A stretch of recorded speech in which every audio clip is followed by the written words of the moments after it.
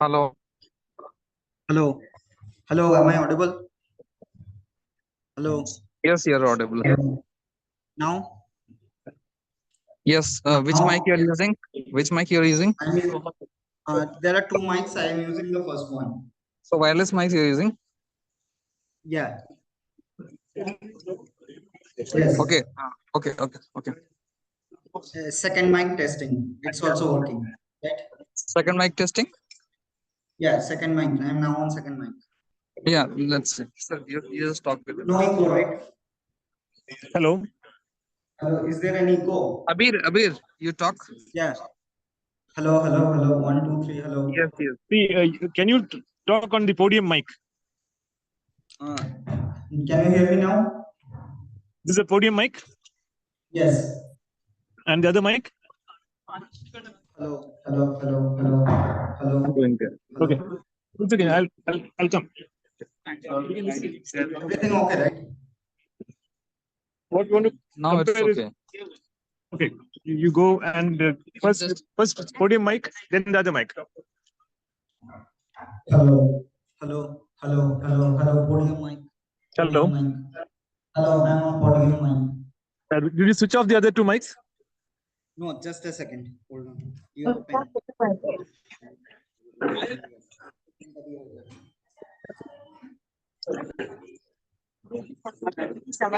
Hello, hello, hello. Other mics are switched off. So all other mics Okay. are switched off. Now this is very clear. This is So very clear. only podium mic and all other mics are switched off. This is now very clear. There is no problem. Fine. What I am doing is I am turning off the podium mic and I'm turning on one wireless mic. Okay. Okay. Okay.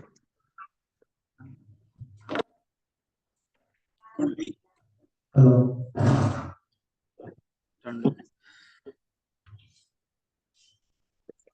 Call Jyoti. Hello. Yeah, this is from wireless mic. Yeah, there is a problem. There is a problem with the wireless mic. It is not like the podium mic. Okay. Okay, I'm coming in.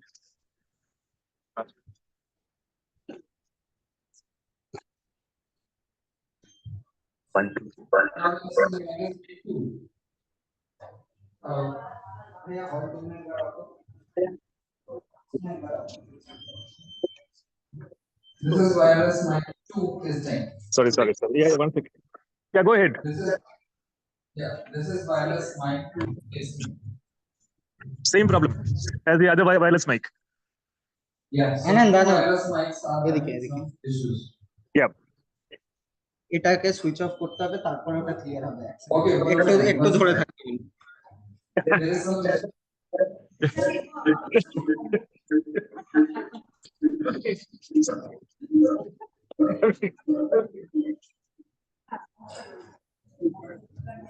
इसी को of करने के लिए बुलाया है हाँ ये issue है ये ऑफ नहीं होता है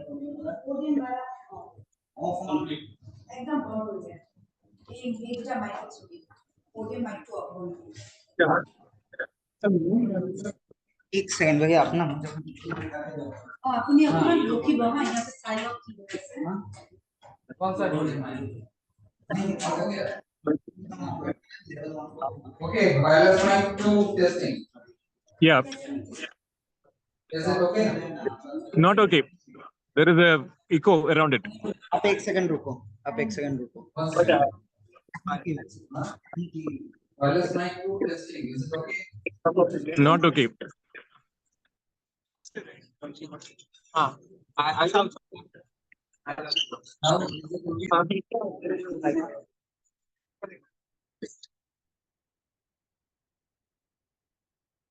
Can you hear us? Yeah, very fuzzy. Can hear you, but very fuzzy. Can you hear me? I can hear you, but it is not sounding like the podium mic. The podium mic is perfect. Can you hear me now? Yeah, this is slightly better.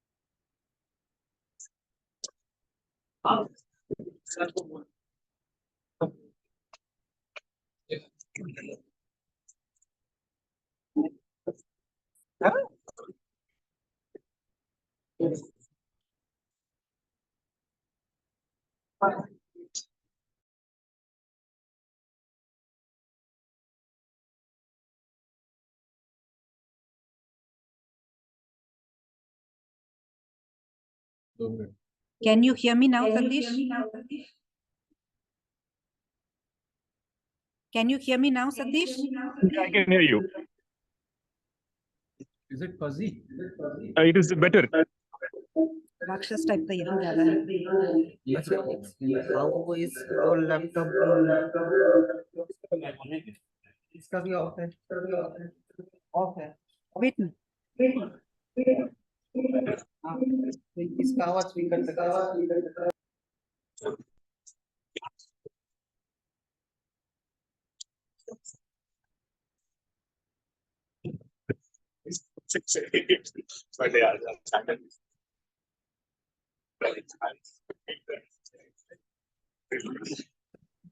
Can you hear me now?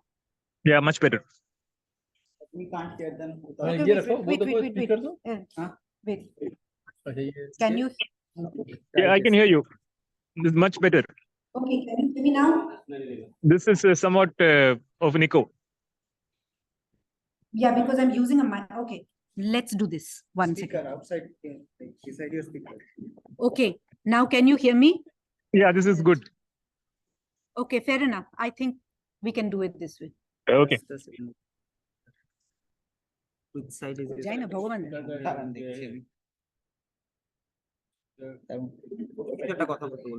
Satish, speak once now. You cannot come. घर वापसी का time नहीं हुआ है. Okay.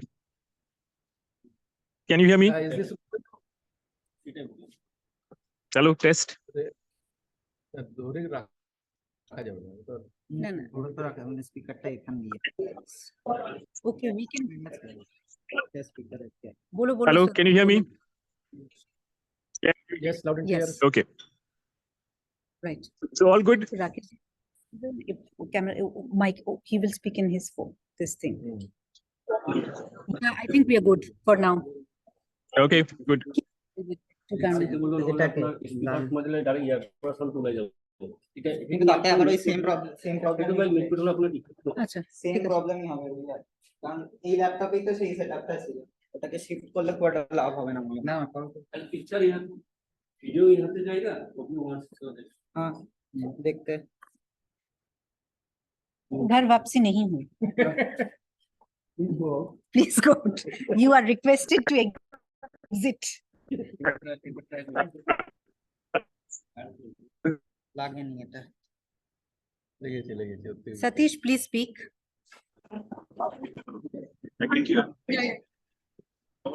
Satish, speak.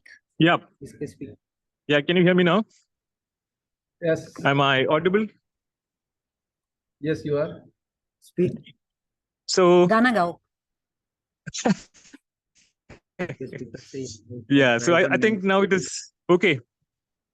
Headphone कर दीजिए तो headphone नहीं, वो स्पीकर को डाल दो। नहीं headphone headphone Speak again. Yeah, can you hear me?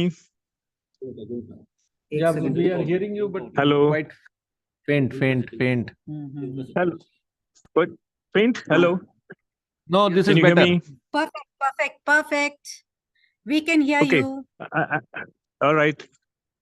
You can come Okay, in that's now. good. घर वापसी. this is the good Yeah. अरे इधर नहीं सही चाहिए नहीं। वायर से जा रहा है। यहाँ से तो सुनाई देना पड़ेगा. हाँ ठीक है एक सेकंड बट Yeah, रख दो. Yes, the mic works. The mic works. आप ले लीजिए The mic works. केवल आप ले लीजिए Thank you. Mati bukai buat. Next session kana ko mati boleh ibu pare. আকৌ বেলেগ ল্যাপটপ আহি যাব তাতে এইটো সোমাই দিলে হ'ল আৰু জুমৰ পৰা সেটিং ওটা আমি করে দেবো, ওটা ঠিক আছে। মার্টিন ইয়েতে আমি করে দেবো।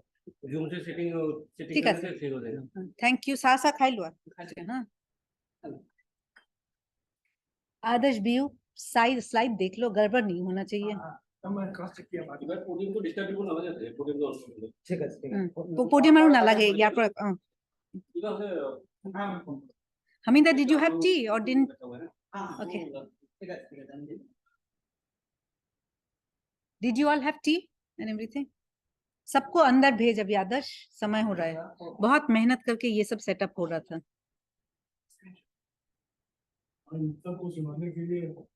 बड़े मतलब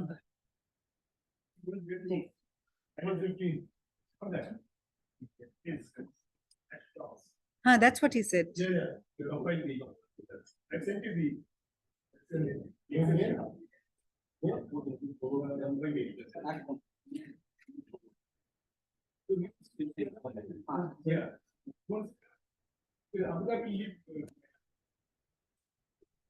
আমাদের স্টাইল ঠিক আছে, এই পেজটাই আসবে। হ্যাঁ এটাই আসবে তারপরে সরিয়ে দেবো হ্যাঁ।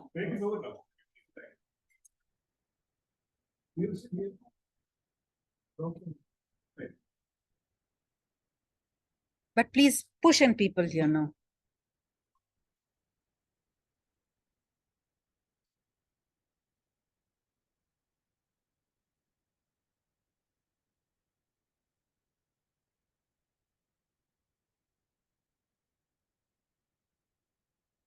Hi Gulam, we would be starting in some time. Can you hear us?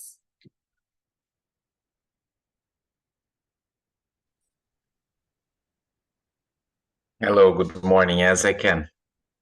Yes, and could you tell me how to pronounce your name? Sorry, I'm asking this because I don't want to mispronounce you. It's Guilherme.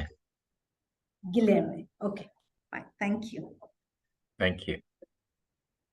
So we'll start in another 7 minutes. The fellows had gone for tea and they're just coming in now.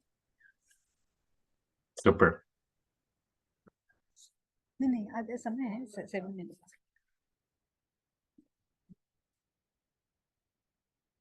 इसीलिए link लिया आपसे। हाँ easier होता है तब camera में भी आ जाता है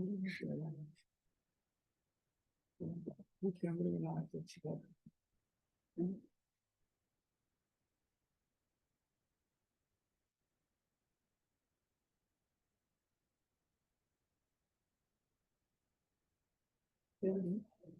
same.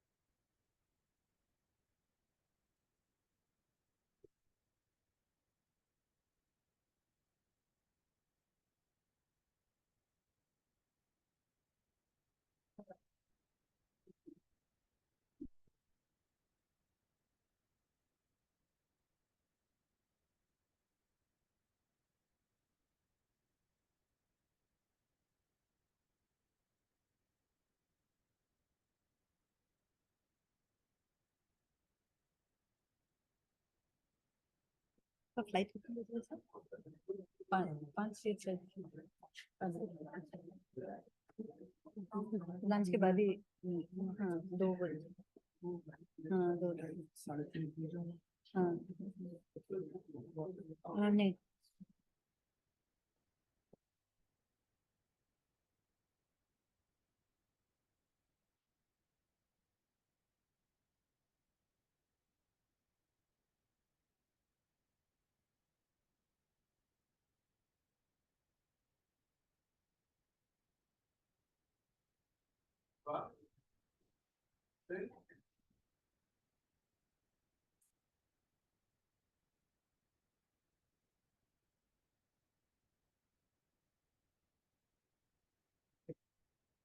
No, you can sit. Others, there are people. Jay and all will push them in. Don't worry.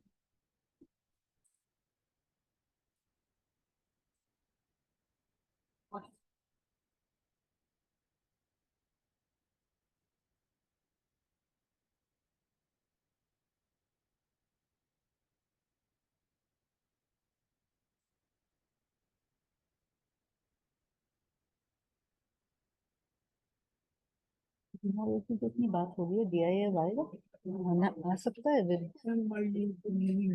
अब तो इलेक्शन लेके भी सबको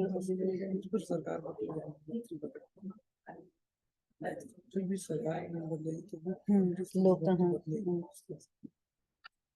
मीनिंग तो नहीं रहा लेकिन हाँ ये कि अपना पुरानी पॉइंट्स ले लेंगे कुछ करना एक स्टेटमेंट जय सब अंदर घुसा विल स्टार्ट नाउ कहाँ है सब कहाँ गिन के दिखा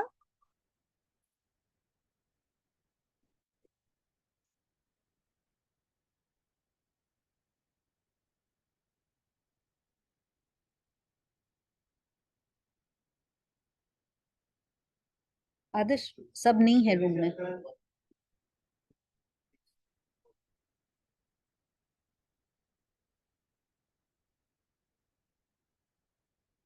थोड़ा सा हाँ हाँ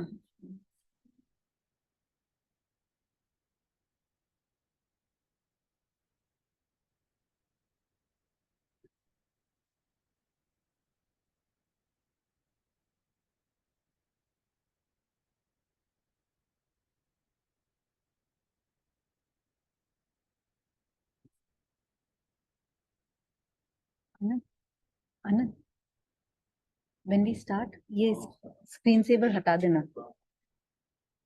स्टार्ट करने से स्क्रीन सेवर हटा देना मैंने ये स्लाइड हटा देना तो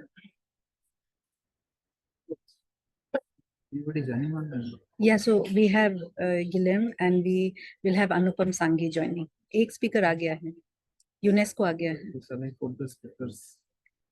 yeah you can do a skip speakers only the speaker view there would be another one Anupam Sanghi she's not joined in yet but Guilherme is there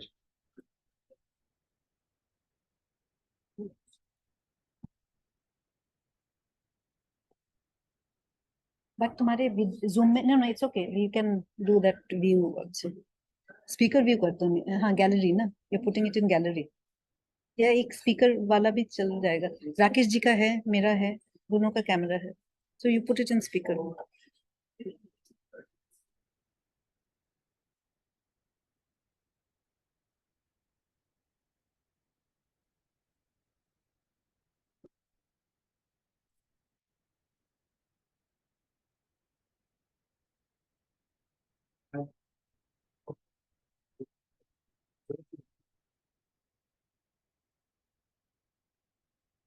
सबको अंदर लाना एक समय में एक टास्क है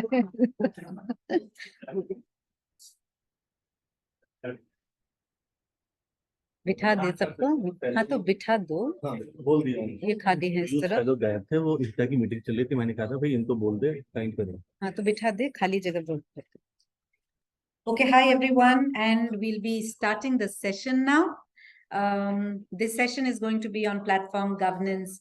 We'll be talking about intermediaries, content moderation, antitrust. So many of you on the sidelines have been discussing on misinformation, fake news, how the big tech could be regulated. We hear about a lot of antitrust, cases which are going on currently. So today we have an eclectic panel with us. Mr. Rakesh Maheshwari, you already met in the last session.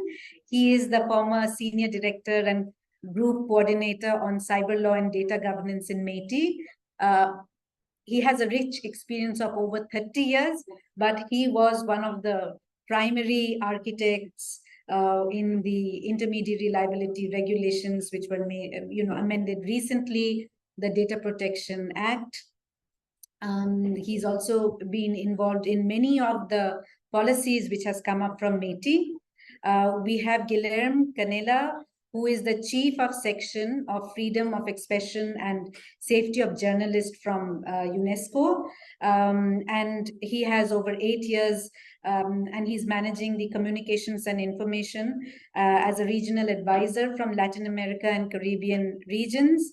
He was a research consultant at the United Nations Latin American Institute for Prevention of Crime and Treatment of Offenders, and for the Ayrton Senna Journalism Award. We are supposed to have with us Anupam Sanghi. I'm not seeing her yet. She is a lawyer. She works on antitrust issues. So if you know, UNESCO has been framing a lot of regulations related to content management, hate speech, fake news, and also protecting journalists, etc. So while we want it to be interactive, we'll ask the panelists first a question. But Guilherme, just for you, we have over 64 fellows who are participating. They come from different sections. They come from diverse backgrounds. We have youth participants in the fellowship, and I think we would be getting some questions for both of you. And my first question to you would be that UNESCO is, coming up with a lot of initiatives related to platform governance. Could you just highlight a few so that people in the room, those who are not aware, can get to understand a bit on this? Sure. Good morning or good afternoon to you.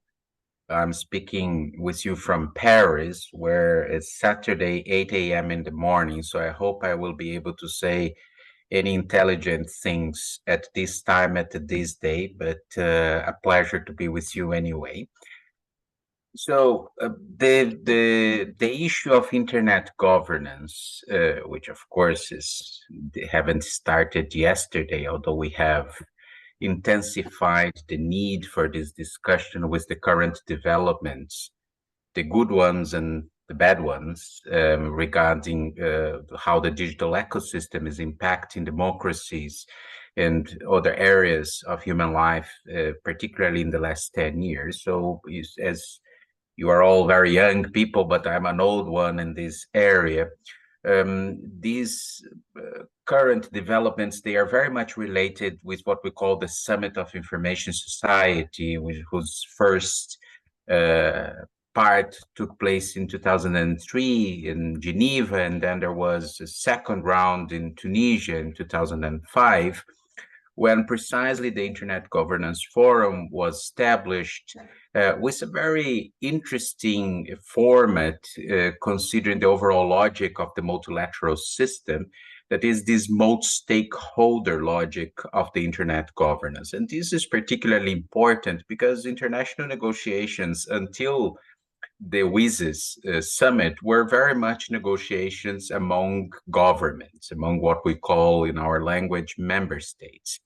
So this idea that the internet space or the digital ecosystem can't be governed only engaging states, should be governed including the other relevant stakeholders for this digital ecosystem, is quite a revolutionary one and has helped in these very many years to develop the logic of governance that really includes the interest and the perspective of the other relevant players in this.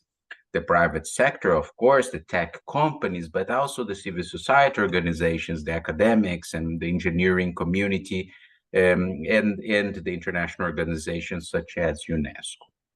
So UNESCO, as the other sister agencies of the United Nations system through these almost 20 years now since the Tunis round of the WSIS, we have been paying attention a lot in this process, considering our main mandate within the UN family, that is the protection and promotion of freedom of expression.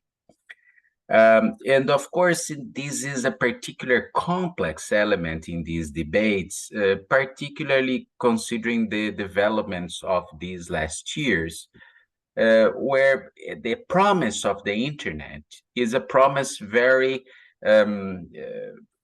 where the particular topic of freedom of expression was in the center of this discussion.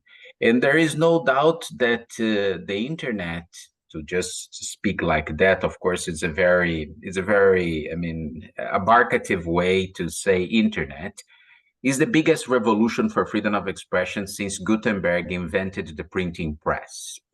Lots of the voices that we can hear in the internet today, and since it gained public dimensions, are voices that were never heard in the public sphere. They were mediated by others, by gatekeepers. You take children, for instance, whose freedom of expression is also guaranteed since the 1948 Declaration of Human Rights. If you remember the Article 19 of the Declaration, it says everyone has the right to freedom of expression. It does not say only adults. It does not say only people from a particular nationality or gender or sex, everyone.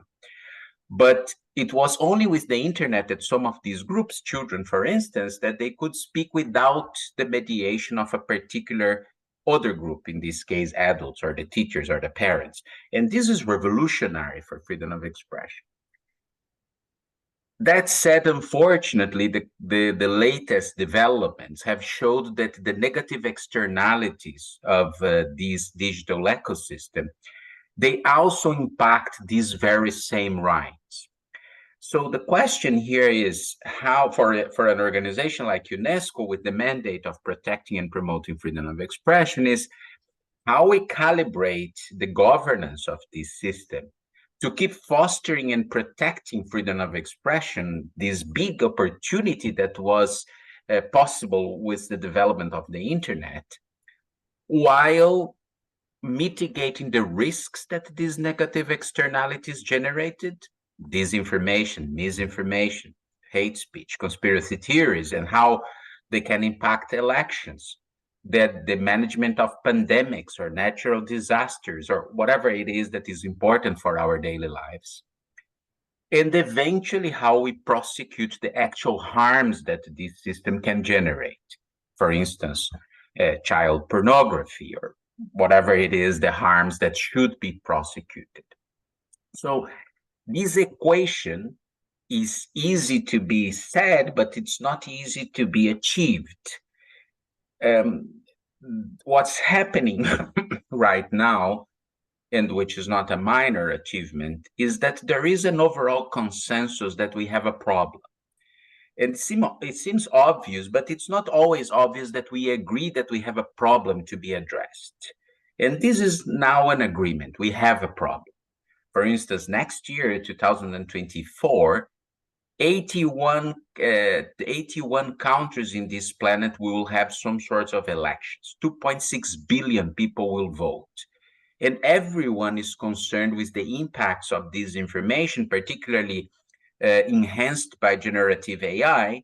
What is the impact this can have in the elections next year?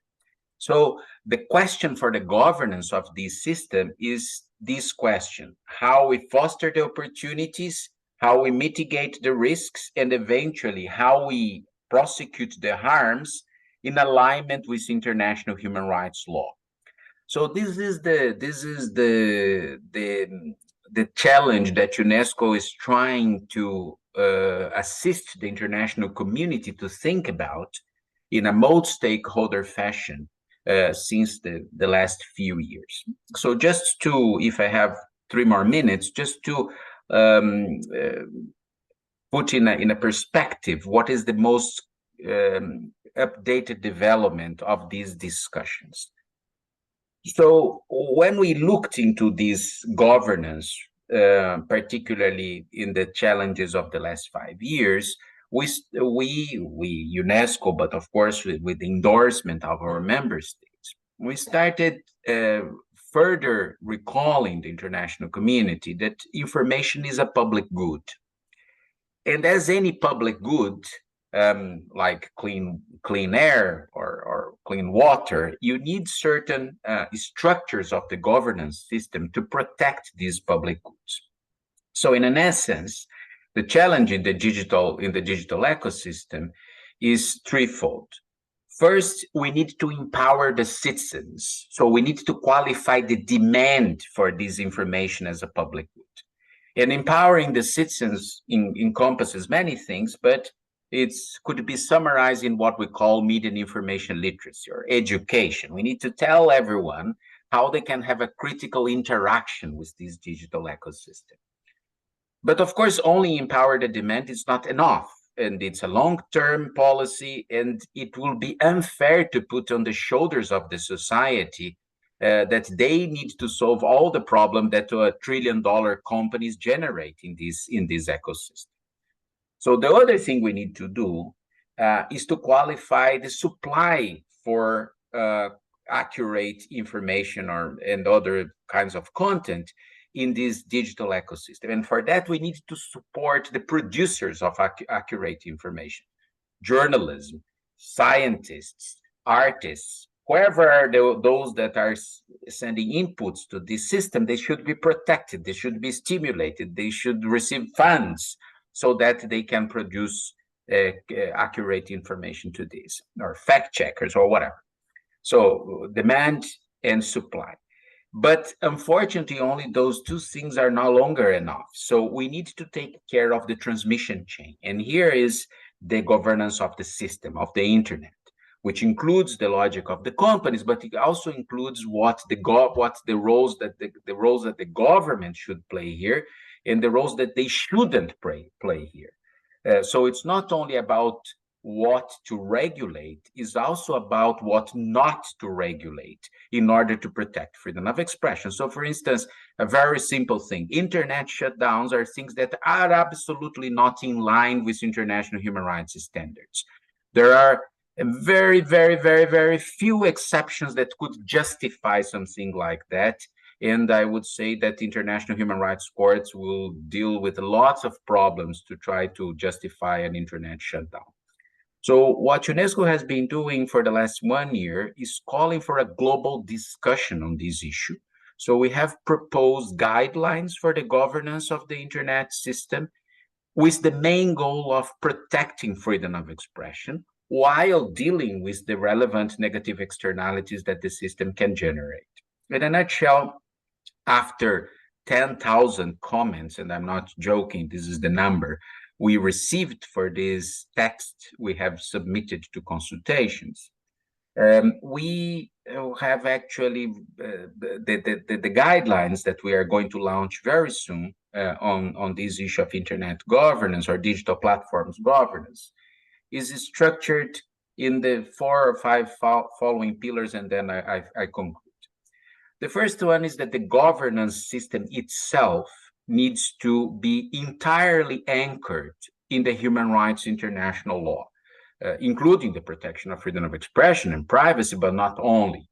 And this anchored in this system means a series of things, but particularly 2 or 3 are very important. First, any discussions, as I said in the beginning, should be multi-stakeholder discussions.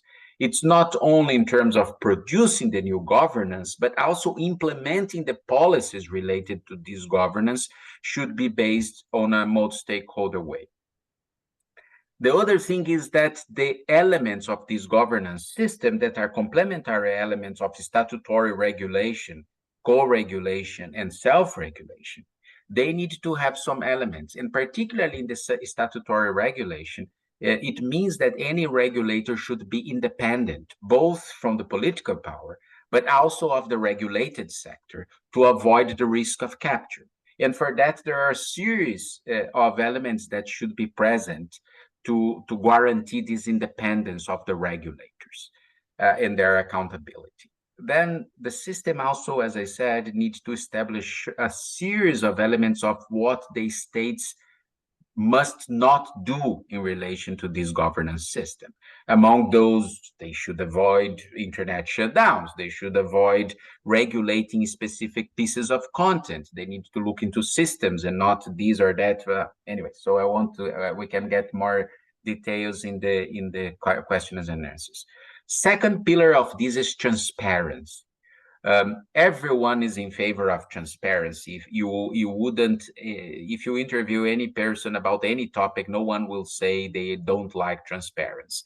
But transparency is this kind of concept that we political scientists call omnibus concepts. Everyone wants to get on board, but they have very different concepts what transparency is.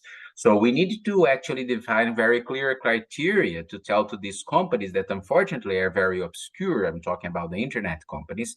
What are the transparency requirements they should meet in order for us, everyone in the multi-stakeholder system, suggest evidence-based policy? Because one of the big problems we are facing with internet governance right now is that we can't suggest evidence-based policy because we don't have the evidence. And we don't have the evidence because the data is with the companies and they don't want to release the data necessary to produce interesting policy in this area.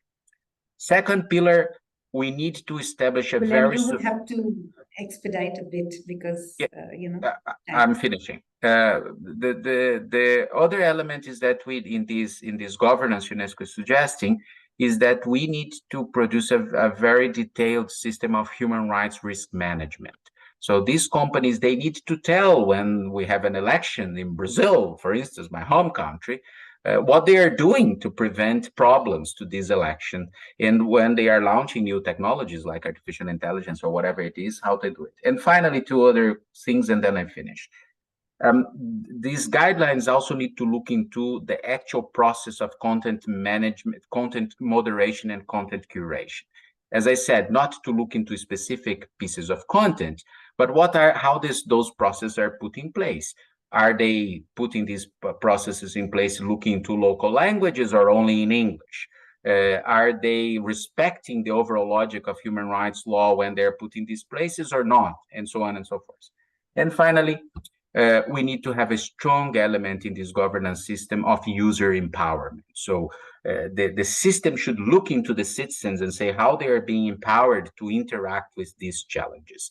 So in a nutshell, this is what we are looking for. And of course, it's easy to say. The difficult thing, it will be how we help to implement that while, as I said from the start, protecting freedom of expression. Thank you. Thank you so much. And they are very valuable words. And I'm sorry I had to because of paucity of time, we could have gone on. But it's very important, as you said, empower citizens, qualify the accurate information, look at how the flow of information goes, and obviously the guidelines which UNESCO is working for. If you want, you could share relevant links in the chat and we'll pass it on to, or even you can mail it to me later, I'll pass it on to the fellows. And with that, I will come to Rakesh ji, because he has been looking at it from the government perspective. Hate speech is something, misinformation is something which has been battling, and with those they made some changes in the IT intermediary regulations. We do go into elections next year. With our population, we are the largest democracy. We have everywhere there are challenges, etc. So Rakesh ji, how do you look at it, and how are our regulations looking at it as an overall? Yeah, so thanks a lot. Good afternoon to all of you. Yeah. The IT world, as I mentioned, is a borderless world, which has, of course, as mentioned by Mr. Guliham, is the one which has empowered each one of us being able to post, communicate at any time with anyone and at any place. Now, this is the empowerment which per se is working good, but then there are elements maybe at the user level, at the non-state actor level, at the state actor level, where certain information, certain content, which is maybe very damaging in terms of having potential to create disharmony, having potential to create endangerment to the sovereignty and integrity of the country, or maybe our relationship with foreign countries, or maybe public order kind of issues. So while the internet is mainly being used for the good of the people, the government's role per se comes only when the boundary lines are crossed. And that's where, while the country as a whole our constitution recognizes the right to freedom of speech and freedom of speech and expression, the right is a fundamental right and not an absolute right. And it is certain scenarios where this right gets revoked. Those aspects have also been conveyed very clearly. And this is where the government role comes into picture.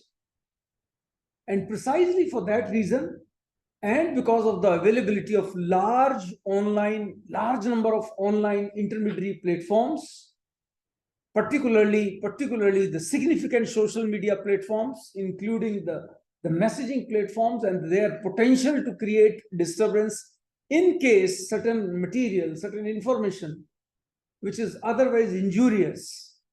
And once again, mind it is injurious, may be unlawful, may not be unlawful, is where government needs to act, where individuals also need to act. So one, I'm giving some 2-3 examples. One, let's say there is a sexually explicit content of yours breaching your privacy. Maybe a morphed one, maybe a real one, maybe good olden days, no longer now. Will you like it to be available? And will you like police? Will you like state to also intervene? Because then it's a very, very privacy. It's a very, very private issue, which is where you should be empowered to directly reach to the corresponding platform and ask for its immediate removal. The second scenario, and it is not just one example, there can be lots of other harmful material, because as individuals, we may not be knowing as to what is unlawful or what is lawful, but we surely know as to what is harmful.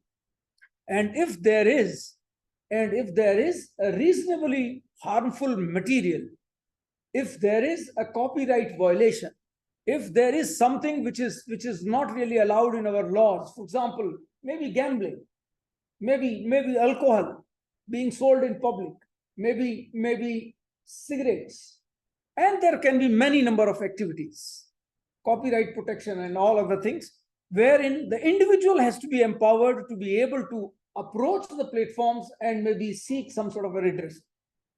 The second scenario, of course, is when the government has to pitch in, and that is where the things go unlawful. When things go unlawful, when things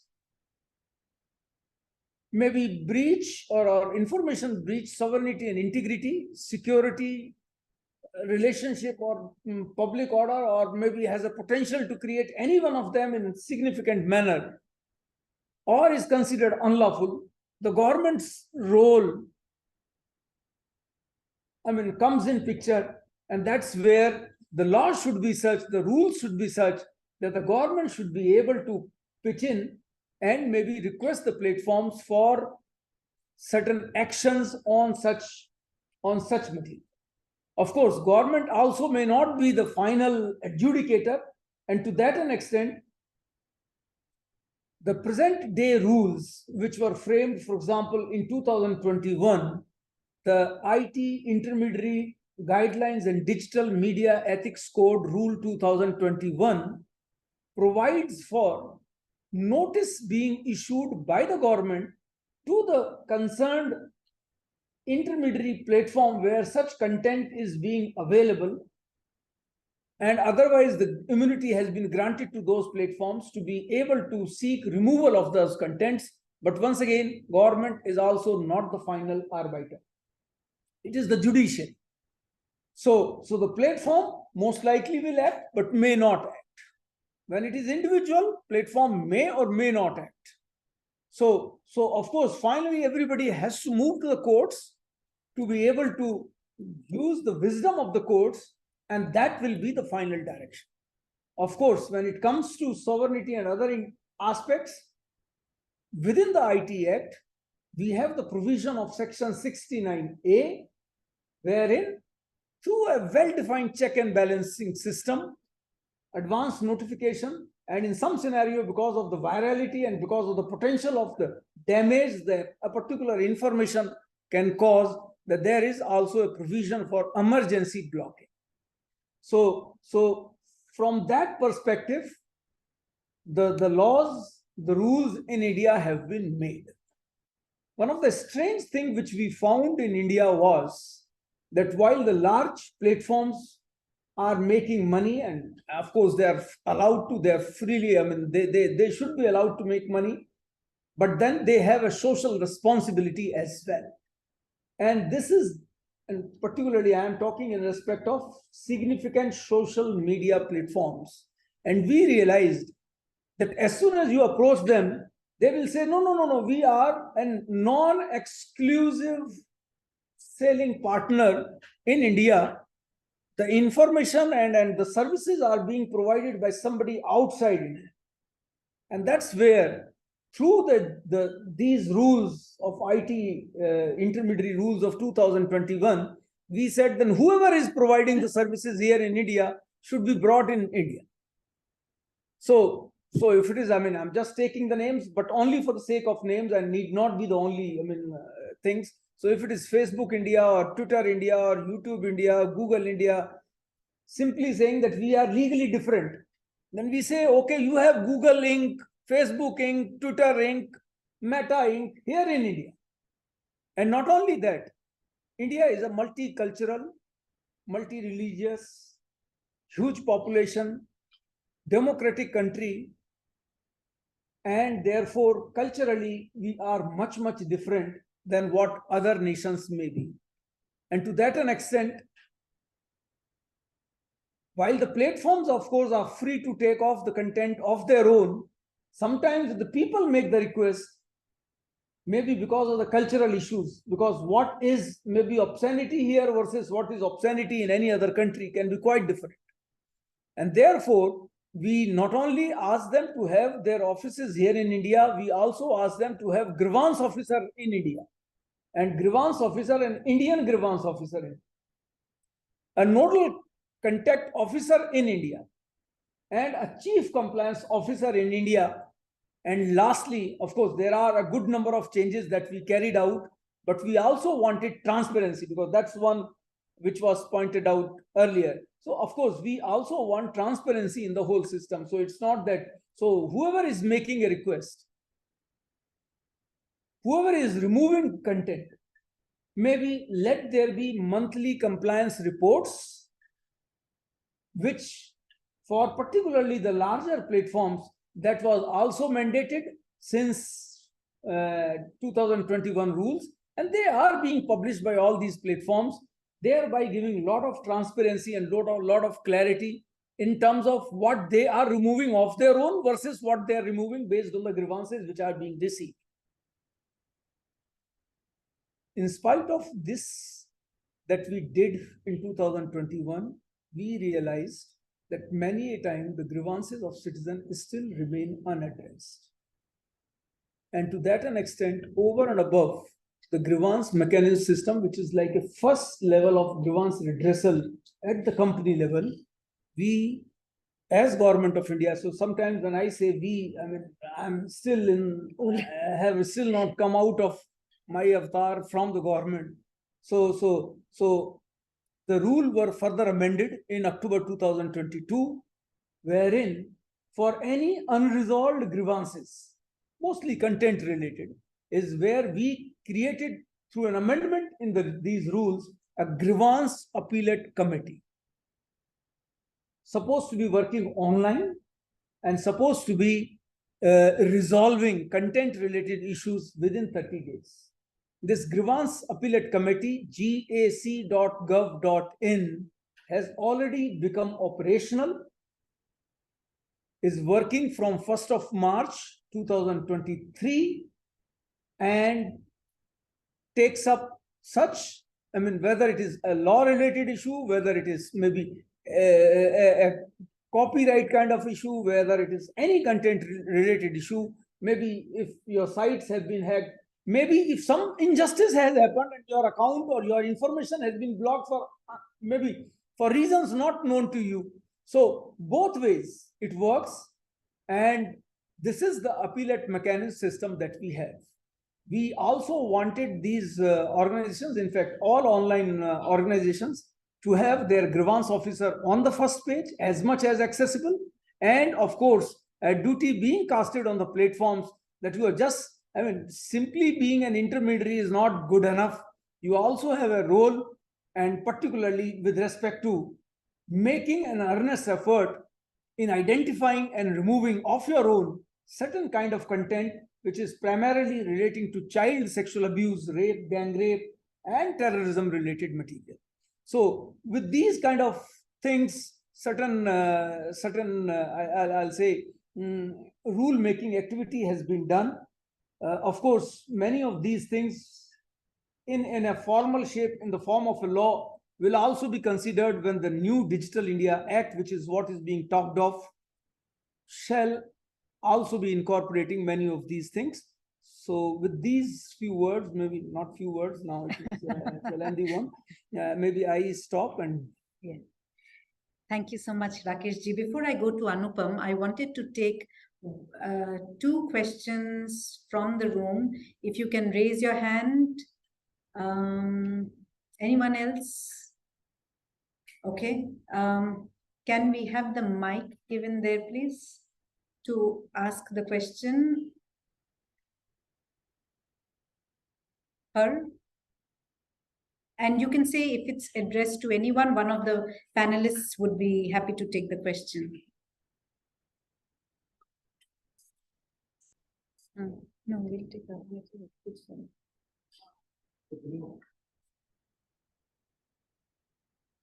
And Anupam, when you make your intervention after these questions, if you want, you can even think, if you think you want to respond to them, you could.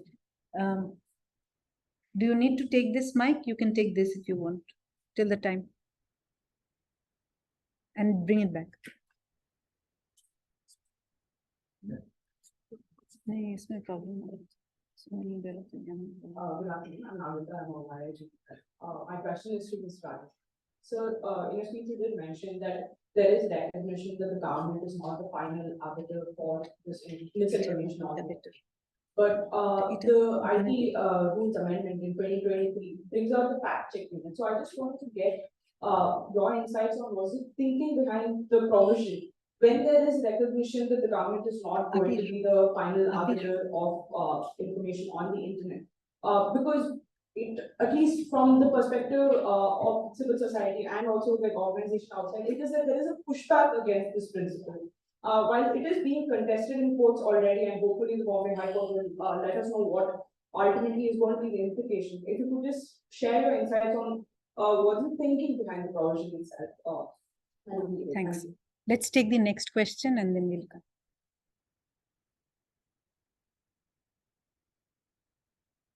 Thank you, sir. My question is then directed to all the panelists. The question is primarily that the executive is one limb of the government. How does the government alone determine what is public interest without adequate judicial review mechanisms inbuilt in the current content blocking provisions within the current public consultation processes? How do you think these kind of principles and provisions could be embedded under the new DIA? And what is the legal threshold and transparency towards the 50 million lakh user threshold that the government used as the determining factor for the SSMI? 5 lakhs, sorry, 5 lakhs users. 5 million. 5 million users. What is the legal, how did the government come to that threshold? And is there any empirical evidence that the government published towards public accountability measures that the government undertakes?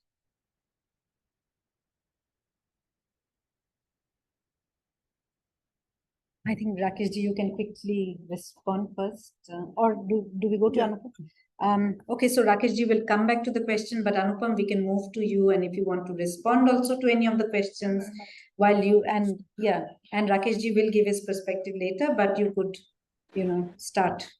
with your intervention. I know you want to speak a bit more on, what's happening at the competition arena, the development, especially, the questions of how to rein in big tech is something which is there, which is going on. So what's happening in that front, especially digital platforms is something which is the buzzword these days. Thank you so much, Amrita, first of all, for inviting me to such a vibrant gathering of young scholars and fellows here, and to be able to speak to them along with my co-panelists.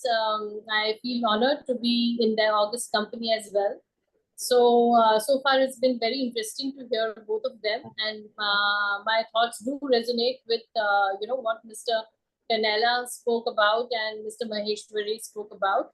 As opening remarks, I would just like to say, first of all, that what we are going through is future shock as defined by the author, Alvin Toffler, who wrote this book in the pre-internet era, Future Shock, when he said that intelligence and creativity, it would appear, are not a human monopoly. So basically, it's worse than a cultural shock. It's very difficult to see the accelerated growth and to be able to absorb and live with it. Now, if we need to really better understand this ecosystem, the digital markets, AI, ML, how they are affecting our lives, and how we can deal with them, whether we regulate them or we don't regulate them. We really need to understand this ecosystem before we even prescribe or impose any rules. There are no linear solutions, as people don't behave in a linear fashion, right? So instead of regulating and overdosing, we do have a very open space for more facilitative and collaborative solutions through developing more consensus, through inclusive, consultation, and incentivizing more of best business practices, So I think the government has to really take a very conscious call on whether they want to overdose and kill, or they want to facilitate and thrive in this atmosphere where they can actually incentivize some self-regulation, and whether that's possible without even defining what the harm is, without even coming up with a theory of harm, whether it is the intermediary rules, whether it is any type of internet governance or digital market competition rules and regulations that have come out till now, the theory of harm has not been really elaborated upon. So, they will not need to, government will not need to ban everything, ban gaming, ban big tech, or break big tech, if they really have a definition or like a theory which explains what the harm is, so that they can at least back it with some factual finding or evidence based regulatory measure, so that they'll get more compliance out of it. Now, if if I'm told to point out what are the key problems facing the digital market, and how they have been looked at by the competition law, the competition regulations have been amended, and they have come up with some 13 amendments, out of which I will just point out very, very key 2-3 of them, which are very, very impactful. One is the penalty that they have provided to be imposed on global turnover.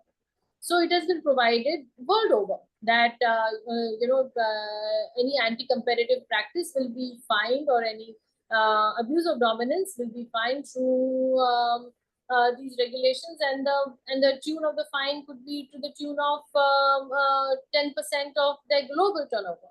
Now, this is not unusual, but what we need in India and what's missing here is the guidelines, how to find them, how to find what is the, how to calculate the turnover, and then how to find mitigating and aggravating factors. So if there are aggravating factors, you have a higher fine. If there are mitigating factors, you reduce the fine. So you don't kill industry, you incentivize them to comply with competition regulations and to comply with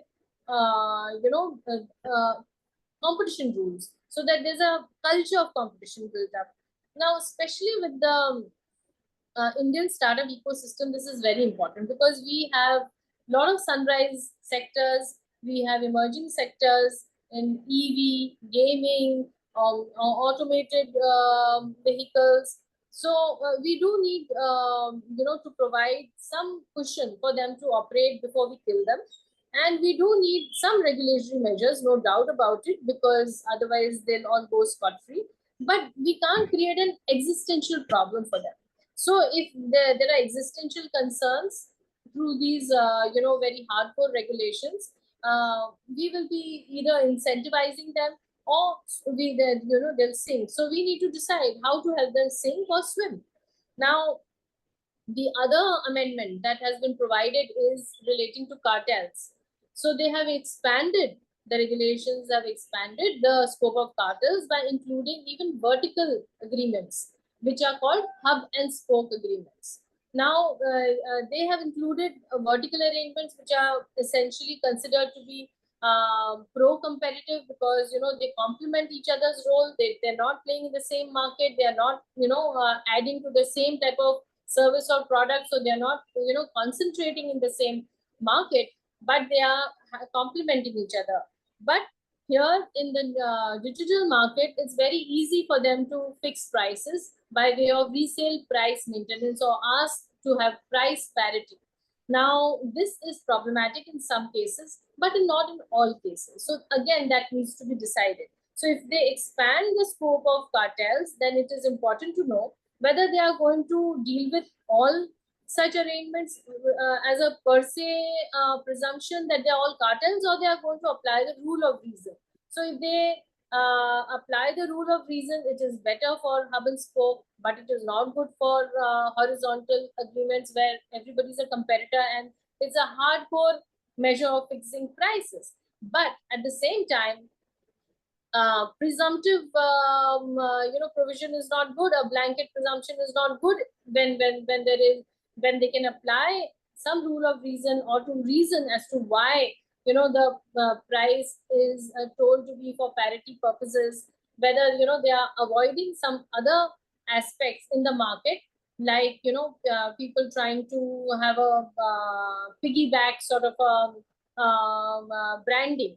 So there are many reasons which can be looked into, and only then decided, what is a cartel, what is not. So again, blanket provisions are not going to help over here.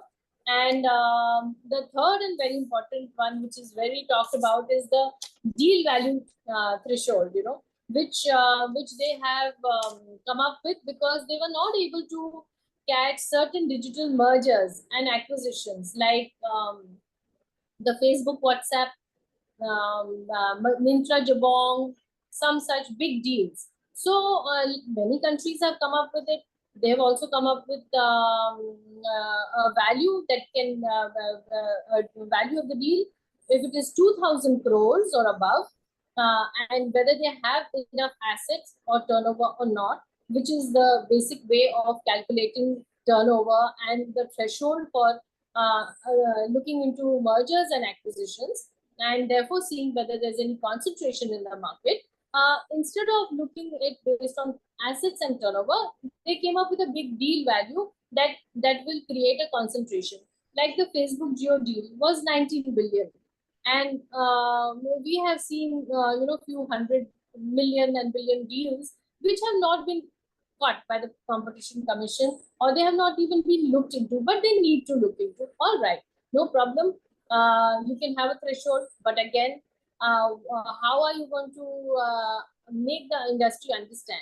How are you going to deal with it in a nuanced manner when you don't even understand how to test the market? You don't even know how to define the digital market, which is essentially either a two-sided or a multi-sided market. So today we are seeing digital conglomerates more than just digital platforms which are operating in one market.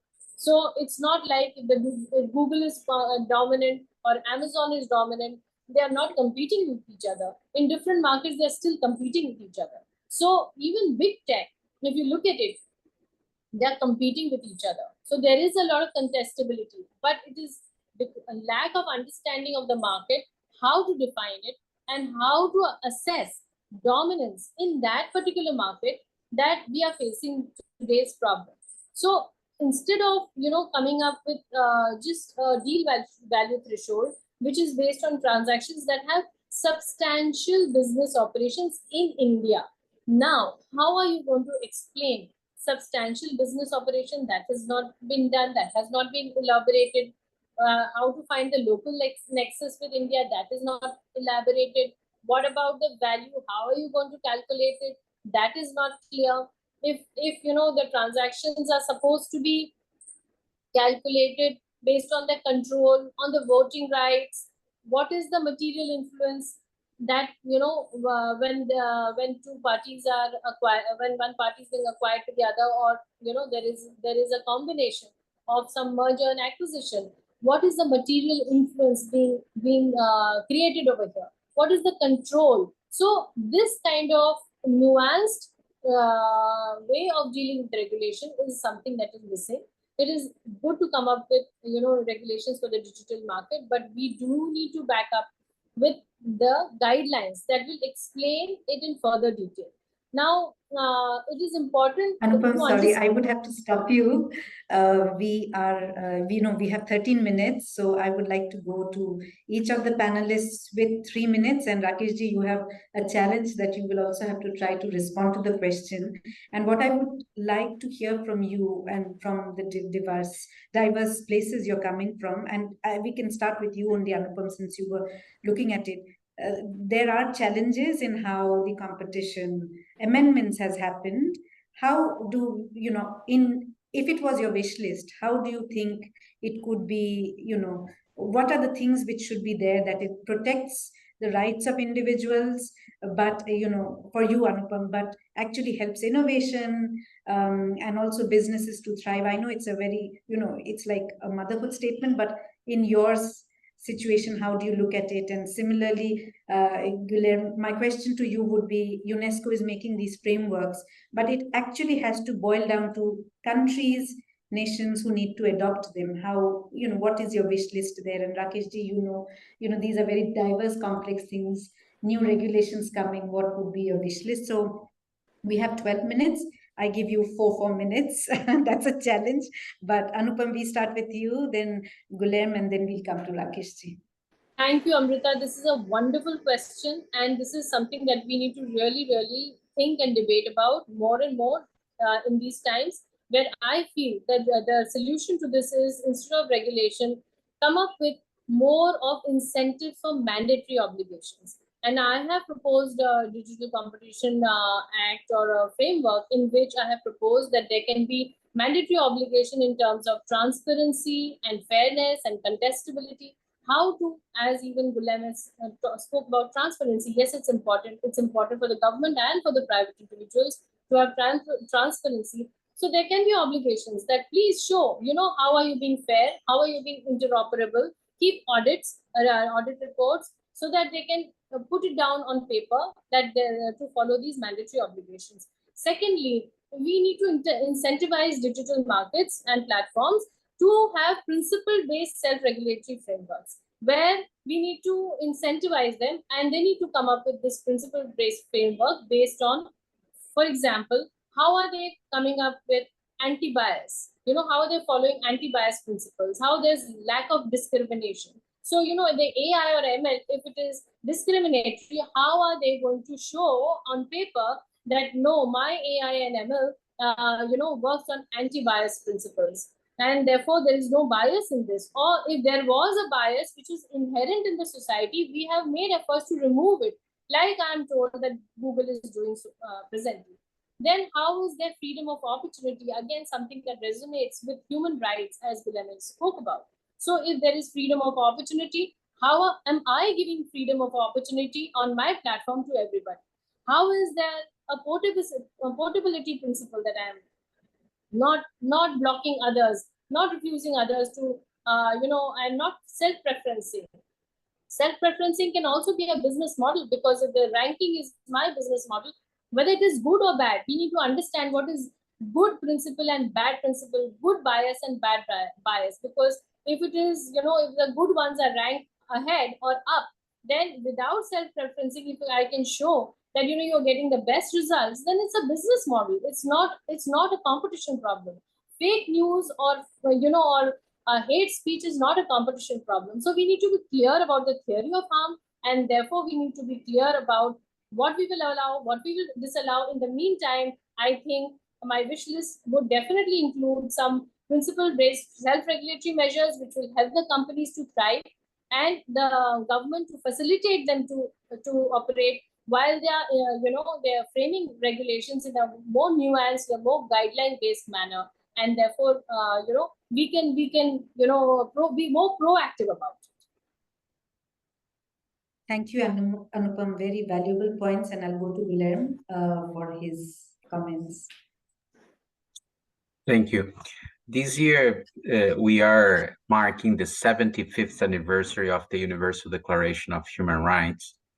And these 7 decades of implementation of the universal system of human rights has produced a strong body of jurisprudence and international assessment of the difficulties of implementing those human rights established in the 1948 Declaration in real life, in specific countries, in specific contexts. And no one said in these 7 decades of history that is easy to protect human rights, and that is cheap. It costs. It costs for governments and it costs for the companies. So the principles that are there, they are not bad principles. They are still valid until today. If you read the Article 19 of the Universal Declaration that is about freedom of expression, you'll see that the founding fathers and mothers of the Declaration were very visionary. The article finishes that those rights, the right to seek, receive, and impart information, they should be applied without frontiers and in any media. So they were already foreseeing the development of the technology when they implemented those rights. So there are no excuses for governments to go beyond what is established there. And the very, very few limitations are established in the Article 19 and 20 of the ICCPR. So the invitation of the UN system is that we look into this, but committed with the agreements that all those nations that have ratified in these 7 decades. And these also apply for the tech companies. They are not excused to protect human rights because they are private companies. And this, unfortunately, is happening. So we need to have this balance where civil society, including journalists, have a very important accountability role here to hold those powerful interests, either they are governments or companies, accountable vis-a-vis this international human rights system. So this is the invitation of UNESCO. As I said in the beginning, it's not easy to do, but it's possible if we have a collective effort to do this. Thanks. Thank you so much, Guilherme. I think for that, more conversations between the different stakeholder communities across regions, across countries is important to have their buy-in, because many don't even realize it. And with that, I go to Rakeshji for the final words and responding to questions. We had more questions, but unfortunately, we have less time. Yeah, so I would just like to mention that the cyber world is continuously evolving. Technologies are changing even faster, and therefore new and new challenges are being thrown to ensure, once again, with the overarching statement, overarching policy, which is to have an open, safe, secure, and trusted internet. So with these principles in mind, whichever technology comes, whatever the new law comes, these aspects will have to be kept in mind. Having said so, I jump to the questions which were posed. And the first question was with respect to the misinformation. The background is, because many of you may not be knowing, when I was talking with respect to the IT intermediary rules, while they came in 2021, they actually replaced 2011 rules. So the rules were there, intermediary rules existed. However, a major amendment was carried out, and hence, in a way, it was completely replaced the 2011 rules.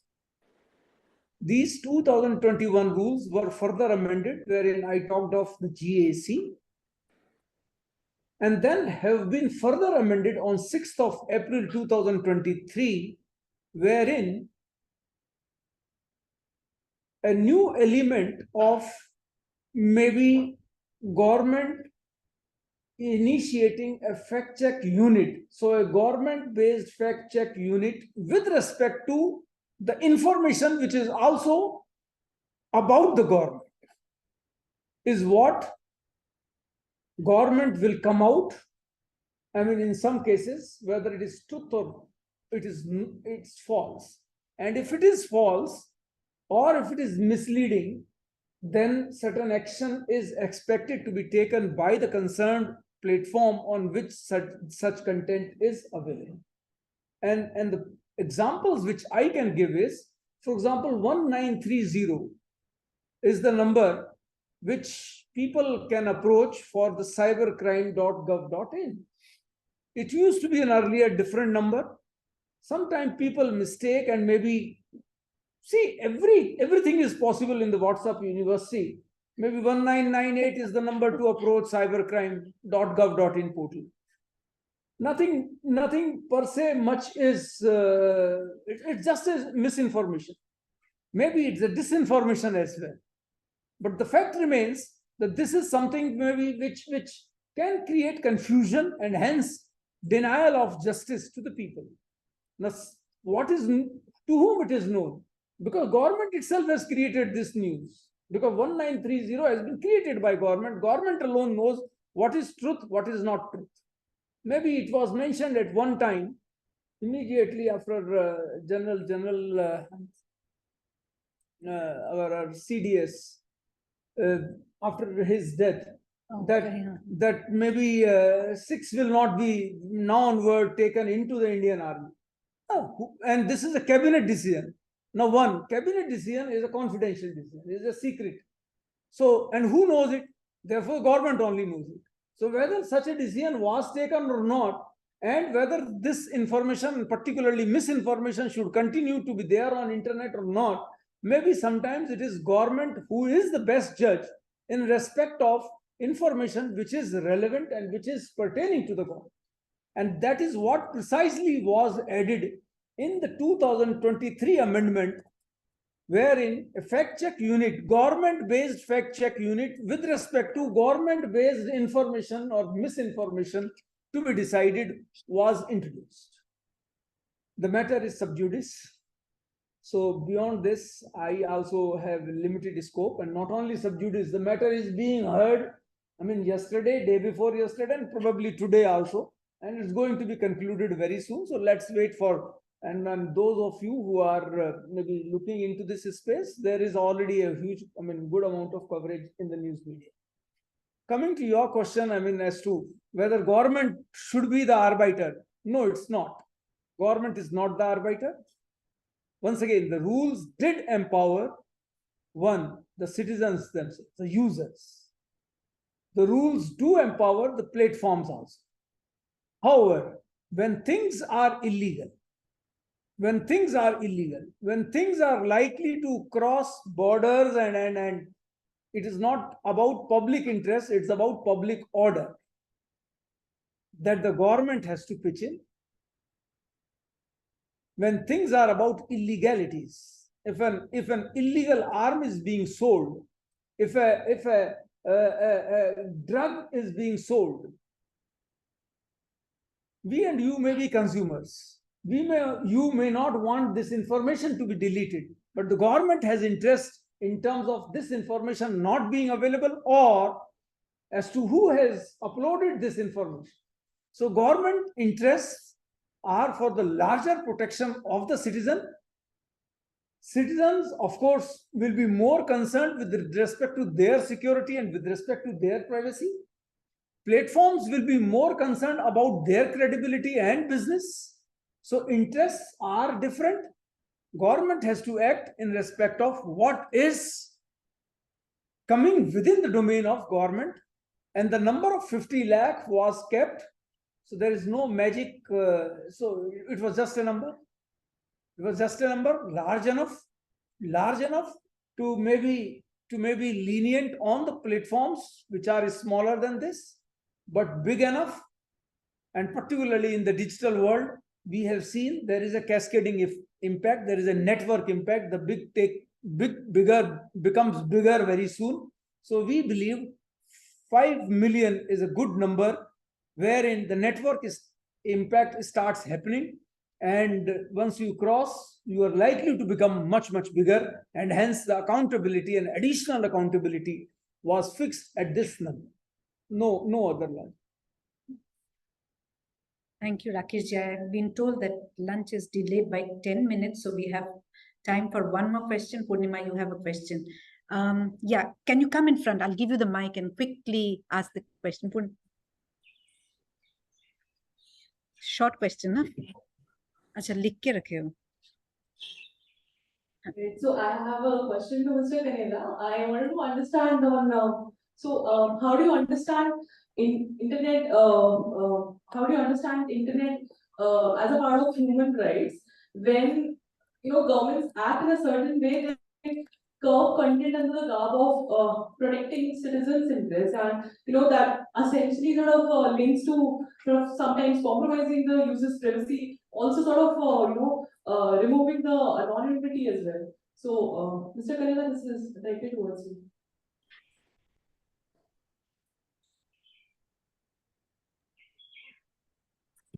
I don't know if the moderator could summarize, because for me it's difficult to hear when it's asking from the floor. Okay, can you come here and speak slowly and ask the question? We will repeat the question. Speak slowly, make it simple. And come here.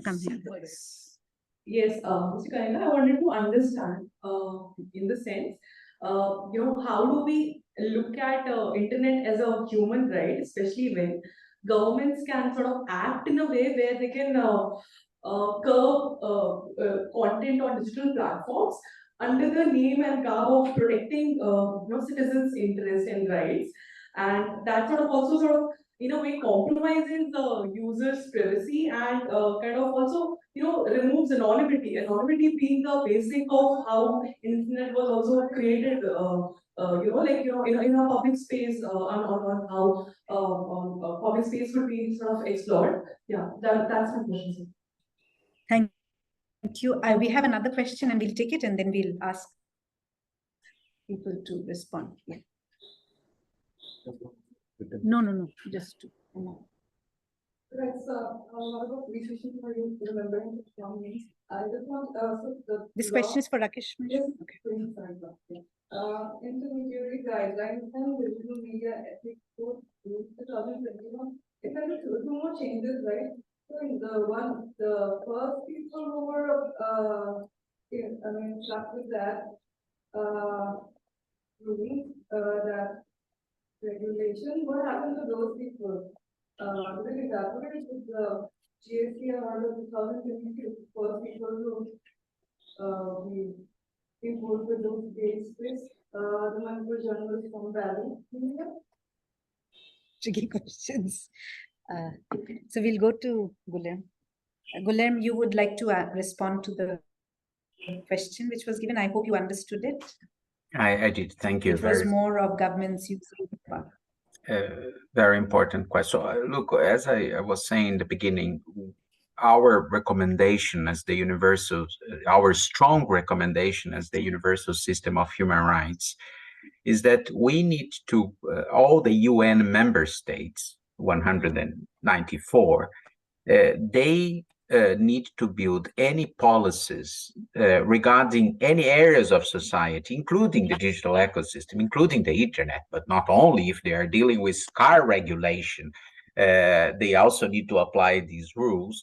The rules that were agreed under what we call the Universal System of Human Rights, which is the Universal Declaration of Human Rights plus all the treaties, conventions, etc., that are dialoguing with this convention and the decisions of the International Courts of Human Rights and the Committee of Civil and Political Rights or the Committee of Social, Cultural, and Economic Rights when it applies. So in that sense, we do believe that the rules of the game are very much clear in what we need to achieve. Of course, those rules of the game, they should be applied according to the national legislation and the national logic, as long as they are aligned with these international human rights standards. So when we say if something is legal or illegal, it can't be only a decision of a national government. This legality or illegality should be tested vis-a-vis the recommendations of the international system that the countries have ratified. So in that sense, it's not about the technology itself. It's not about the internet itself. It's about how we protect those rights in this particular system. And I will finish with this because, of course, it's a very complex question. In terms of freedom of expression, we need to be very careful when we are analyzing this to not confuse freedom of expression only with free speech. If you read correctly the Article 19 of the Universal Declaration, it defines freedom of expression using three verbs: the rights to impart, which is the free speech, but also the rights to seek and receive information, ideas, entertainment, which is associated with the rights to access. So when the digital ecosystem, for instance, is flooded with disinformation, misinformation, hate speech, one could argue that the right to free speech is there, the right to impart, but the rights to seek and receive are being seriously undermined. Imagine in an election that the voters, they need to seek information to understand who they will choose. If this ecosystem is completely flooded with lies, it's very difficult for the citizens to exercise their rights to seek and receive, which are also protected by freedom of expression. So the challenge for you guys that are being now become members of the internet governance is how to look into this very sophisticated and comprehensive system that we have been putting in place in the last 7 decades, and how to apply it concretely in the policies, legislation, and regulations that you are going to develop in the coming years. And the only rule of the game for us, for the international system of human rights, is that any of those regulations, they should be human rights driven. And if they are not going to pass the test that certainly international courts will apply when they will look into what's being developed at the national level. Thank you. Thank you so much. And we can take another question from the floor. Yes, you can. One moment, I will just walk over and give the mic.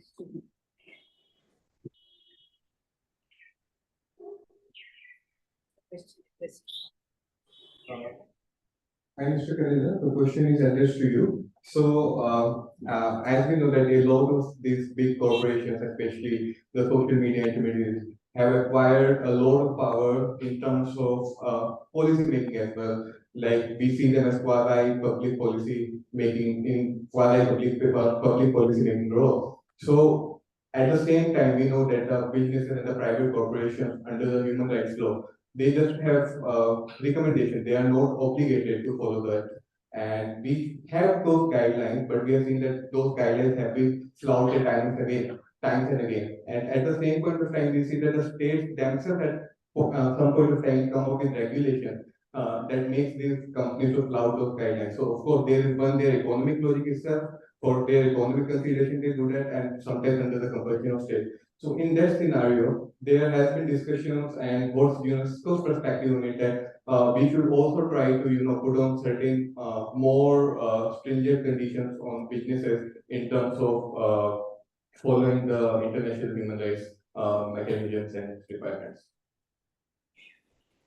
If I may summarize, many times private companies are also influenced by governments to take some decisions. So his question is more on, is UNESCO looking at making frameworks which ensures the big companies or private companies follow those frameworks irrespective of the pressure coming on them to sometimes flout human rights? It's a very tricky one, but do you have anything to say on that? Well, the guidelines we are putting in place and we will going to release soon in terms of the governance of the digital platforms vis-a-vis the protection of all human rights, including freedom of expression, they are precisely aiming to achieve that outcome, to offer concrete guidance to governments on how they should or they should not regulate this system. In compliance with international human rights law, but also for the other players, including the companies. I mean, the companies, if they look it well, having guidelines produced by the international human rights system is actually a protection for them. Because if I were a company official, I would say to a government, look, what you are suggesting in your legislation is not aligned with international human rights law. So if the companies want to play ball in accordance with international human rights law, this kind of guidance is actually a protection for them. Now, of course, if the companies are not willing to do their job in protecting human rights, then this is an issue, no? But it's also true for the other stakeholders. The academy, universities, they should do more and more research based on this. So how we accommodate these tensions with, of course, evidence-based policy. The civil society should use this kind of guidance to go to parliaments, to go to regulators and to the companies and do the checks and balances in terms of what they are doing or not in relation to these international guidance. I realize that, as I said several times, it's easy to say. The difficulty is to implement this, particularly considering the volumes that we are talking about. No, so essentially, the problems, and I finish with these that we are facing here, like disinformation or hate speech, for instance, they are not new problems. The very same day the humanity invented truth, we invented lies. The very same day we invented love, we invented hate. What is new with the digital ecosystem is what I call the 4 V's: the volume, the velocity, the virality, and the verisimilitude of these. These things, they are in huge amounts, they are very fast, they go everywhere, and they really seem real. So this is the difference with the previous lies that we faced during elections or during pandemics or whatever was the situation. Right. Thank you so much, Guilherme, Anupam, and Rakeshji, for your valuable insights. Obviously, we tried to pack in too many things in a 1-hour session. And if your questions have not been responded, it would be responded in the corridors.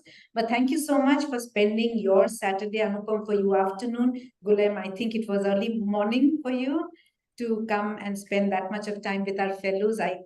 I'm sure they would have enriched from all the valuable inputs you have given. So once again, thank you so much for participating in this. Thank you very much. Enjoyed it thoroughly. Ciao.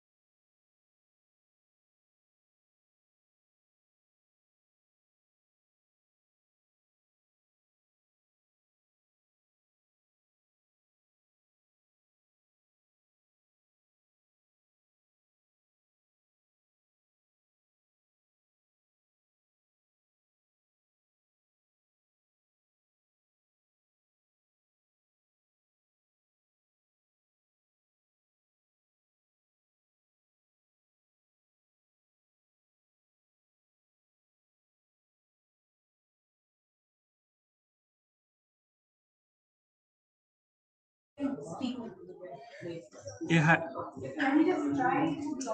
Hello everyone. Hi Nikhil, hi Sana. Can you hear us? Hi, loud and clear.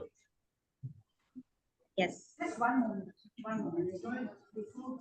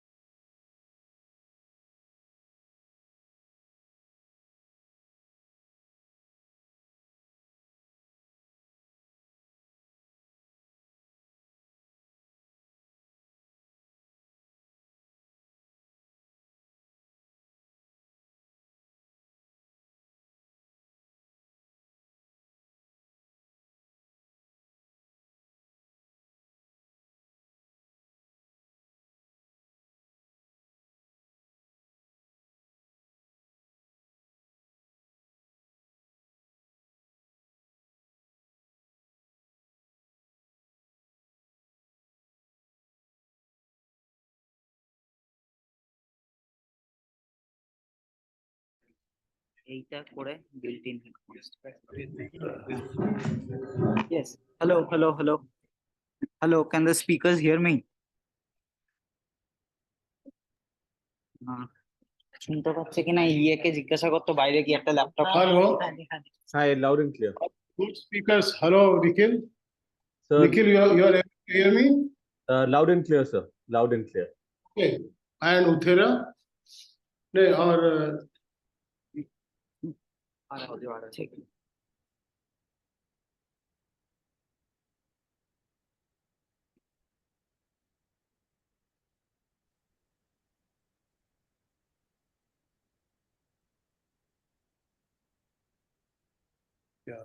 Deepti Shankar.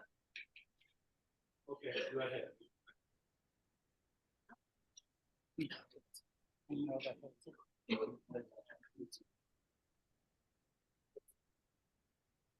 inSIG में कौन सा है? আমার কাছে ওরকম কি সৌরভ ভাই এটা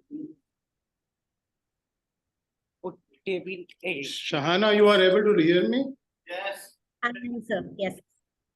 Okay, thank you. Camera Or Uthara Ganesh? He not there? So we have a very interesting session here on Digital India Act. I don't know how many of you have heard this. So we have a very eminent panelist who will be speaking on Digital India Act, how it is, what stage it is, what way it is going to be happening. So we have a Shahana Chatterjee from Shardul and Mangaldas law firm. Shahana Chatterjee is a partner, Shardul Amarchand Mangaldas and Company. Shahana has worked closely with the world's largest technology, internet and data intensive companies. She has also been at the forefront of significant development in the highly regulated sectors in India. Has provided thought leadership for the industry on the recent Digital Personal Data Protection Act. She has been instrumental in the formulation of the industry points of view on the Act and has deposed before the Parliamentary Committee set up to analyze and propose a draft of the data protection law in 2019. Next speaker is Nikhil Pahwa, is a well-known figure. Nikhil Pahwa is an entrepreneur, journalist, and activist. He is the founder and editor of Media Nama, a well-known magazine, publication, a leading publication chronicling the evolution of digital policy in India. Pahwa led the internet campaign, Save Internet campaign for the net neutrality in India. He also co-founded the Internet Freedom Foundation, which focuses on advocacy for digital rights in India. Pahwa has been on the jury for Forbes India's 30 Under 30 Award, Outlook Magazine's OSM Awards, Mozilla's Equal Challenges 2016, and several editions of the millionth awards for the mobile innovations in South Asia. Our next speaker is Uttara Ganesh. She is head of public policy South Asia, SNAP Incorporation. She is the head of the public policy India and South Asia. She focuses on developing SNAP's relationship with the key government agencies in South Asia and shaping regulatory outcome in areas such as content regulation, data protection and privacy, emerging tech regulation and competition. She also served in the public policy lead to the Rajiv Chandrasekhar from 2014 to 2017 and worked at the Center for Policy Research. So before that, I would like to go into our fellows here. What is this all about Digital India Act? So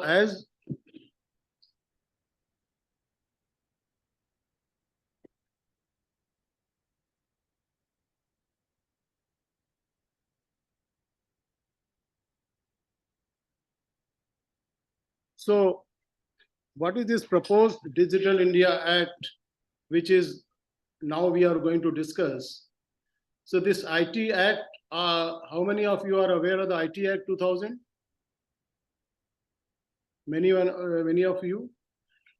This act was created in the early days of the internet in India, provisioned for nascent IT ecosystem in 2000, pre-digital India, you can say, because that time internet was hardly few, maybe under 5 millions or even less than that. Limited mandate, legal recognition of electronic records, transactions, and electronic signatures over the electronic medium. Internet devices and information technology have empowered citizens. However, there have also created challenges in the form of user harm, ambiguity in user security, women and child safety, organized information where radicalization and circulation of hate speech, etc. So meaning thereby that the law which was enacted in 2000 IT Act is no more, government thought it is not going to be relevant today's perspective when many more online platforms, digital transactions, Digital India is there. So we need to modify this act, the 2000 Act, which have many shortcomings, which we will be listening from our eminent panelist here. So basically what we are looking is how to make this through Digital India Act, a robust emerging act, which will be more conducive to the present day internet, rather than 2 decades old internet when things were not emerged that much as it is emerged today. We have more than 850 million internet users, many platforms. They have a 400 to 500 million users of Facebook and others. We have a UPI, we have a Aadhaar kind of thing. So how to deal with this kind of situation when majority of the people are using internet? So the correspondingly how the Digital India Act needs to be more provisioned to take care of that. So first of all, in this session, I would invite Shahana to say some 5 minutes intro. Then I will to begin with. Shahana, please. Thank you so much, sir. I just want to make sure that I am audible, clearly audible. Yeah, you are audible. Great, thank you. Thank you, sir, for this session, for inviting us to the session, and welcome to everyone in attendance. I will spend just a few minutes, talking about the DIA in addition to the introduction that sir has already given. And I want to pick up from where he left off, that we really are at a point where we do need to rethink the framework, the regulatory legal framework that governs the manner in which we interact online.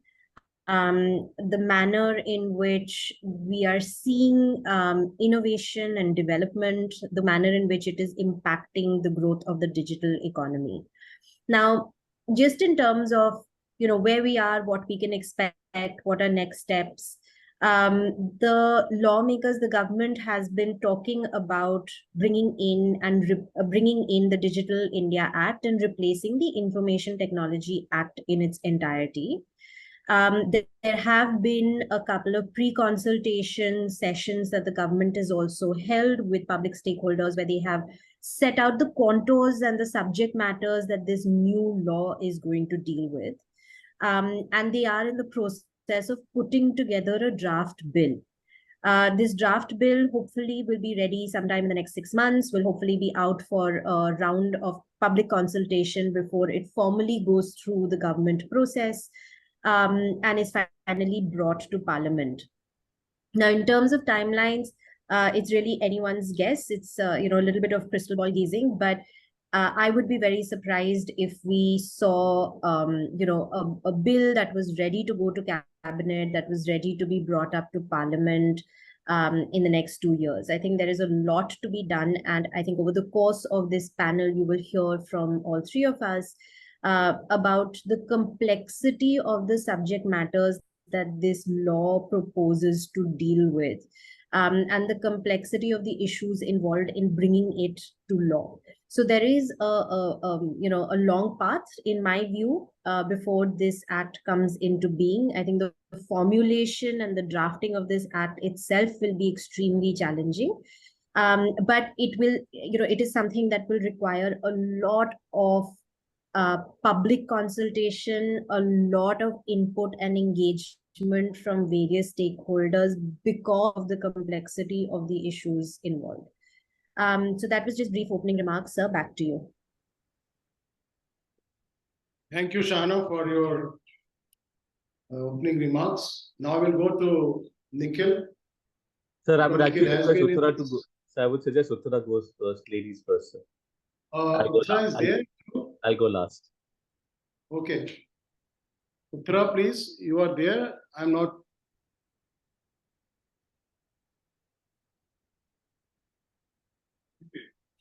I'll jump in, sir. It's okay. I think Uttara One minute. You heard on screen. She's muted. Uttara, can you unmute yourself? That's okay, sir. I'll go first then. It's fine. No, just check. Yeah. Uttara. No. Okay, Nikhil, you can go. So I think one of the things that we need to remember when we look at the Digital India Act the core of the Digital India Act, when we need to look at it, is about how does law treat intermediaries, and how does a safe harbor provision work.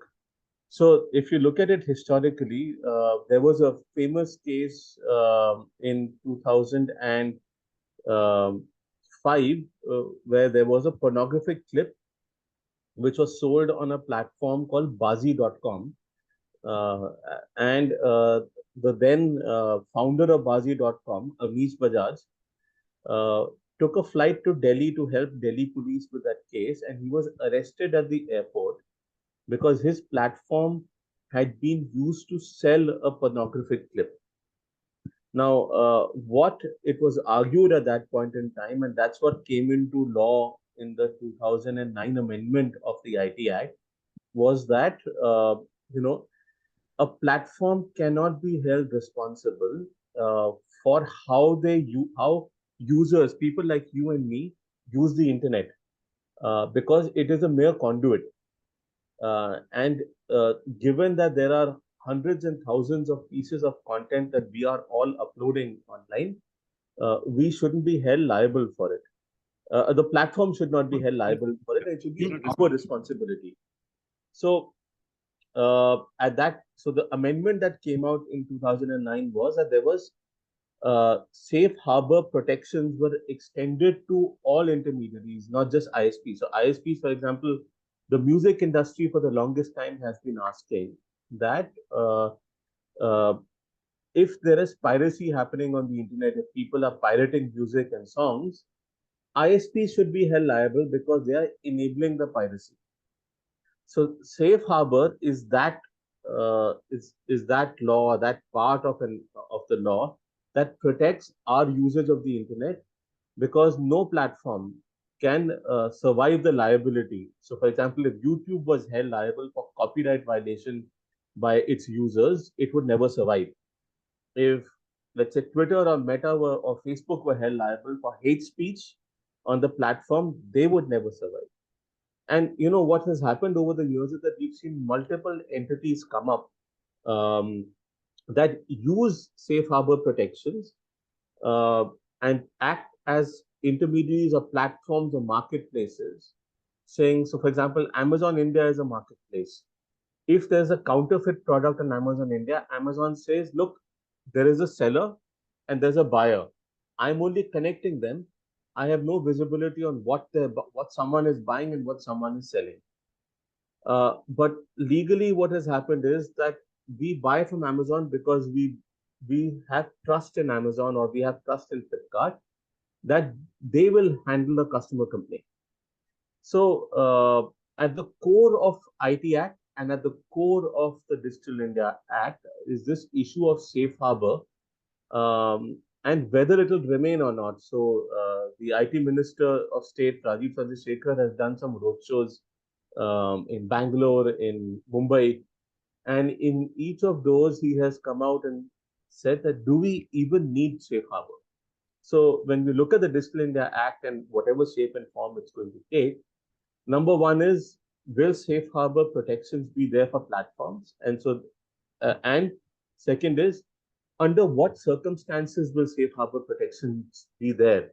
So one of the things that he's talked about is that different types of intermediaries need to be classified properly, and different rules and different types of safe harbor protections will apply to different types of intermediaries. So for example, there could be a category called e-commerce intermediaries. There could be a category called messaging and communications intermediaries. There would be social media platforms. There could be domain registrars. So what the government is doing is it's slicing up the internet into different types and saying different regulations for each, and the government will decide whether a safe harbor protection is applicable to that type of intermediary or not. The other theme that we are seeing with the change in the IT Act and bring the Digital India Act in is that there is a strong push across the board to reduce the power of big platforms, big tech. So, for example, you might be aware that about 3 years ago, Google decided to impose a fees of 30% on online on those apps on on the Google Play Store, which basically charge consumers. So they're saying that 30% fee should be applicable. Now, Indian founders said that Google is a monopoly and they are violating they're abusing their monopoly power, and they lobbied very hard uh, for uh, uh, for removal of that fee and measures to reduce Google's dominance. So CCI, the Competition Commission of India, has passed a rule related to that. So, but we might actually see it in law as well. So the Digital India Act might also look at reducing monopoly power of the Google Play Store, but also other types of dominant powers by imposing higher obligations and more accountability on them. There's also, the other way of looking at it is that because of platform power, the counterfoil to that or the reaction to that is increased government power. So government having more control over how online platforms operate. And some of this we saw in the new IT rules that came out. And this is going to be our last point. There's more to talk about, but we'll do that in the discussion. But in the IT rules, there were new categories created. For example, under the digital online news category, entities like us at Medianama got regulated. There became a category called OCCP, or for streaming services, where they were also regulated separately. And alongside, so some players, especially news entities like LiveLaw, went to court saying that the IT Act does not allow these rules to regulate us. And so what we've seen with the government is that one of the reasons for passing or amending the IT Act and coming up with the Digital India Act is to legalize the IT rules, which were frankly not legal. And they went beyond the scope of the IT Act. So the Digital India Act would also seek to legitimize some mechanism which has come in. For example, creating a self-regulatory structure for streaming services, creating a government layer where government can order censorship or order certain conditions on streaming services. Similar regulation for takedown of content on online news platforms, and also taking additional mechanisms for addressing fake news on social media platforms, where there's a government accountability committee and a fact-checking mechanism that the government was looking to set up. And of course, they've expanded the scope of consumer redressal for social media platforms. So all of these things, which were in the law, which were in the rules, but not a part of the law or not allowed by the law, those gaps I expect will also be addressed in the Digital India Act, because then the government can go to court and say that, hey, there's a law for addressing this. So the Digital India Act is going to be a very significant act from here on, because it will change the way not only we use the internet, but also how online platforms are regulated, and expand the powers of the government to control the platforms, and therefore both our usage of commerce and our usage of our free speech on these platforms. So I'll leave it there, but I wanted to give a broad framework about how I see that the law will evolve in order to increase centralization of power. Thank you, Nikhil, for giving a very comprehensive update on why the need for a Digital India Act, in spite of having several acts earlier came out. We have Uttara here now. Uttara, can you speak for 5 minutes from the beginning? Absolutely, Dr. Govind. Thank you so much. Everyone, my name is Uttara. I head the policy team for Snap in India. Very happy to be here. So pardon me if I repeat any of the themes that Shahana and Nikhil have raised. I didn't realize that this had started and had some technical difficulties. But the way I've structured some of the thoughts that I had today was, number one, to make some broad comments on just the first principles of what we think as a company should inform the DIA's formation. And then I wanted to sort of specifically comment on some of the issues that the ministers have raised in their public comments over the last few months. Of course, acknowledging that this seems to be the very beginning of what is hopefully a consultative and long journey of lawmaking as we put this together.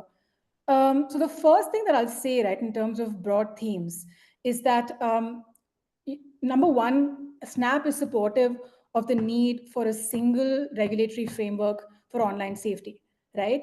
And why this is so is because we've seen, for instance, with the DSA in the EU as well as the online safety bill in the UK, that there is a potential for these laws to provide clarity and enforcement effectively, right, for online safety when you have a single comprehensive framework. So it has been done in the past, there is precedence, and generally speaking, we think that this sort of mechanism to address the issue is a feasible one. That being said, I think there are some notes that we have to inform how we craft this regulation, right? The first, of course, is ensuring that the regulation is principles-based, right? And when we say principles-based, we mean that it needs to be proportionate and appropriate for the risk and nature of businesses that are in the technological ecosystem today. Acknowledging, of course, that there are diversity of businesses and that you cannot really have a one-size-fits-all sort of law, and you sort of have to, almost by design, take into account these differences while crafting the legislation. What I mean by this is that, instead of the law focusing on the what or how to do something for various stakeholders that will go ahead and enforce it or implement it, it should really focus on the what wants to be addressed, right? The objectives. So objectives from our perspective is more important for the governments to clarify through this law as opposed to the process, right? So that's one strong abiding principle that we think would be helpful. And really, right, what we think is that the Digital India Act is an opportunity for stock taking and reform. There is a need for us to see what in our current regulatory framework works and try and retain that or replicate that. And to the extent that there are problems, which there are, we should look at reforming them, because this really is an opportunity for the ecosystem to point to things that have not served government objectives or business objectives or citizens' objectives, right? So in terms of what I think are opportunities for reform, I'll start with that and then maybe talk about one thing that needs to be retained perhaps. Number one, we note that there is a criminal liability approach that has been adopted in the IT rules, in the current IT rule framework, right? We think that this needs to be re-examined.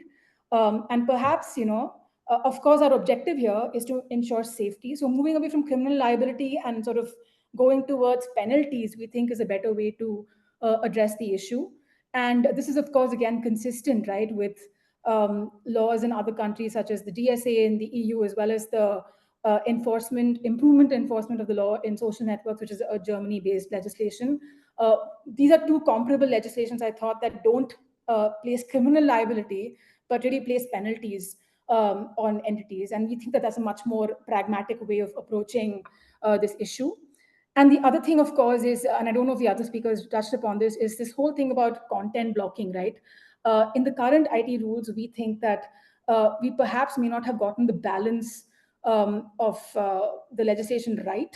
And there's really a need for us to harmonize the legal provisions for content blocking with a uniform takedown procedure of sorts, right?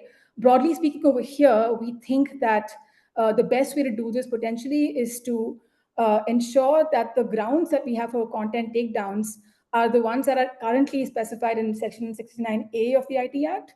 And right, and if we do want to have this beyond the Section 69A grounds, right, which are, I think, 4 or 5 in number, what needs to happen is that we need to have much stronger procedural safeguards than we currently have.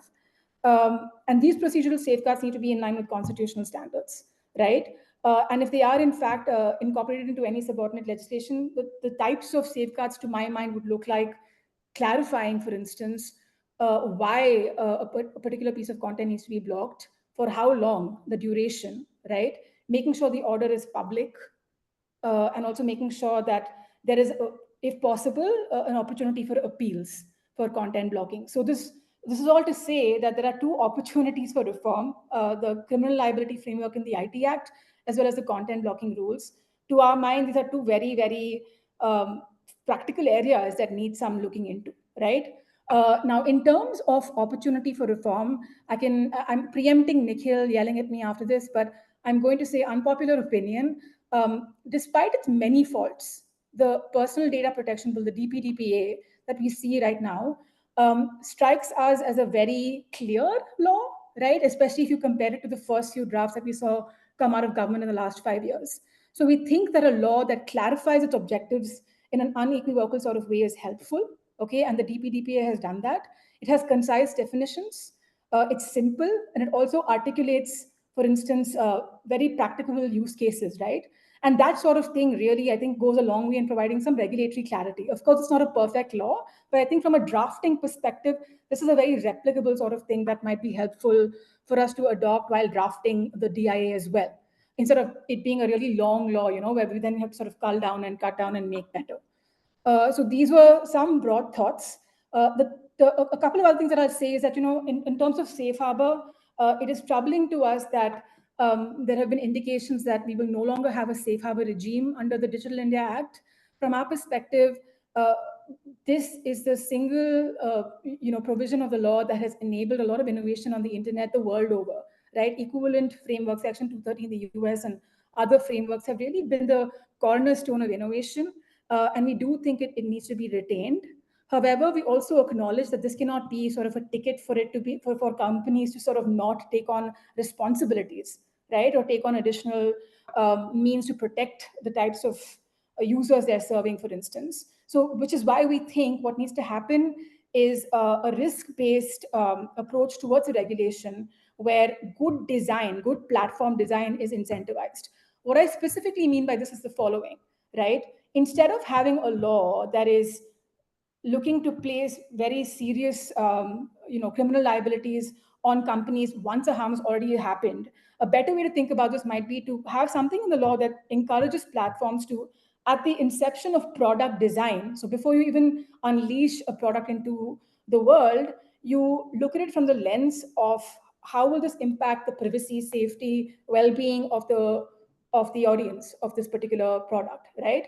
We think that doing so through regulations, and there are many ways of doing it, and we can get into that as the discussion evolves, is a much more powerful method of preventing harm than having prescriptive regulations that specify the brass tacks of exactly what you need to do. We think that just given the diversity of types of companies and the major differences in the resources that they will often have, you will have, especially with a lot of startups in India, not very effective enforcement.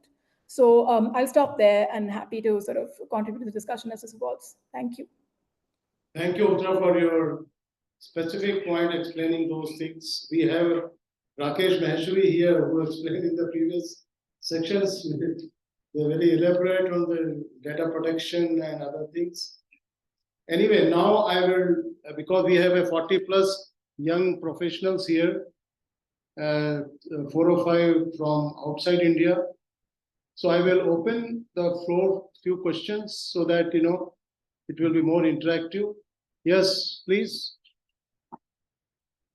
We'll take a couple of questions and then we will throw it to the panelists. Please have your name first. Hi, thank you to the panel for being here. Are you able to listen? Am I audible? It's very soft. Eh? This mic.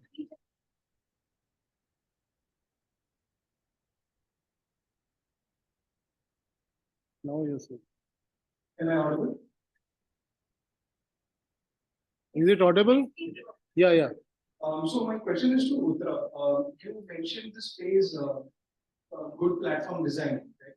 So when you say you want to integrate this privacy, safety, and well-being of the users in the product design stage itself, do you think that specifying or restricting product design to these parameters might hamper innovation going ahead rather than the product itself gathering some feedback and then taking in the feedback and then improving on itself instead of specifying these parameters in the product design stage itself? So, sorry, thank you for your question. I don't know that I got the entirety of it, but I think I got the essence of what you were asking.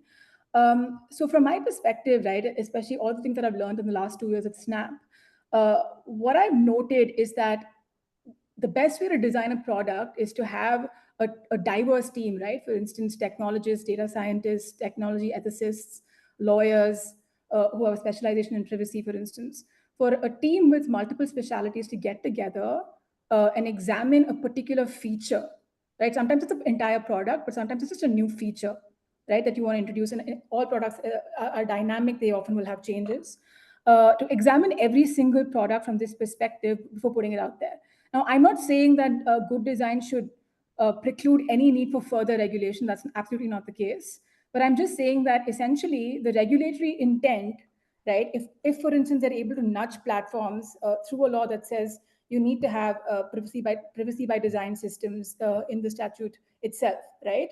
Perhaps that will encourage platforms to think about safety and privacy considerations and other types of harms considerations at the time of inception, rather than us being in a scenario where technology is unleashed, as we've seen in the last year, right? We've seen a lot of AI deployment without any sort of measured thinking around, hey, what are the types of harms that could be caused by deploying these technologies in an unthoughtful sort of way.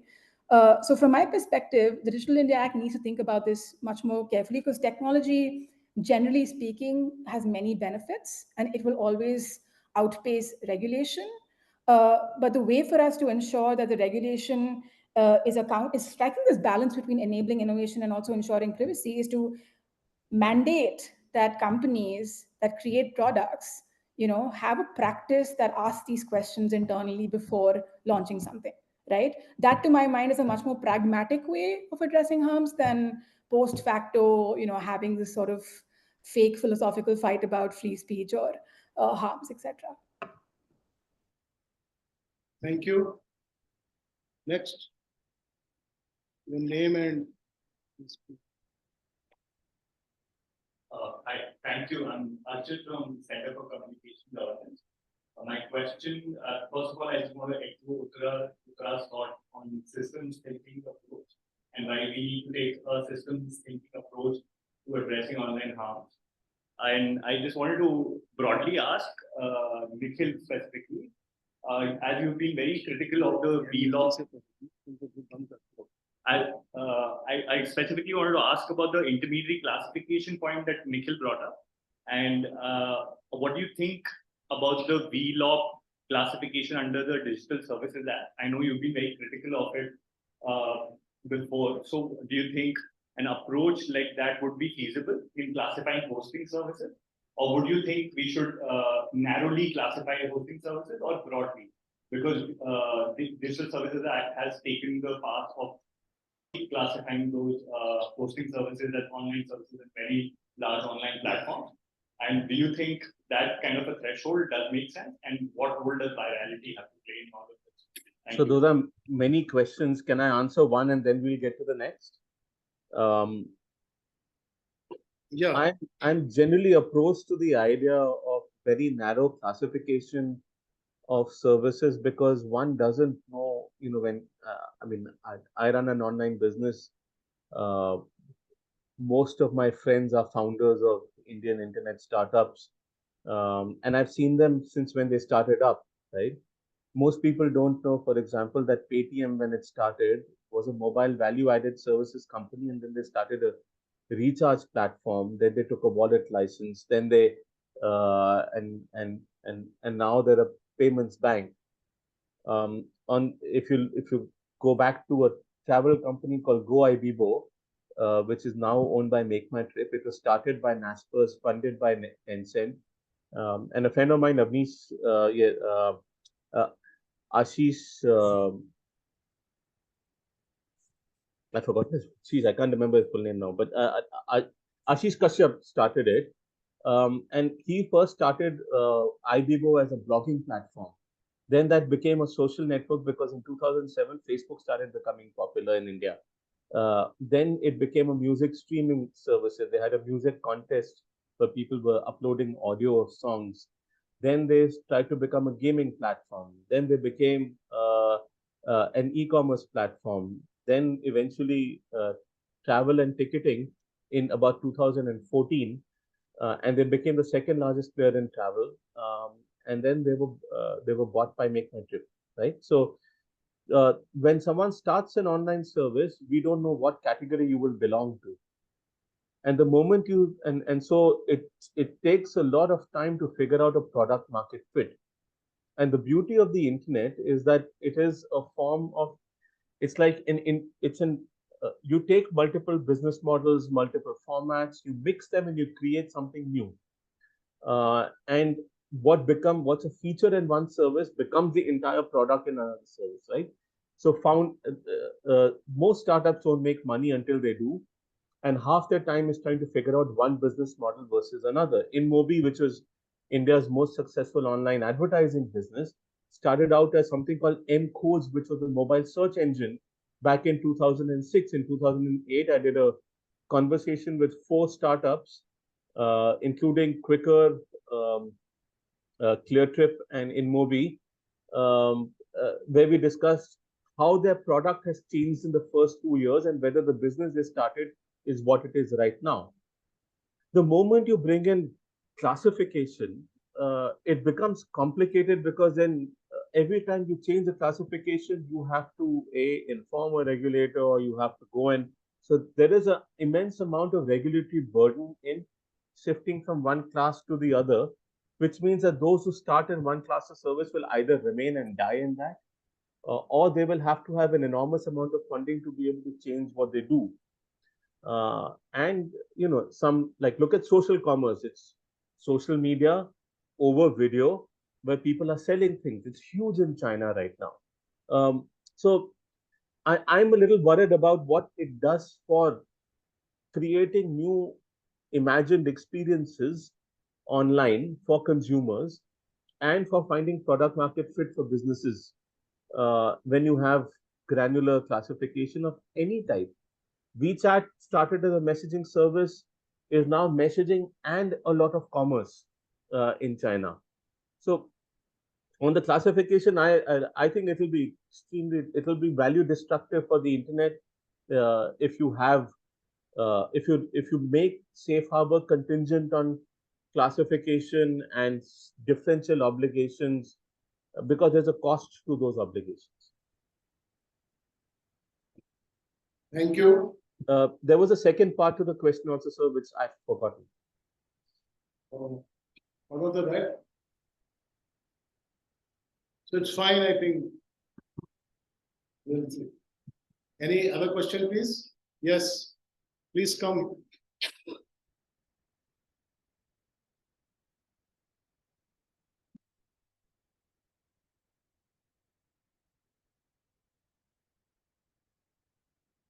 You have to tell your name and.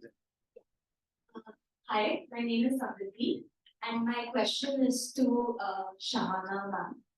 Ma'am, I just have a question regarding, I feel that there are developments, that similar developments happening across the world. We saw the TSA package come, where we saw the Digital Services Act and the Digital Markets Act come together. And I feel in India also, DIA and DCA are 2 developments which are happening simultaneously. So what do you feel about there being a sense of complementarity being between these 2 legislations, whether they're working in parallel or whether there are things which both of them are trying to address? These are certain questions that I have regarding these 2 legislations that are currently in development, parallelly or together. Yeah, basically that's what I want to know. Thank you. Sure. Thank you. That's a good point that you raise, and that's actually one of the concerns that we have been talking about when when we're talking about issues around the formulation and development of the DIA. There is one thing about looking to external experiences and looking to precedents set by foreign jurisdictions. But it is yet another thing to say that, listen, we are going to follow the same path, right? Not all of the regulatory mechanisms that work in one economic, cultural setting will work for India.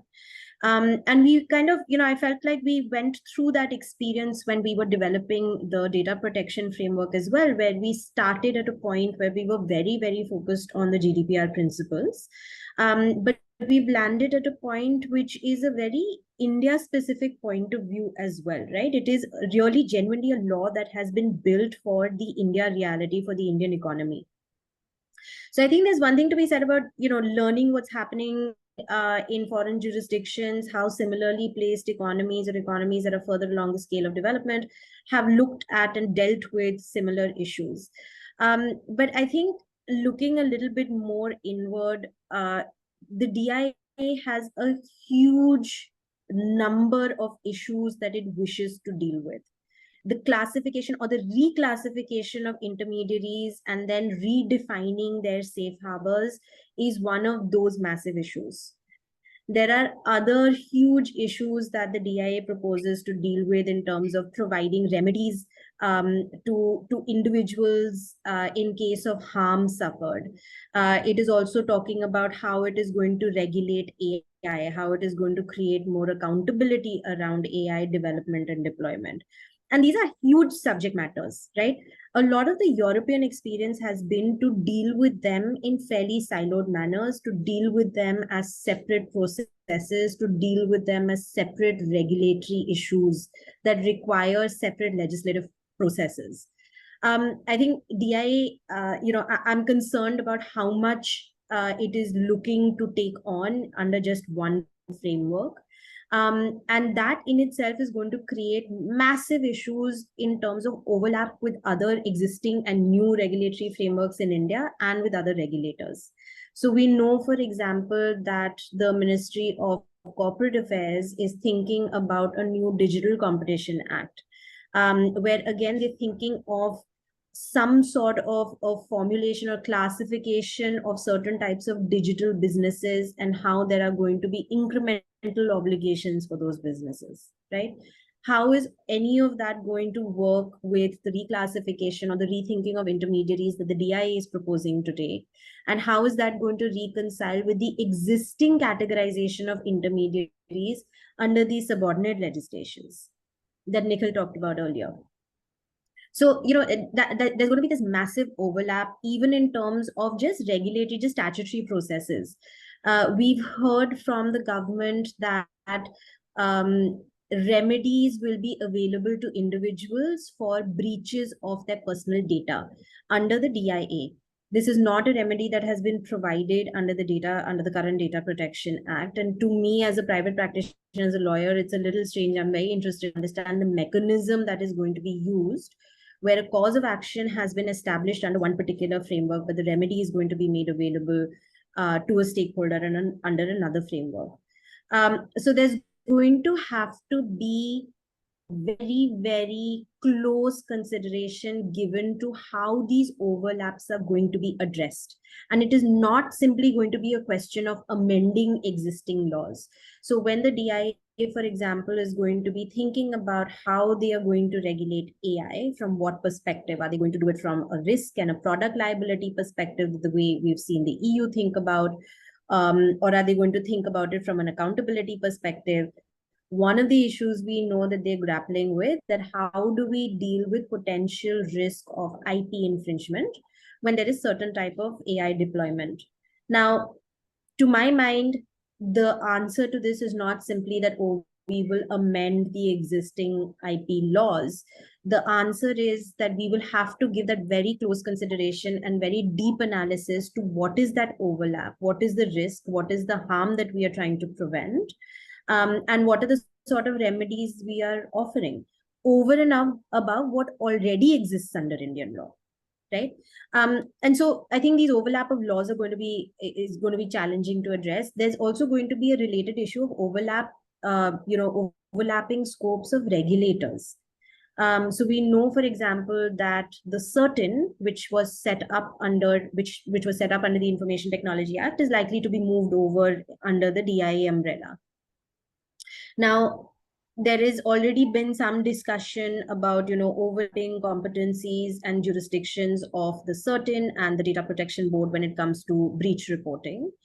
What I would be interested in seeing is that, are there other regulators, are there other frameworks and institutions that the DIA is thinking about that will potentially infringe or potentially overlap with the existing scope of these regulators? How are we expecting these regulators to work together? We are already seeing a huge amount of legal resources be spent in trying to figure out where the scope and jurisdiction of, say, for example, the CCI begins and ends, and where the scope of, Court of Ordinary Jurisdiction begins and ends. And so there is this concern that if the overlap of regulators, or if the overlapping scope of multiple regulators is not somehow addressed in the principal legislation, I mean, there are, of course, those issues of, oh, it's going to create a lot of confusion in the market. The regulated stakeholders won't know who to go to, what to do, etc. But it's also just a challenge to the evolution of a regulatory framework. It prevents a regulatory framework from operating effectively and really achieving its objectives. So, these are some of the concerns that hopefully will be taken into consideration in the formulation of the Act. Thank you, Shana.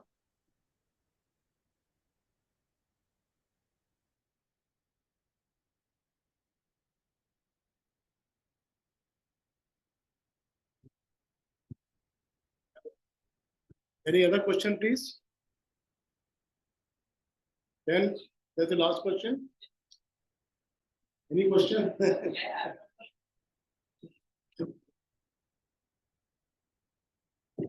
Hello. So taking on from ma'am's concern that this law tries to subsume other like multiple laws, my question was whether we need a separate law altogether for misinformation. Because under the current framework, like if you look at the IT rules, I think it's very problematic because although there is an appellate mechanism, the government essentially notifies or can notify platforms to take down content. Now, we all know that the core issue in dealing with misinformation is the virality of the content, even if it's against the government. So essentially, the government becomes the final arbiter of truth, even if there's an appellate mechanism. So do we think? So do you think that there should be a separate law for misinformation, and let's keep misinformation aside from the digital India?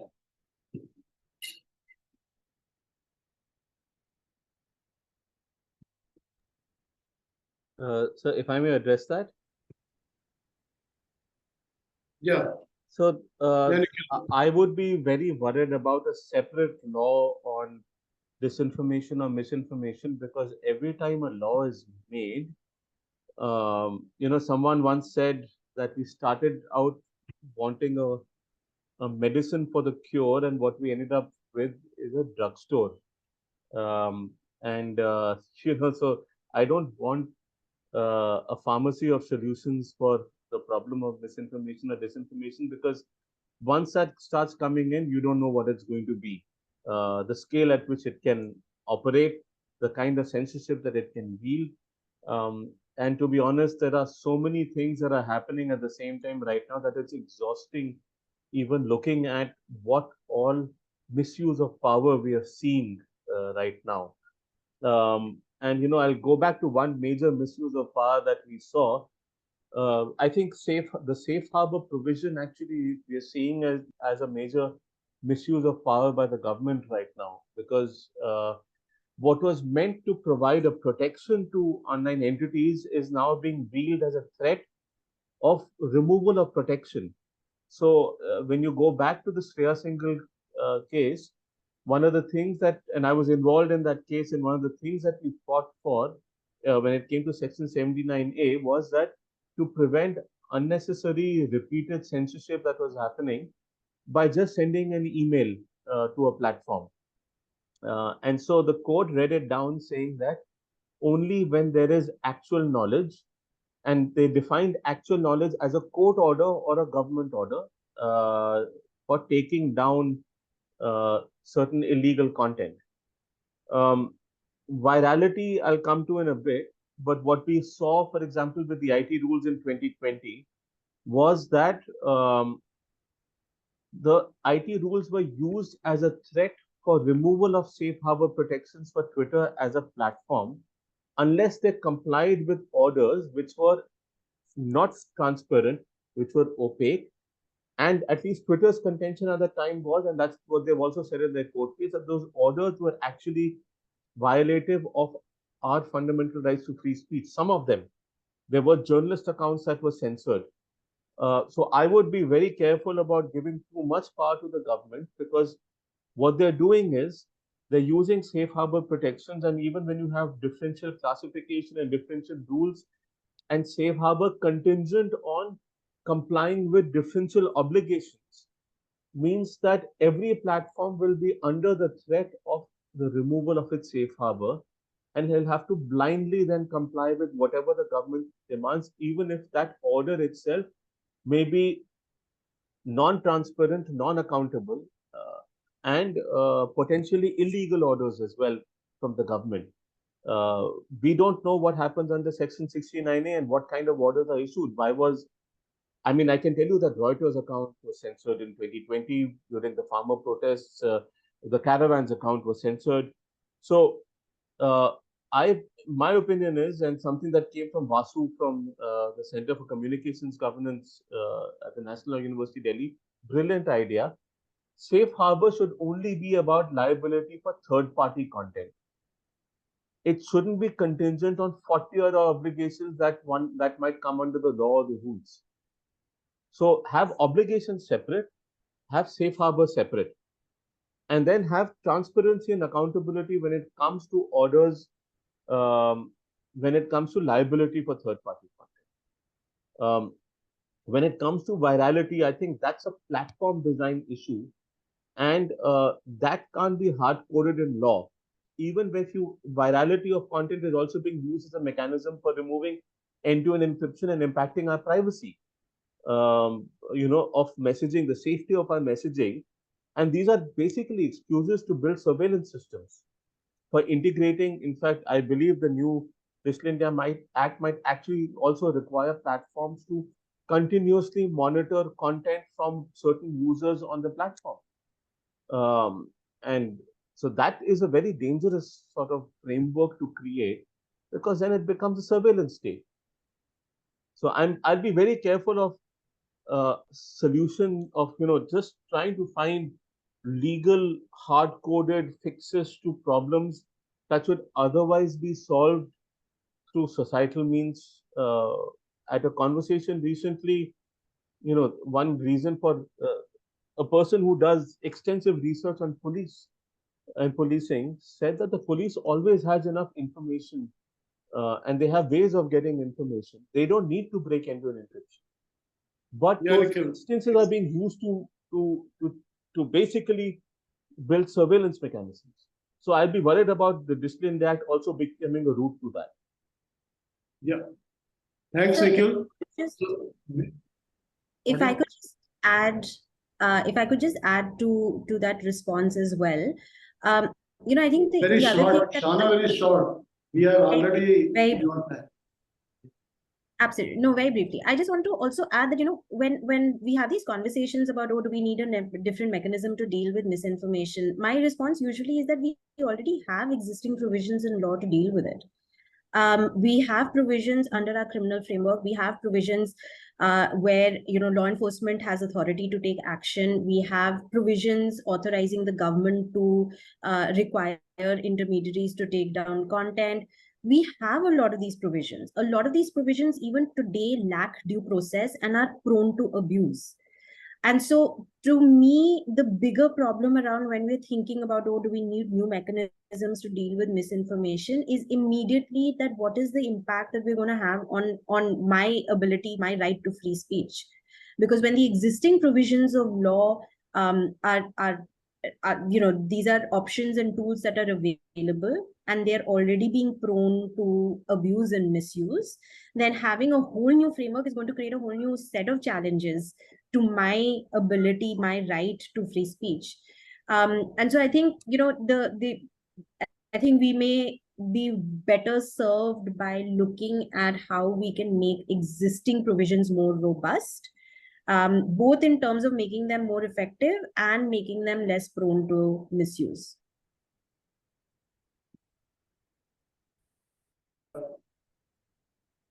Only maybe 1 or 2 minutes, so I would have a closing remarks by each of the speakers. Maybe start with Uttara. No, absolutely. Thank you so much. I think all I'll say, one of the comments that Shahana, I think you made was about whether we should, about taking inspiration from precedents versus taking our own unique path.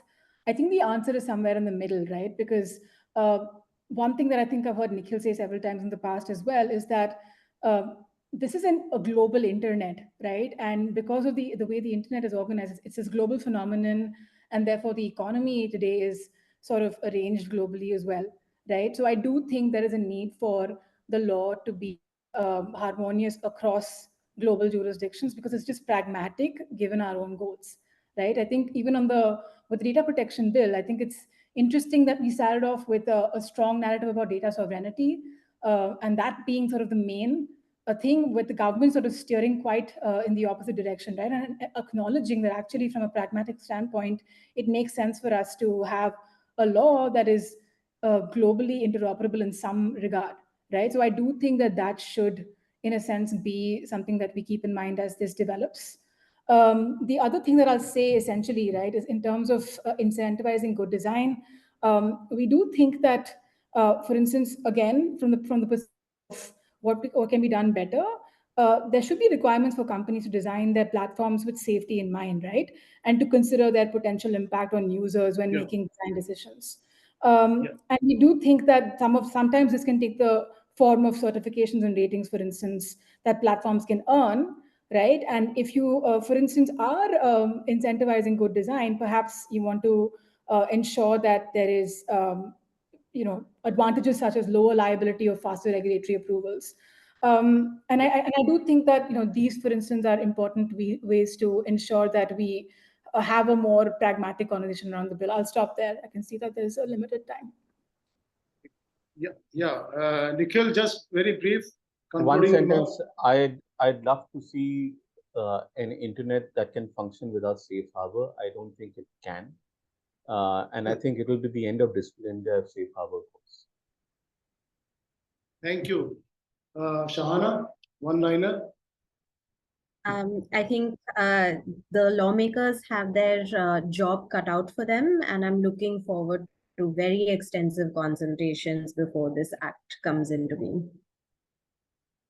So thank you very much, the speakers, Nikhil, Uttara, and Shahana, for a wonderful session here and the wonderful thoughts about this Digital India Act, which is an upcoming act and where a lot of consultations are already on through Media Nama and other such platforms. So I thank you, all of you, for this very good session here. Thank you very much.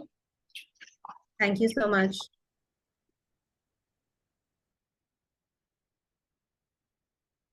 Okay, 1 minute left. If we have the tea break now, and we'll be back in 5 minutes.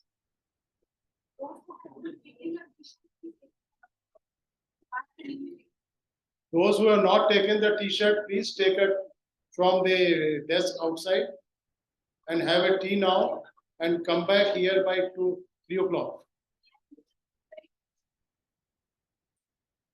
Please, not in the evening today, Mamta.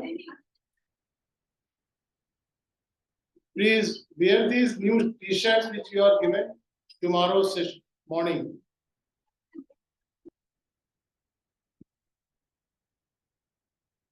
कोई निकाल लो.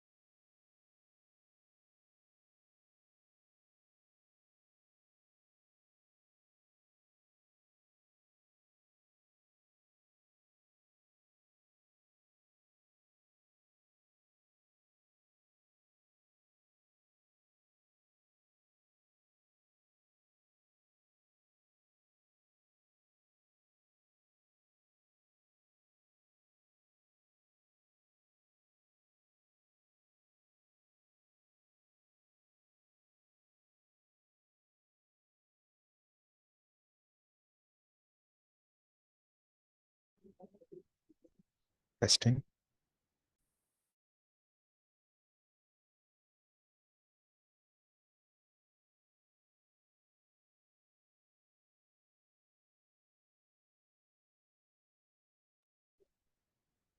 Testing. Testing Zoom. പറ്റില്ലല്ലോ അവിടെ പച്ച വന്നുണ്ടോ ഞാൻ സംസാരിക്കുന്നുണ്ട്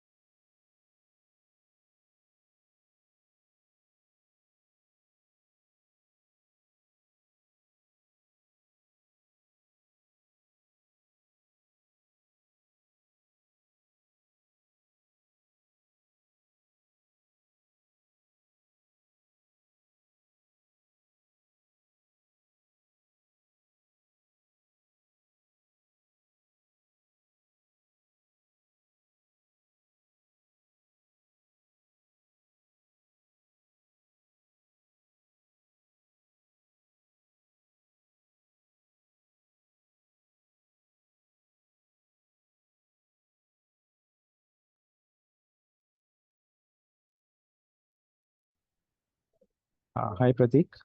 Am I audible? Hello. Yes, I Hi, can this hear is you. Shaprinath Pillai here. I'll be moderating this session. Nice to meet you, Yeah, Sabrina. that's great. Will all the Thank you. panelists be online?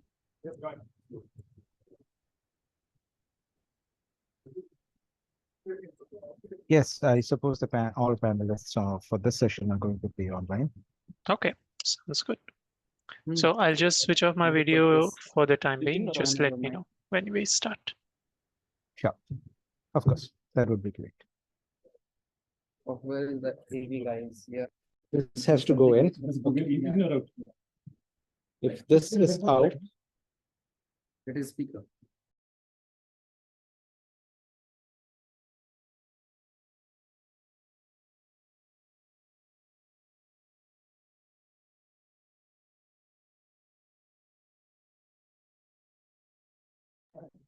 hello, testing. Everyone.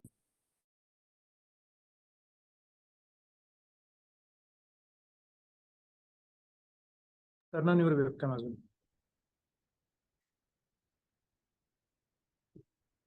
I think they can hear, but not hear them. Mute here, that mic audio it will take.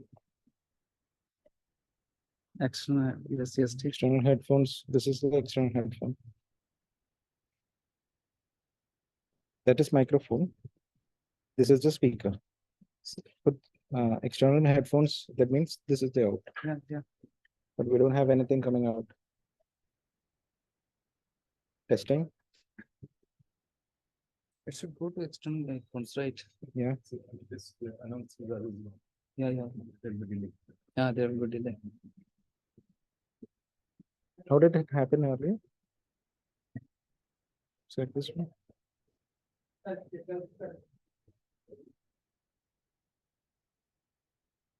Try to speak. Yeah, we're speaking. We are unmuted, but there's nothing coming out.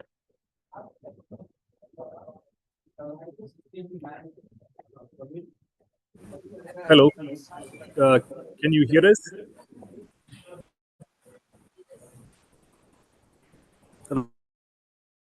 Hello. Can the remote speakers hear us?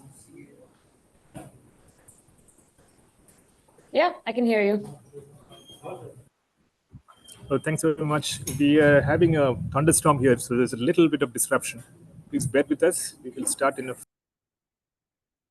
No problem. Same here, in fact.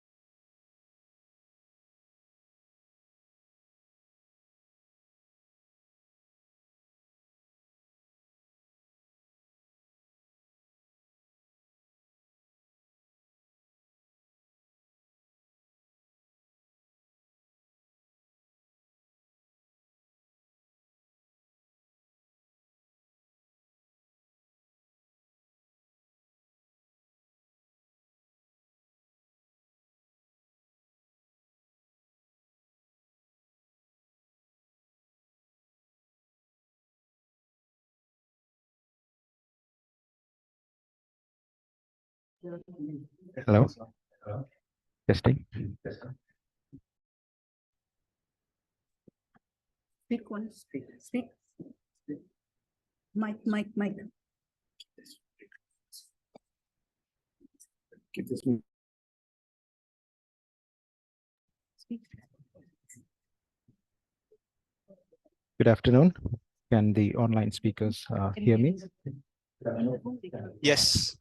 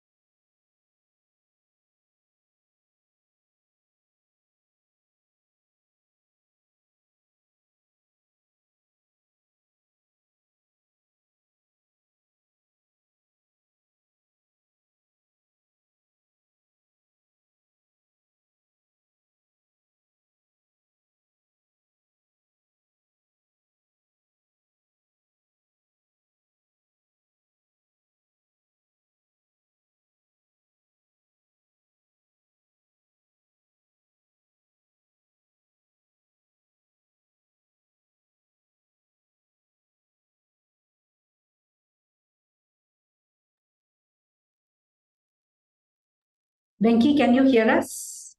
Yeah, I can hear you clearly, Amrita. Yes, correct. Okay. Okay, thank you. Over to you, Sabir. Thank you so much.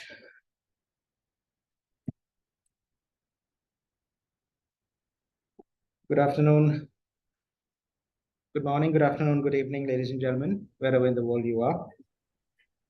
And welcome to the afternoon session of day 2 of inSIG 2023. And this session is broadly about governance in artificial intelligence and future technologies. Probably from the earlier sessions, you might have understood that most of the panel discussions here give you different perspectives of the same issue. Today, we have a beautiful set of panelists to give us their views on governance in artificial intelligence. We have Mr. Prateek Sibal from the United Nations Educational, Scientific and Cultural Organization. We have Urvashi Aneja, the founder of Digital Futures Laboratory, which examines the ethics and governance of artificial intelligence in the global south. And we have Mr. Venkatesh Krishnamurthy from the Software Alliance BSA, which happens to be a one-stop solution for policies on artificial intelligence. And they have come up with a framework to build trust in artificial intelligence. And for those of you online and for those of you offline here, I am Shabarinath. I will be moderating this session, and I come from the technology space. So we have policy and technology coming together in this session, wherein you will get different perspectives of this issue on governing artificial intelligence. To start off, probably we should go through a quick round of introduction of introducing the panelists here. So may I start with Prateek Sibal, if you can please introduce yourself and your line of work so that the audience get to know you better. Over to you, Prateek.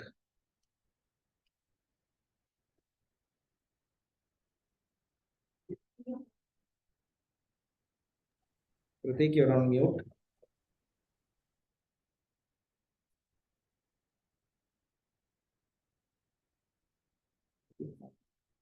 Prateek, we can't hear you. Can we try with Urvashi to begin with? Let's see if we can hear. Urvashi, would you like to start? Yeah, sure. Hi, everyone. My name is Urvashi Aneja. I am the founder and executive director of Digital Futures Lab. We are a Goa-based think tank, and we study the social impacts of emerging technologies in India and other parts of the majority world. A lot of my work over the past couple of years has been focused on the ethics and governance of artificial intelligence, and currently I'm working on a number of projects on large language models and generative AI and the societal impacts of those. Happy to be here. Thank you.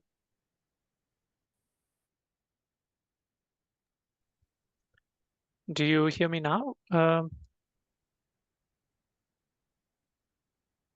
Yes. Yes, we hear you. Okay, perfect. Urvashi, you were breaking up a bit. You were breaking up a bit, so I might have to come back to you after Pratik. Pratik, over to you. Okay. Hi, everyone. Thanks for the invitation to join. So I'm Pratik Sibil. I'm a program specialist at UNESCO. I'm based out of Paris. I lead the program on artificial intelligence in the communication and information sector of the organization. The main files that I deal with focus on capacity building primarily for the judiciary on artificial intelligence and also for civil servants. So happy to discuss more, but I'll stop here now. Back to you, Sabrinath.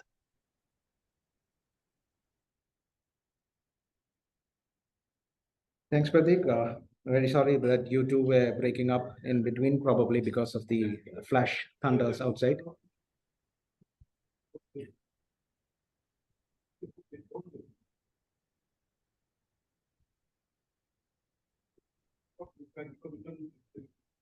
Yeah, I understand that we couldn't listen to the participants online. We will get someone to make sure that the connectivity gets sorted out first. Yeah, so I would request the participants online to please hold on for a couple of minutes so that we check what's going on around. Something to do, I'm pretty sure it's got something to do with the flash thunders that's going on around right now.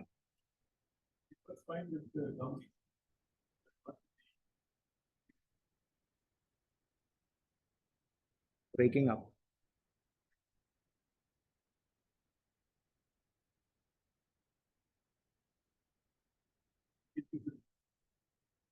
On one machine to be displayed.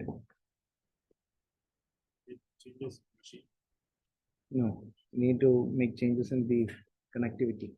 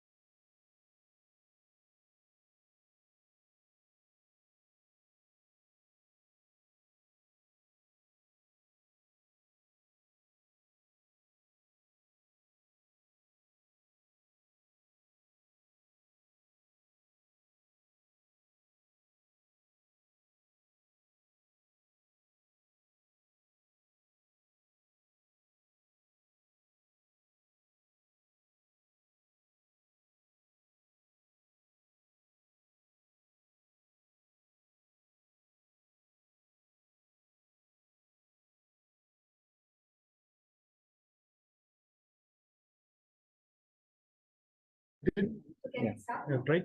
Start. Yeah, we've connected to a different network right now. That's not turned on, I guess it's working. Yeah, so we've just connected to a different network right now, and let us try again. I'm really sorry for the technical glitch that's happening at this end. So may I go back to Pratik once again to please introduce yourself very quickly. Let us take less than 1 minute. Let me first check if you can hear me now. Is it better? Can yes, you? This is much better. Okay, this is so much then, thank you so much. Then I will finally introduce myself. So hi, everyone. Great to be here. I'm Pratik Sibil. I'm a program specialist at UNESCO, which is the United Nations Educational, Scientific, and Cultural Organization based in Paris. I work on artificial intelligence and primarily on files linked to capacity building for the judiciary as well as for policymakers. I'll stop here and looking forward to the discussion. Back to you, Sabrinath. Thanks a lot, Pratik. So, ladies and gentlemen, Pratik is more into capacity building in artificial intelligence and its governance areas. Over to you, Urvashi, a quick round of introduction.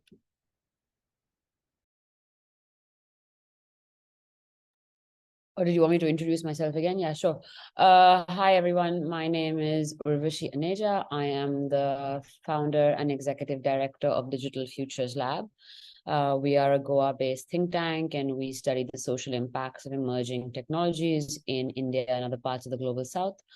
A lot of my work over the past 7 or 8 years has been focused on the ethics and governance of artificial intelligence, from looking at issues such as gender, labor, environment, so on and so forth. And a lot of my current work looks at the use of generative AI and LLM tools in low and middle income countries. Thank you. Thanks a lot, Urvashi. So, ladies and gentlemen, Urvashi mostly is into the ethics part of artificial intelligence, and she looks at quite a lot of activities worldwide as well. Over to you, Venkatesh Krishnamurthy, if you can quickly introduce yourself. Thank you, Sabrina. So my name is Venkatesh. I'm the country manager for BSA in India. BSA is the voice of the enterprise software industry. It's an industry association based out of Washington, D.C. We have offices across the globe. We track tech policy across jurisdictions from the lens of enterprise software industry, ideally B2B B2B enterprise services. That would be our lens to look at policy issues. I focus on personal data protection, privacy, and more recently, of course, with AI, we are looking at artificial intelligence policy related work, specifically on how policy around AI needs to be distinct. One, for developers and deployers, and number two, how AI policy across the world can be made interoperable that would benefit innovation. Thank you. Great, thanks, Venkatesh. Ladies and gentlemen, I'm sure you heard that word, how to make AI policies interoperable. Now, that is a beautiful concept that we might have to take a little bit forward. So, once again, a quick introduction to you. I am Shabrinath. I volunteer on the AI cyberspace and on the technology ecosystem broadly. So to moderate the session and to take this session forward, I had quite a few rounds of discussions with most of the participants here to set the table. And I understand that most of the people here would like to have a quick one-round discussion on the requirements of regulating artificial intelligence and digital technologies. Is it really required to govern the development of artificial intelligence and digital technologies? Can I take this question to Prateek, because you are mostly into capacity building and related aspects? Sure. So, I mean, when we are talking about regulation, you have to really think it at multiple levels. I'll first briefly share what UNESCO has done in this domain and how that fits into the whole picture. Let's say around 2018, 2019, we started seeing a lot of AI principles started to emerge because people wanted to address challenges of bias, discrimination, the different kind of risk, transparency, accountability, and so on. The ethical concerns that you may have already discussed before around artificial intelligence. And these principles started to emerge in different parts of the world. UNESCO started to look at it as an emerging challenge and convened a group of experts to work on a first kind of a draft of what kind of principles and values should be informing this technology. Now, just on a parenthesis, I'll just quickly add that technologies mediate our lives, and designers of technologies, they embed technologies with values. And just to give you an example, you have a speed breaker, right? A speed breaker, it's a very mundane tool, but it forces us to slow down. So there is a script embedded in this technology. So we can think about AI similarly. And then, so what UNESCO did was convene this global dialogue, which led to the first global instrument, which is the recommendation on the ethics of AI, which talks about how can AI be designed in a human-centered manner, focusing on environment, on sustainability, on leaving no one behind, and then articulate several principles around transparency, explainability, and so on, and then breaks it down further into some policy areas, whether it's communication technologies or whether it's in education, whether it's in sciences, and so on. So this kind of laid a global view, because it was adopted by 193 countries, to then further down develop to kind of implement this in the form of, you can have standards, technical standards. Probably the colleague from BSA would probably share more about that. You have also policy standards which are being developed, which allow for interoperability. For instance, a lot of work is also going on at the OECD. There's work at NIST in the US. When you, for instance, just as an example, when you're talking about facial recognition system, there are problems with respect to biases. What kind of standards can we have when you're designing a facial recognition system, and so on. So a lot of this work is going on. I believe that it is extremely important to guide the development of this technology. Now, there are different regulatory approaches. Of course, what you see in the EU, which is really a hard law approach. There are, I know in some circles in India, approaches like techno-legal approaches are being talked about often when it comes to digital technologies. In some countries, there's a more laissez-faire approach, like let's see what happens. There are risks associated with that, of course, and happy to get into the discussion later on these concepts of trustworthy governance of AI and whether to regulate before and after and so on. I'll stop here, Sabri. Back to you.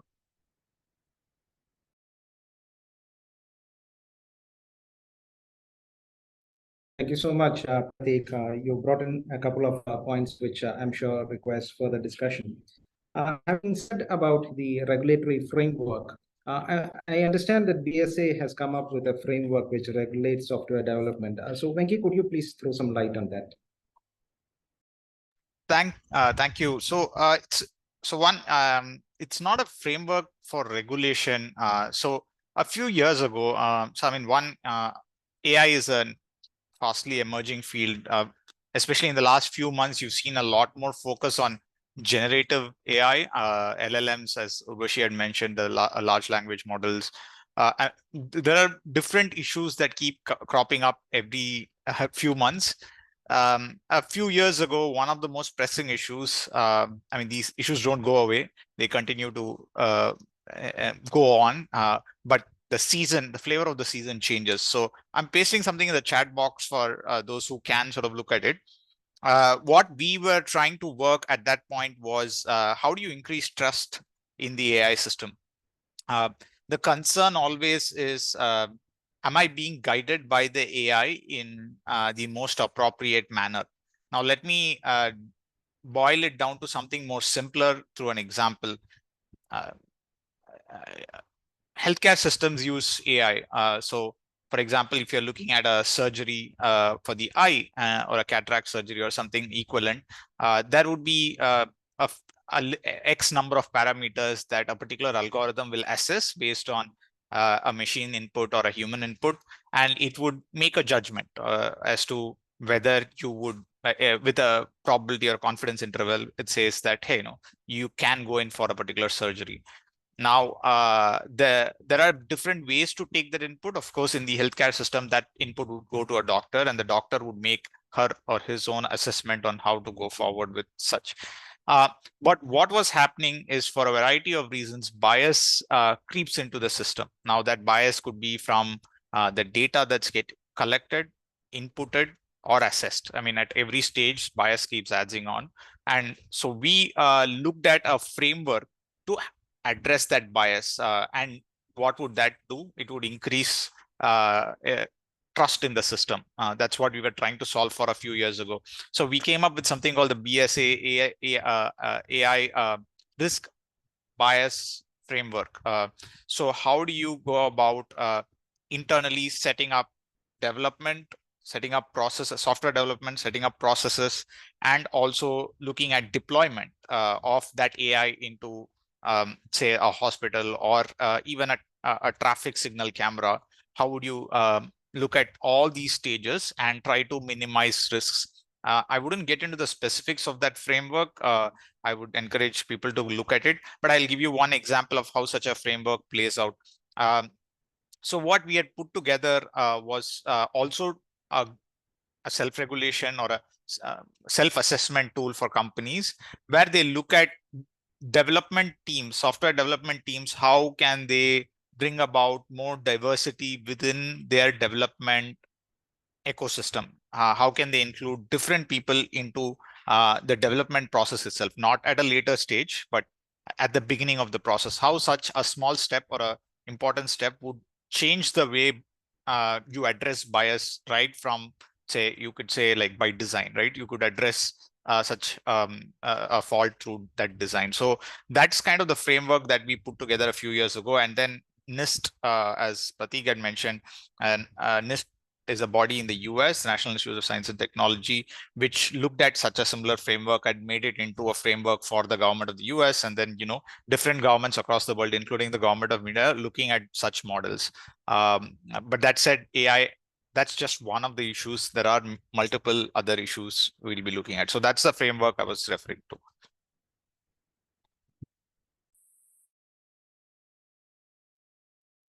Thanks so much, Venkatesh. So, ladies and gentlemen, from the key takeaways from both of these panelists here are that number one, development in AI needs to be slowed down, or probably needs to be controlled in a way because of various issues, probably like biases that might come in. And of course, on a technologist perspective, biases might creep in because of various factors. One of those being probably based out of the kind of data that has been collected, which is available for training networks. But we're really not sure if that was the only reason why biases have come up in earlier studies. Moving on to Urvashi, I understand that at Digital Future Labs, you study various policies on the AI space. Do you have any successful case study or lessons learned on any area from any part of the globe, which could kind of serve as a model for other parts of the world when it comes to regulating artificial intelligence? Thanks for Urvashi, the over to you. question. Yeah, thanks for the question. As the previous two speakers have said, there's been a lot of development or a lot of activity in many countries around policy and regulation for AI. I think it's still at a very, very nascent space, and there's still a lot of experimentation that is going on in this space. We have many countries that have signed on to high-level principles like the UNESCO principles. We also have many self-regulatory interventions by technology companies themselves, like some of what Venkatesh was talking about. But we are still in the process of trying out things. We are yet to see the impact of many of these regulations or many of these interventions. And in fact, much of it is not being studied as well.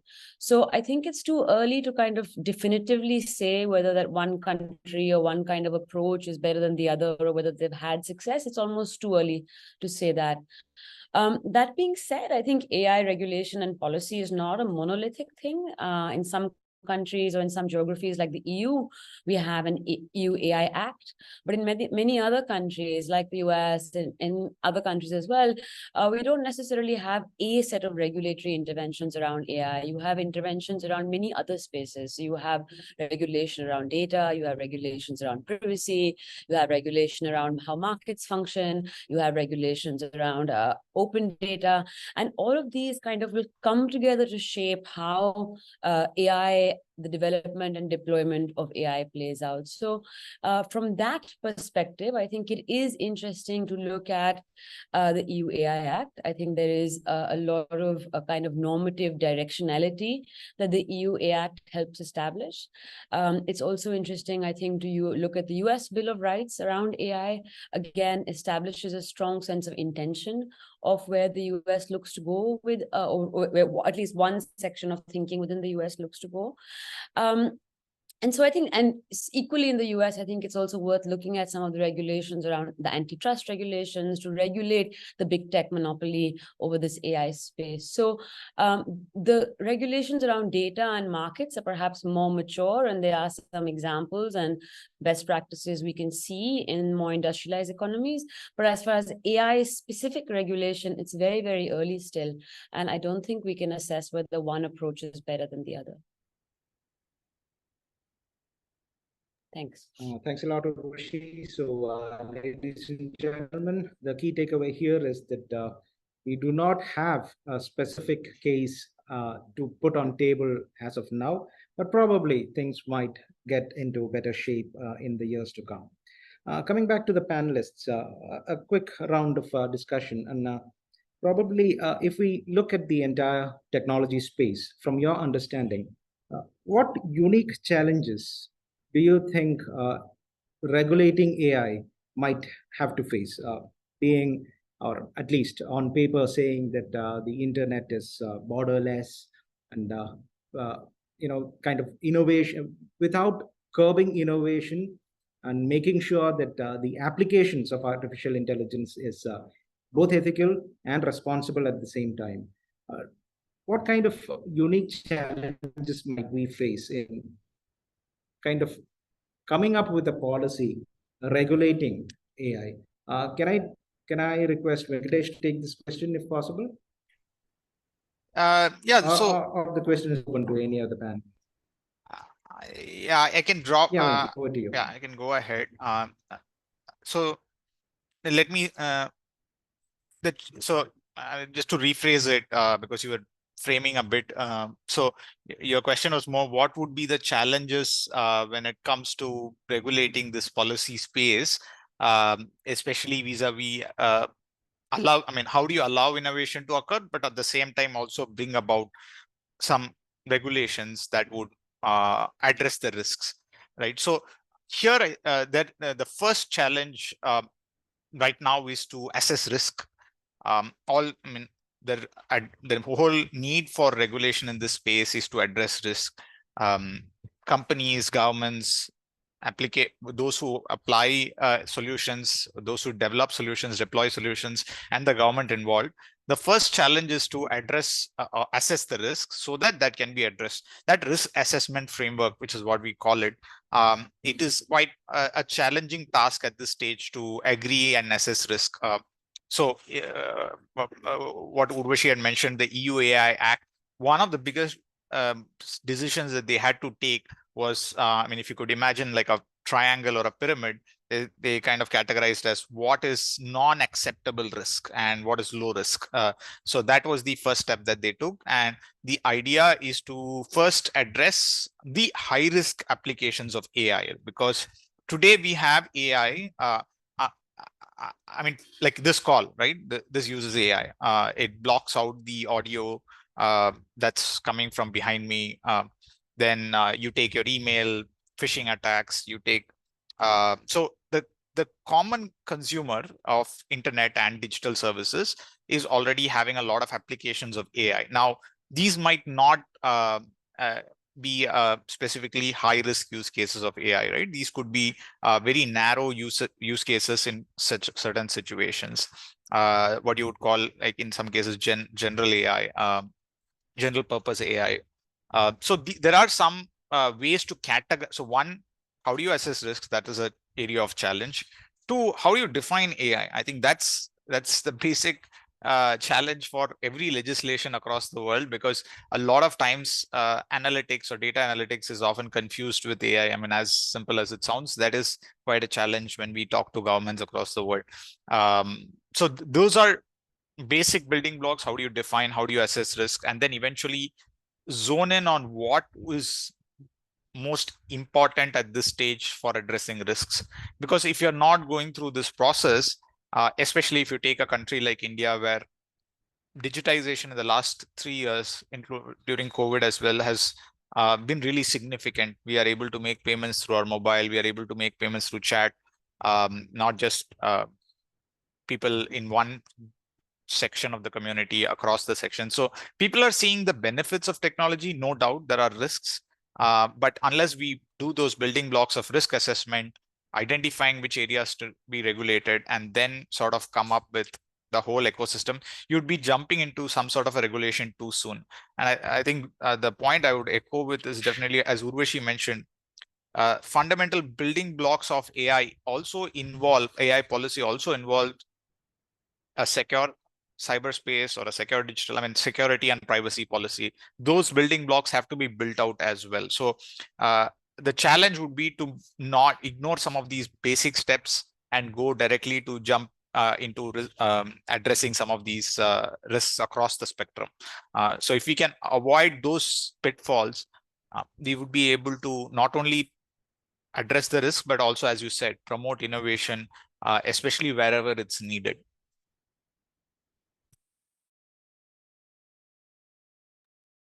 Thanks a lot, Venki. The key takeaway here is risk assessment, and probably that is a space where the participants here and global can take things forward and in helping policymakers by properly assessing the risks involved in regulating AI. Urvashi, would you like to add something on what Venki had to give us? Yeah, sure. There's a number of challenges. I think Venkat pointed out the first one, which is critical, like what is AI? How do we, if we're going to regulate something, we need an object to regulate, an object of regulation, and AI is not one thing. So I think that's why many countries struggle with defining, with developing regulation. But I think the other issue is that many of the harms are, or the outcomes are emergent.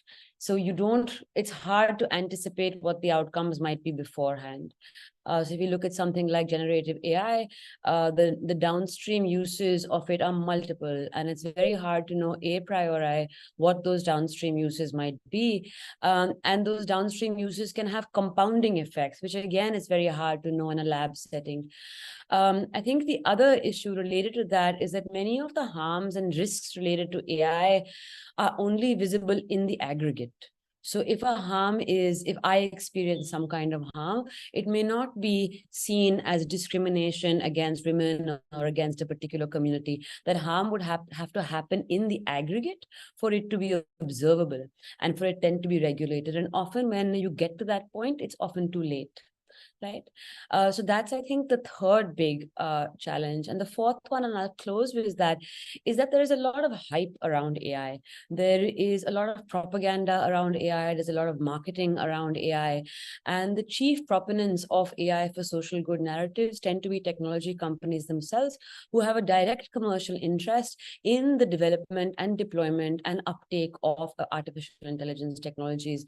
So they are both developing the technologies, they are also developing the risk mitigation frameworks, and they also have an outsized influence on global and national governance fora for regulating AI. So I think the role of big tech and the kind of political economy of the space and the myth making and propaganda around it also makes it really hard to regulate AI, to kind of separate out the real issues from concern from the kind of noise around the ecosystem. Thanks.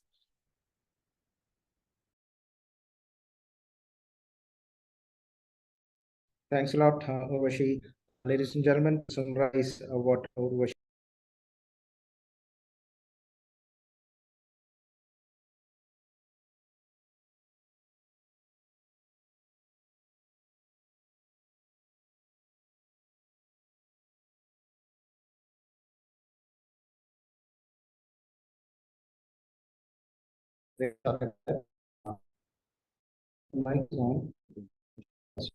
Yeah, really sorry about that. So I was mentioning that the issues associated to artificial intelligence would most probably be visible in the aggregate and not at individual use cases. It's okay, I'm back online. Yeah, thanks a lot. Coming back to Prateek, we have quite a lot of issues related to artificial intelligence, and probably we've listed out quite a lot of issues in regulating or coming up with a regulatory policy on artificial intelligence. How do you think, what are your perspectives being in capacity building on educating lawmakers, and of course, educating technologists on these perspectives? Sure. Pratik? Thanks. Thanks, Sabrina.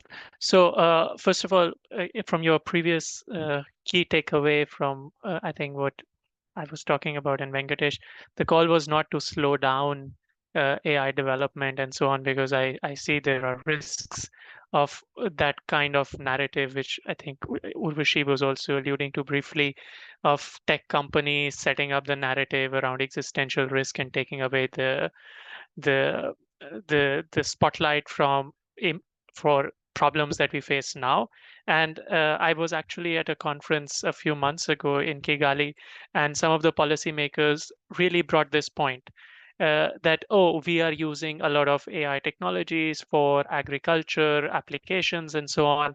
And now these big tech companies and whatever leaders are calling for stopping, pausing development of AI systems more advanced than ChatGPT or generative AI at that time. But all that nuance is lost. And should we stop developing AI? I'm like, no. So there is a lot of myth making, confusing narratives, including nowadays on frontier models, and like, who is defining what is frontier model? Will it be regulated or not? So we need to be cautious about these narratives and not take everything that Elon Musk says, or for that matter, the tech companies are saying at face value, but to consider, place it within the larger political economy and also the development needs. So having said that, now I move to your specific question.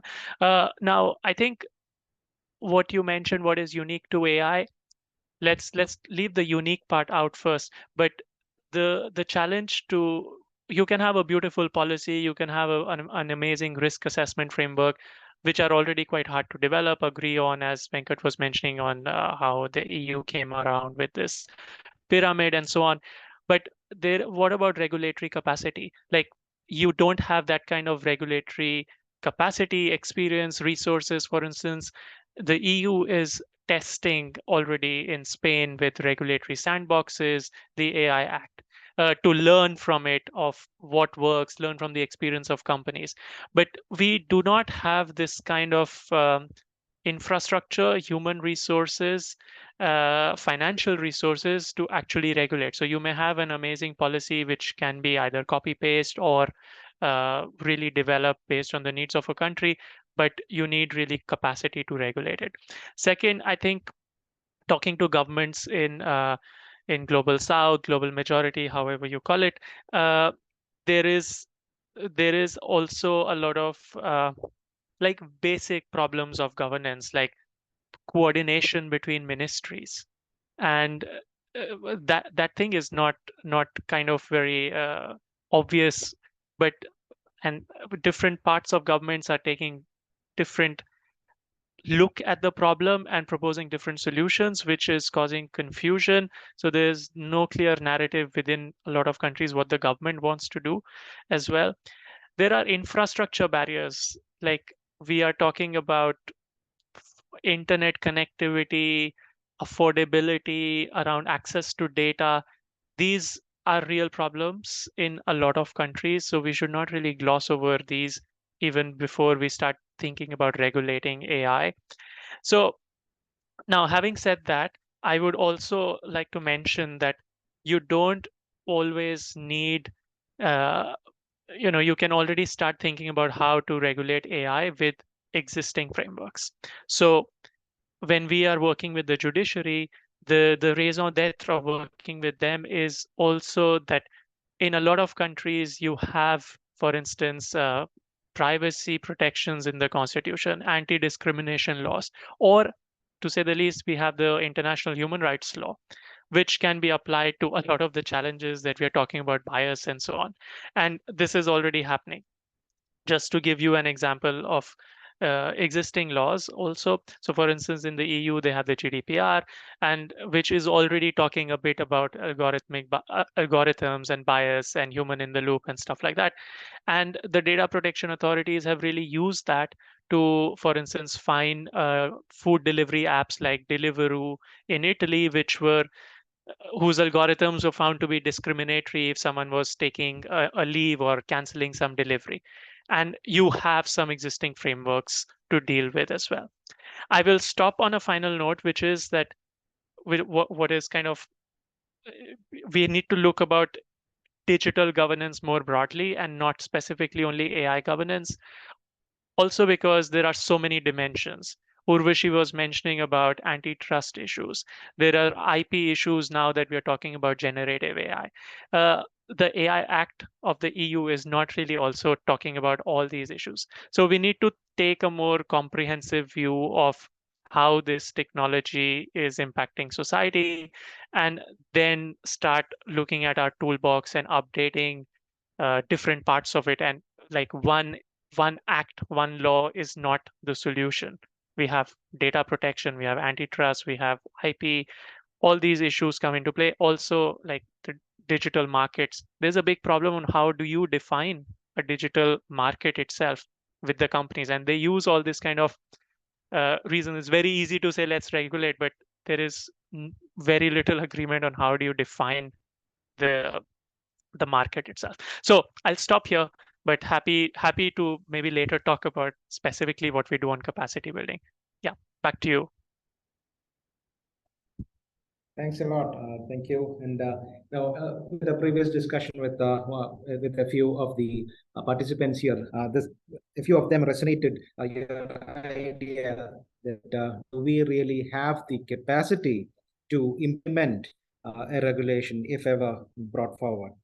And one of the key takeaways I take from your session here, your presentation here, is the coordination between ministries when it comes to having a regulatory framework in place and policies in place. And I completely agree with you that a single framework for artificial intelligence might not suffice. We need to take a broader picture about digital technologies as a whole. So can I get back to Venkatesh and, what are your views on having a policy which can kind of look forward into different kinds of digital issues encompassing AI, digital privacy, and a lot others? So, I mean, that's an interesting point because if you look at what's happening right now in different countries, say, for example, in Japan or GDP in EU. So one, as the privacy policy goes through its journey of evolution in India, as many of you know, the Digital Personal Data Protection Act of 2023 was released recently. And similarly, maybe a few years ago, some of the other countries had also released their act, and they are making implementing rules. So companies are trying to understand the impact of privacy or privacy policy on, I mean, what is the relationship between that and AI, especially when it comes to generative AI in recent terms. So at least a few jurisdictions have looked at how do we use our current policy or existing act to review some of the linkages between, say, personal data that is getting used in generative AI, and how does this particular aspect impact privacy of users. So that's one way to look at it. Reassess some of the existing policies. So privacy policy when it comes up for rules. So then the other aspect was copyright as well. A few countries, EU, Japan, Korea, to some extent Australia, they are also looking at this. What is the linkage between AI and copyright, right? Because content is getting generated, and there would be a lot of copyright infringement if that issue is not taken care of.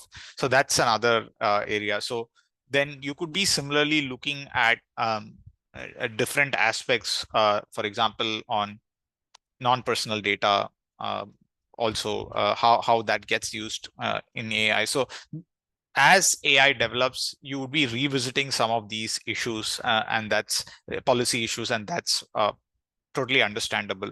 And it's a technology. What we recommend usually is it is very challenging to regulate an emerging technology. So quantum as many of you would be following the developments in the quantum space as well. It's a rapidly emerging technology, and governments are trying to understand what is happening. And so as every government try to understand this new issue, to go and regulate a particular technology is going to be very challenging, but we could definitely regulate the harms or the risks caused by the technology. That's how I would phrase something like a regulation should address. And just to last point, maybe the last point, Sabrinath, is in for us, we are looking at, the government of India is looking at the Digital India Act or the Digital India Bill. And from what I hear that the government is tending towards a framework methodology so that it doesn't go too quickly towards a regulation, but we'll wait to see what comes out through that bill. Thanks a lot, Venki. We've got quite a few takeaways, and we are running really short on time as well. Can I open the floor to the audience here, just to see that if the audience has? Oh, I see a lot of hands being risen here. But probably, ladies and gentlemen, you should understand that we are really running short on time, and with just 10 minutes. Quick question.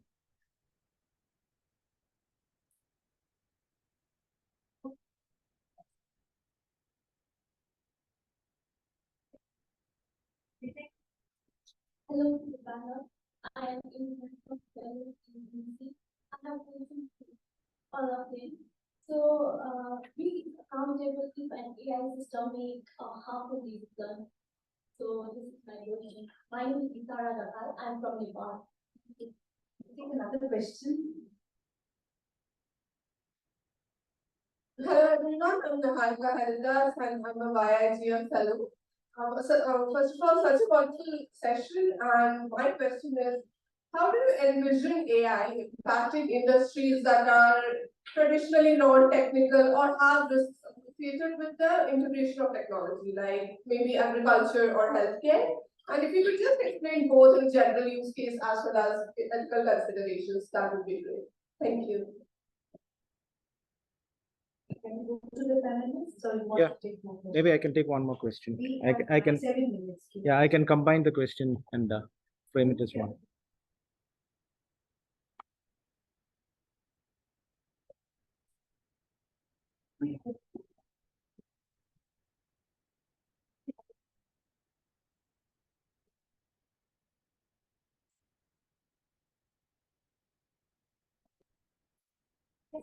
Hello, good evening, panel. Thank you for the wonderful session. I have a very naive question. I hope I can get an answer. Basically, we know that AI has impacted our lives to a larger extent, at least in the last 4 years, 5 years, and especially, now I just take an example of education sector. We know that how it's impacting the curriculum. Entire curriculum is changed because now we want AI component everywhere. Because that's again directly related to jobs. So, simple question is that, as the name suggests, is there artificial intelligence? Is there a fear of our native intelligence being the death of a native intelligence as a result of this so much development of an AI development? That's a simple question, and that's important. That's the reason why the urgency of the regulation and moderation. The answer of it, of course, we are still looking for it. So I don't know whether it's a comment or a question. Is our native intelligence at stake because of this fast development? Okay, this is deeply and encouragement.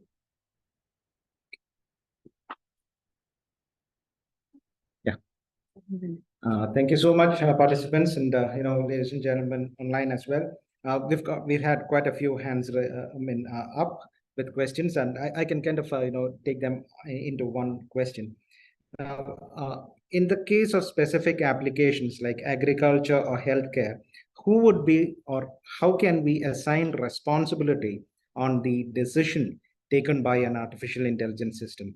I'll give each panelist a minute and a half at most to quickly go through this answer, and I'll start with Urvashi on this, because we are running really short on time.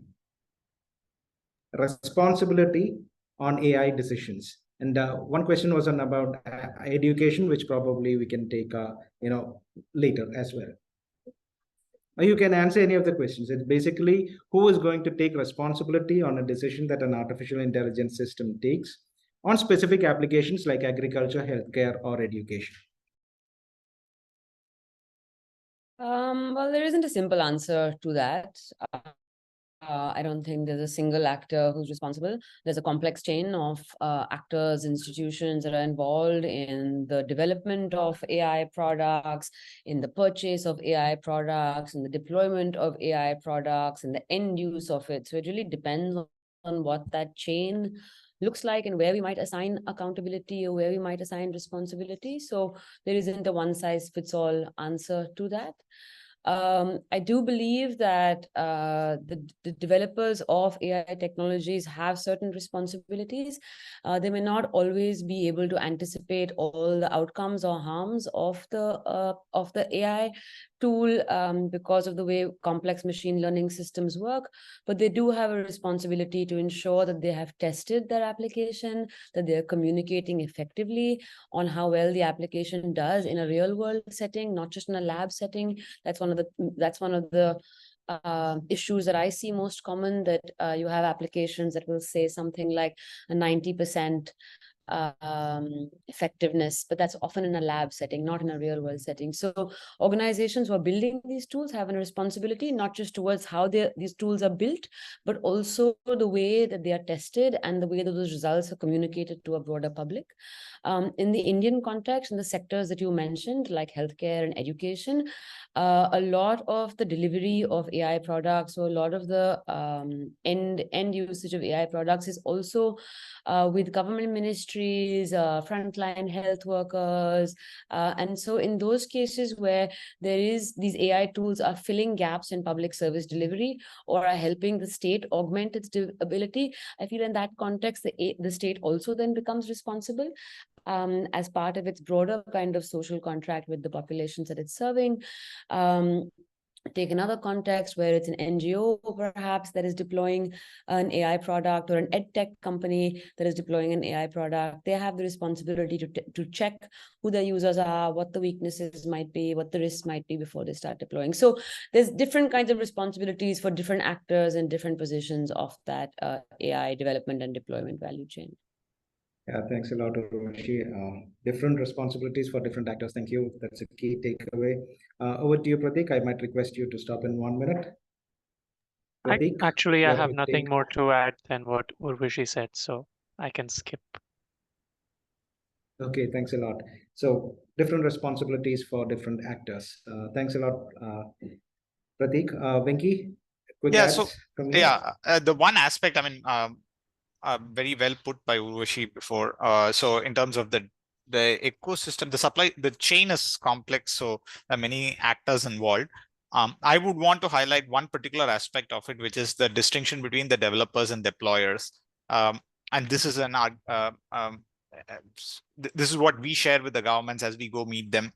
So in a lot of cases, the developers of AI wouldn't have visibility into how a particular AI system is being deployed. So you take a particular AI application and then you might use it in a banking context, or you might take the same application and you might use it in an HR context. So they are very different. You can modify that application in-house within a company. So what we advocate for the government is to check the scenarios, the different scenarios, and appropriately see who understands the use of that AI application the best, and make sure that the liability involved be definitely different. And if they are aware of the consequence and the decisions that need to be made, they would be best positioned to make that assessment. So those who develop the systems it needs to be communicated back to them, and then there's a joint liability. But definitely there'll be different liabilities, especially those who have more information about how that system is going to be deployed. Thanks a lot. Our key takeaway here is even though there are different responsibilities to different actors, the liability should also be different for different actors. Thank you so much, Venki, for that answer. And probably to conclude this discussion, we understand that generally regulation on AI is a requirement. And of course, it is not an easy process, and it needs a lot of input from various stakeholders, including activists, technologists, and of course the civil society. Thank you so much, panelists, and thank you so much, ladies and gentlemen, for a quick listen for 1 hour. We are 2 minutes into the next session. Thank you so much for your time. Thank you, Urvashi. Thank you so much. Thank you. Thank you. Bye-bye. Bye. Please hold on. No, that's it. Okay, so you can go on. Thank you so much.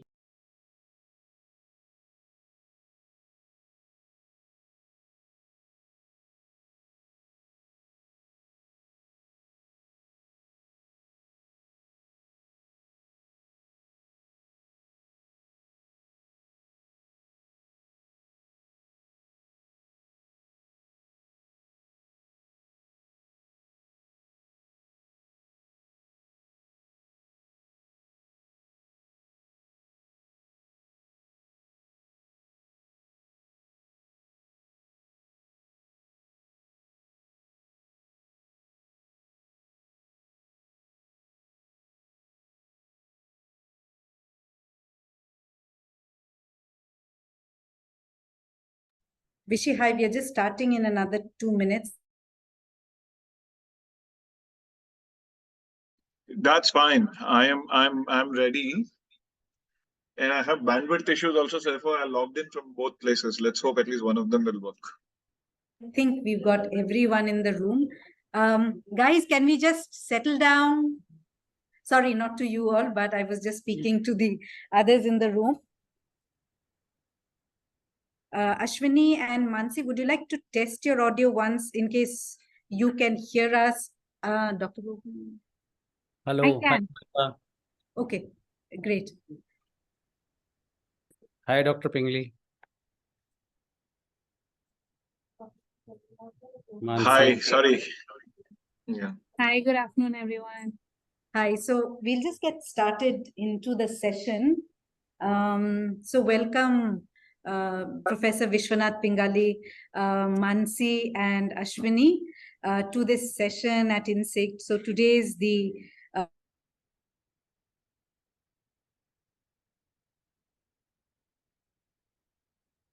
fellows.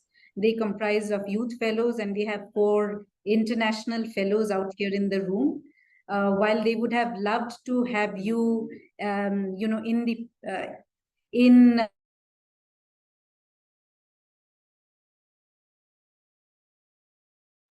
We are losing you in between. I'm not sure if that's happening with me only or what. No. Even I have bandwidth issues, so therefore my doubt is much greater than yours. Completely lost Amrita in the middle.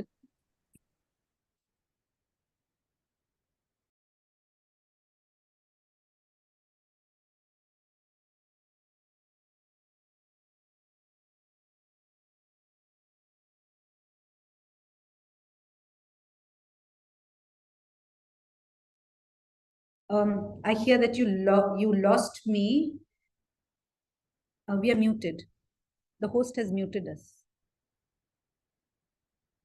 You're perfectly audible now. But we lost you for almost 3 minutes in the middle, but now you're audible.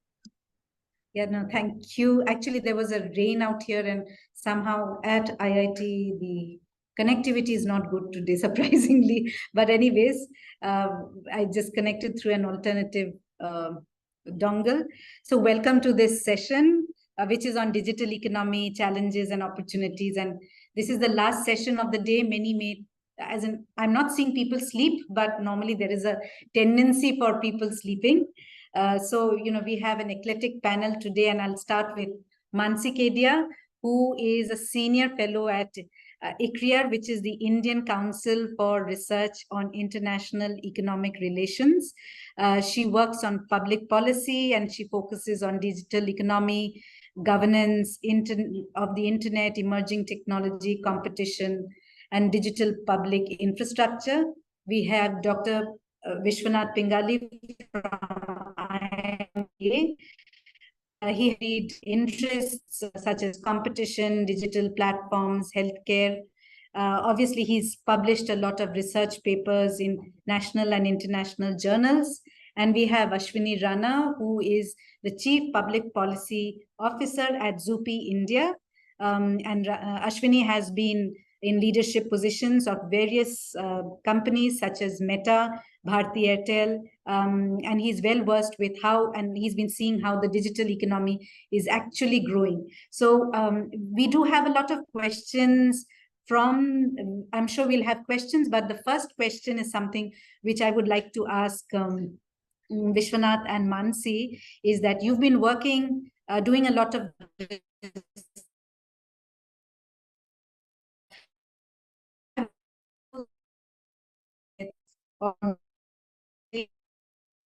opportunities and challenges, especially for in the Indian context. So, Amrita, you got to repeat it because, as Murphy's Law says, the internet went off from your side exactly at the time where you were asking a question. Okay, so I'm saying, you've been doing a lot of research. So, in terms of your research, can you share what your views are on the present stage, opportunities and challenges of the digital economy in India? Sure. Let me start out, if it's okay. So we've just finished a research project which we submitted to a journal. It's with Danny Sokol at University of Southern California and Nishant Chadda at India Development Foundation. We have specifically looked at how small and medium enterprises in India use digital technology for their day-to-day survival. The real fundamental idea of this comes from the fact that businesses need to be heard. Small businesses especially need to be heard, and small businesses need to advertise. So few things that came out when we interviewed, I mean, we got close to 1,500 responses for that survey, by the way, from the small and medium enterprises, and we were fairly ecstatic about it. And I think a couple of very strong responses that were coming out is that the digital markets are the key for the survival of small enterprises and micro enterprises. Most of the sample we have are firms which are less than 5 crores in annual turnover. And we were surprised when we found that more than 25% of them actually export. Exporting is no longer restricted to all these big wigs. It seems that even the very tiny people are beginning to export. The second thing is, the more a firm uses digital technology, the more you're seeing the tendency of the firm to serve larger geographical areas in every sense of the word. So therefore, I think a few interesting points come out about the usage of digital technology in the Indian ecosystem. It seems that they are the greatest source of entry in the business.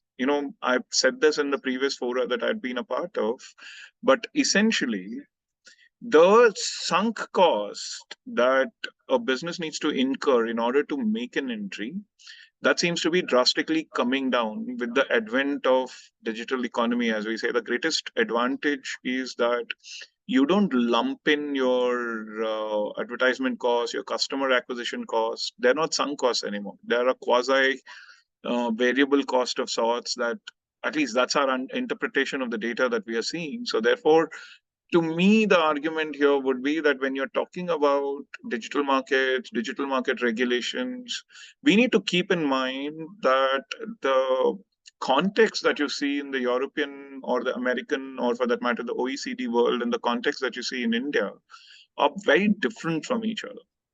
So therefore, I think we need to understand how the markets are reacting in India, and that's an attempt that we tried to make in this research paper. Let's see where it goes, and I think we have a couple of follow-up studies that are coming in as well. So therefore, in another 3-4 months, I might have probably something more to add to it. But for the time being, I'd absolutely not mind sticking my neck out and say that small and medium enterprises seem to be relying a lot. And I think there's another study that got conducted by IIM Ahmedabad in partnership with BCG. And I think that study is also saying that the adoption patterns of small and medium enterprises in terms of the modern technology seems to be changing a lot. So therefore, we still have to see before we pass the final verdict this way or that way. I'll stop here, but I'm happy to come in at a later stage. Thank you, Vishy, for this. That's interesting, because normally we think it's the big tech who's already taking advantage of it. But we are also having the small, medium enterprises actually thriving. That's what your research is at the moment showing? So Mansi, going over to you, how are your studies, how are you looking at it from your studies? Thank you, Amrita. And Pleasure. especially the DPI aspect. The digital economy and the impact of DPI. Okay, sure. So thanks, Amrita. I completely echo sort of the views of Professor Pingali, and in any sort of evidence that is coming to fore is suggesting that the digital economy has had a huge role to play. There's a study very similar to what Professor Pingali and their team has done at IIM Ahmedabad that a team in ICRIER did, which was to look at the e-commerce integration of MSMEs, and the findings are very, very similar in terms of firms being able to build export capabilities. It's a question of the firms that are being left behind. Why are they being left behind? But that's a separate problem. I think the first part is what Professor Pingali was saying, is to be able to establish that the technology is helpful for MSMEs to grow and to integrate better into not only the domestic economy as well as the global economy. But I think there's no question that, with the digital economy, and to this point, the last thing that I want to say, that I don't think there's a question of whether the pie is expanding or not with the digital economy. It certainly is. So your last point that you said that, it's only the big tech gaining from it. No, certainly not. I think individuals, businesses, especially MSMEs, everyone's gaining from it. The question is that how will this new pie get distributed, which is a separate question that we should discuss later. But certainly there is a lot of advantage for people, for small businesses as well as for big businesses. Particularly on the point of the DPIs, I think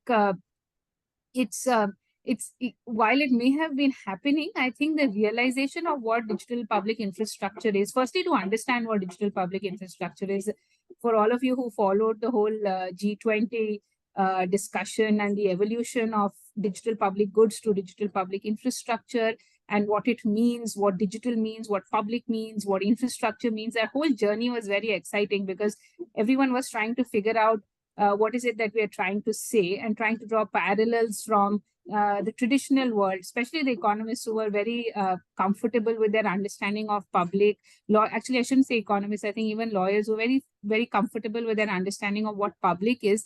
Had to re-question what did we mean by public. So it wasn't the public good really public that or provided by the government that the lawyers thought, but public somehow meant to say something that was population scale or that affected the public at large and had some degrees of government accountability. It did not necessarily mean public ownership in that sense. And infrastructure also was interpreted in broader ways, but it's truly a revolution, I think, and it's not fair to also look at DPI as a technology. I would say DPI, I think, should be thought of as a digital approach and not as a technology only. And the approach means that what we are trying to we are trying to build solutions that are interoperable, that are modular, that are population scale, that allow for innovation and various other things. Having said all of this and all the demonstrated impact that has happened in India and several other countries now, I mean, India started talking about it, but in the last 1 year, I think a lot of countries have come up and said that they already had something like this or now are adopting something like this. And this is hugely impactful, especially from the developing country point of view, where we have institutional capacity gap as well as infrastructural gaps. But I would stop at saying that, we are done. I think we're just starting out on this journey. We have established what we mean by digital public infrastructure. We have a few use cases through Aadhaar and UPI to see what impact it can have, especially in the scaling up side, what impact it can have on the efficiency generating side, what impact can it have on the equity side. So, you look at scale, you look at equity, you look at efficiency, but there are lots of other gaps, as were pointed out, which is also the reasons for which there was a resistance to the idea of a DPI, which was you're building something at population scale. Are you sure that you can govern this well? So a lot of discussion around the guardrails for these railroads. And I think it's good time for everyone to reflect on it, run impact assessments on it, and to see what is it that we have managed to achieve? What are these things good for? Because as we notice in India, I don't think the plan is to stop at Aadhaar and UPI or even ONDC. The plan is to try doing this for health, try doing it for education, and solve for several other social infrastructural gaps and even development goals. So let me just stop here to say that we should think of DPIs as an approach, and also be very cautious, not very cautious, but we should look at impact assessments or some sort of assessments that help us know what is the best way forward to do this. Right. Thank you.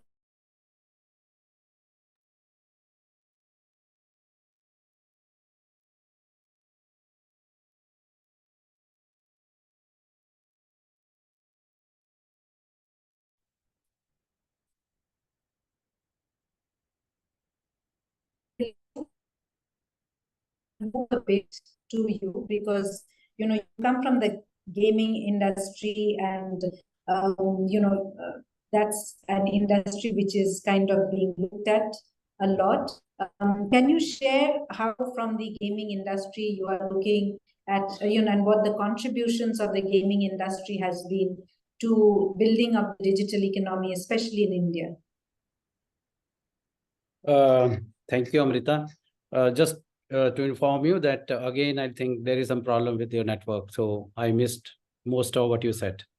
I apologize. So I'm saying that no, I got the gist of your question. So starting from, I'll say, gaming perspective, because this is a sector which I joined last year. I completed 1 year here. So few observations.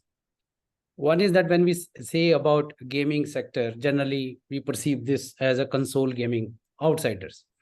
Generally, I also used to think about gaming as console gaming, which is globally Korean, Chinese, American dominate in that space.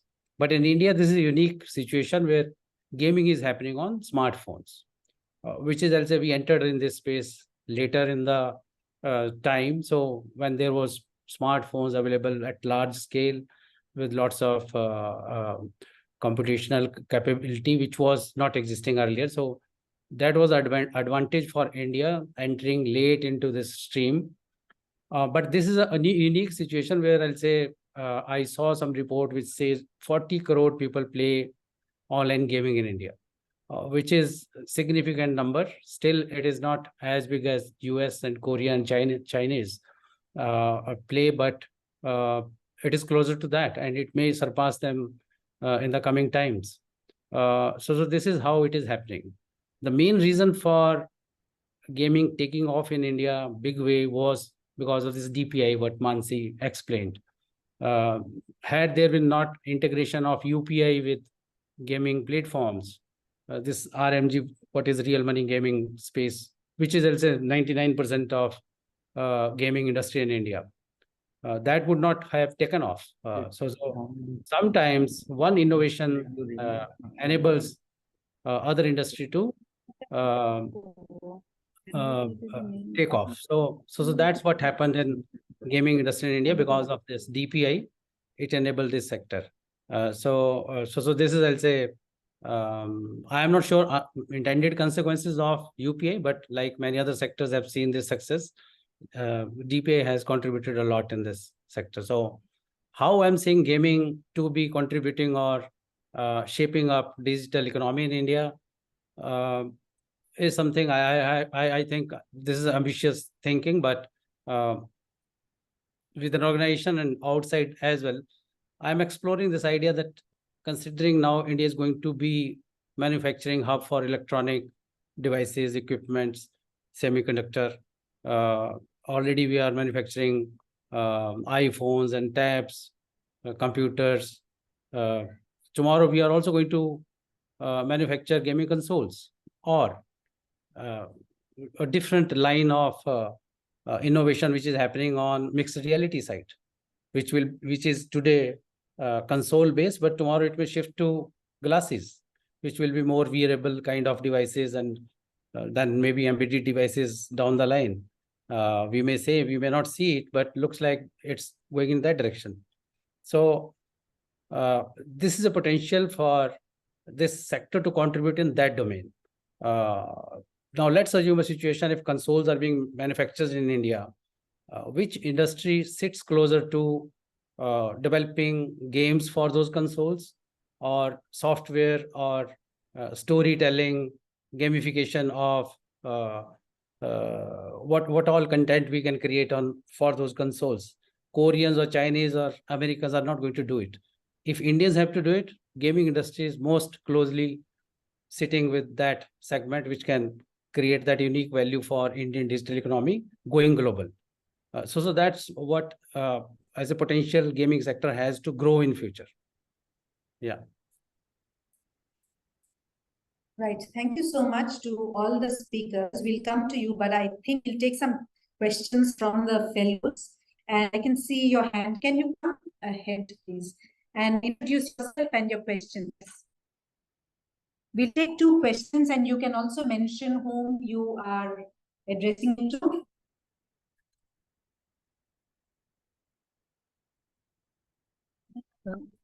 Hi, Shruti. I'm an academic researcher.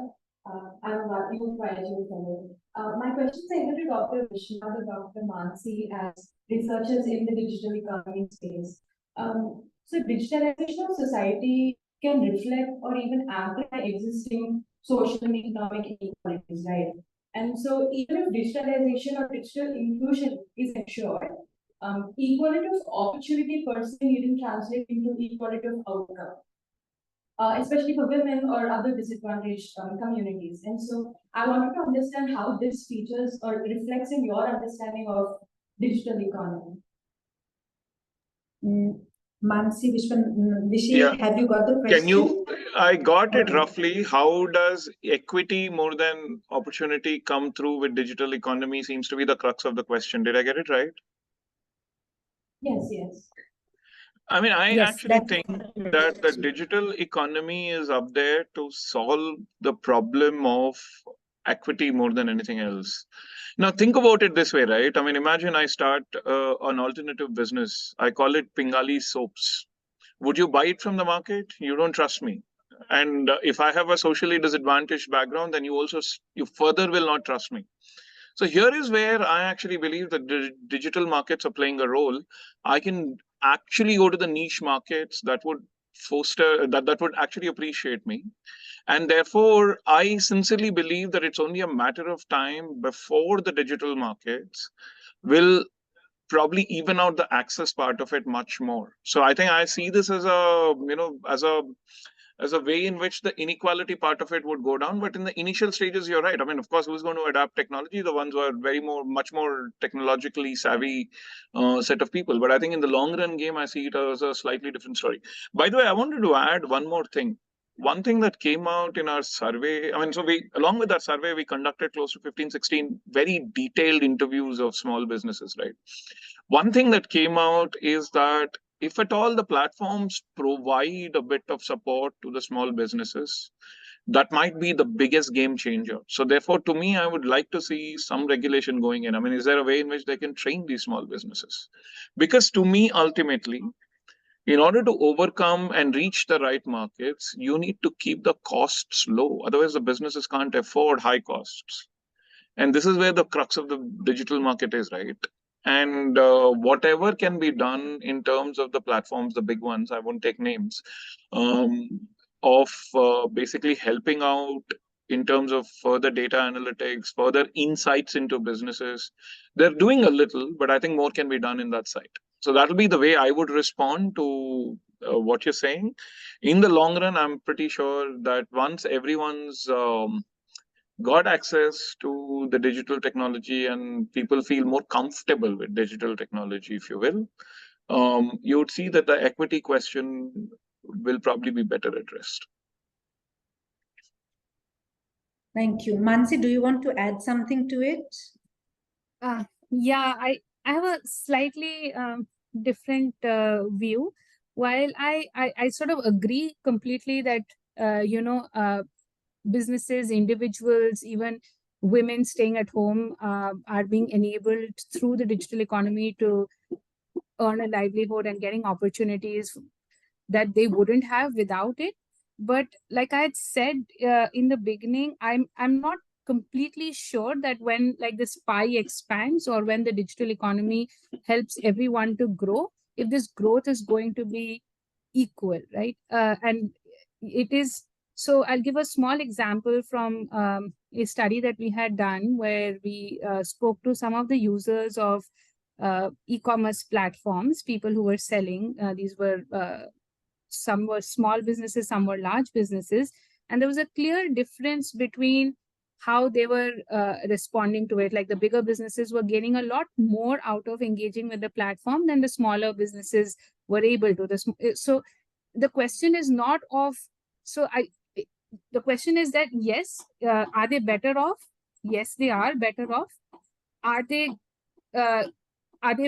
more better off than the others? I'm not sure about that. I think we need a little more understanding on if, let's say, the growth is regressive or progressive. That, when you're comparing, so when we think of it in terms of are the bigger businesses gaining more and growing faster versus the smaller businesses. But so that is where I think I have a slight divergence. I'm not sure if it will, how or where it will lead to, because there are some natural advantages that digital economies provide to bigger businesses. And then there is also, so the role of regulation here, I think, will be extremely important in making sure that we're able to make this more equitable.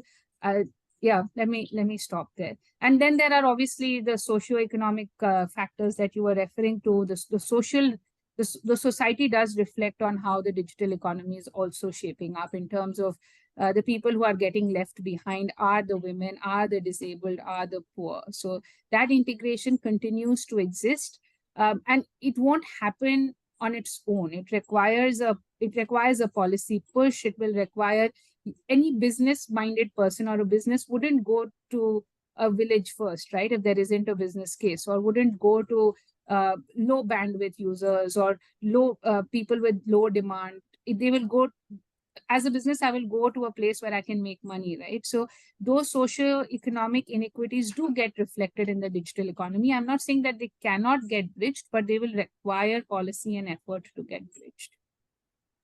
So I don't think we are disagreeing much here. I think we agree to one fact, which is that businesses get a lot more. I mean, the number of women who are getting involved in small businesses, for example, has increased significantly.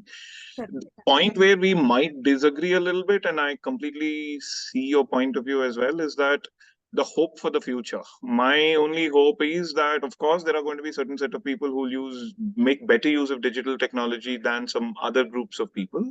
But just as technology could be leveler in some cases, this might be my hope that over a period of time, it's giving opportunities to people who probably would have been sidelined otherwise. To that extent, my hope would be that it becomes more equitable over time. But, oh well, I mean, this is hope at the end of the day. My name is Sandeep and Russia is to Mansi now. So India is the first country to adopt the three foundation. No, you need to speak loudly. No. Hello. Is it audible now?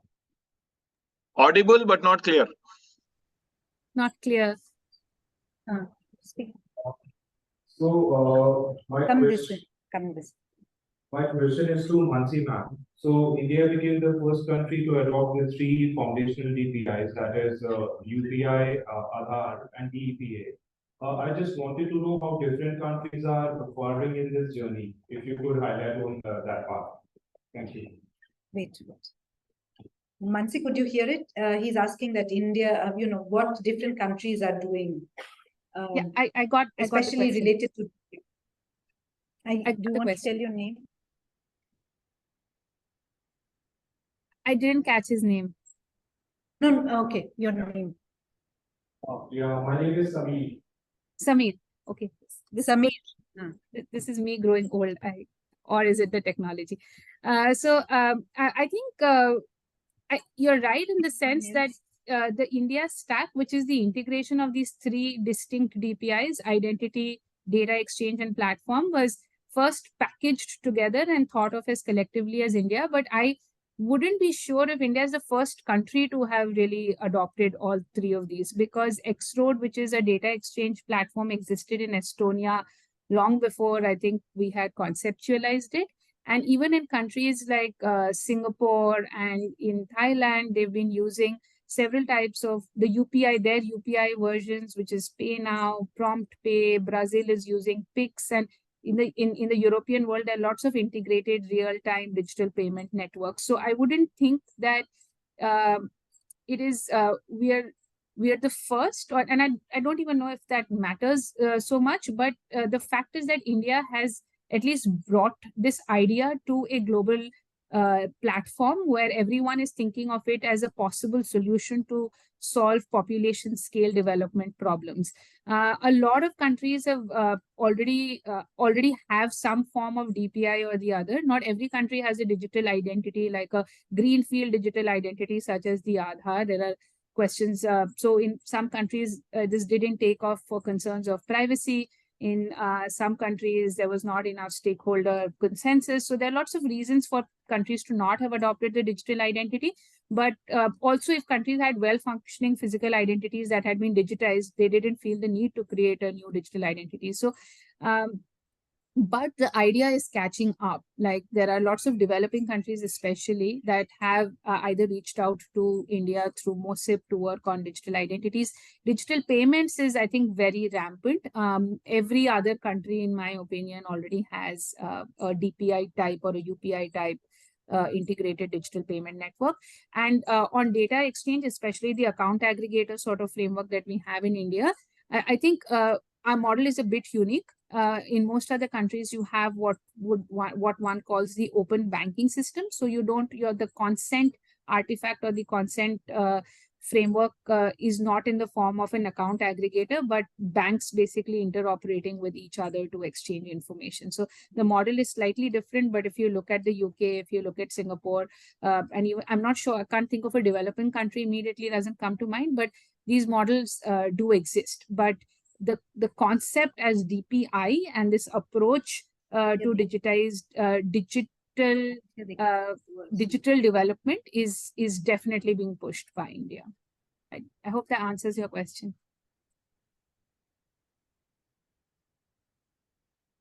I'm Manasi.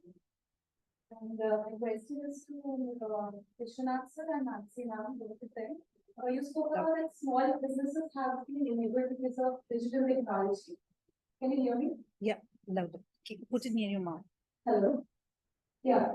So as you mentioned that these small businesses have been enabled because of the digital technology, but I don't know if you did mention or not, but MSMEs, for example, are being enabled by government also in terms of GEM portal.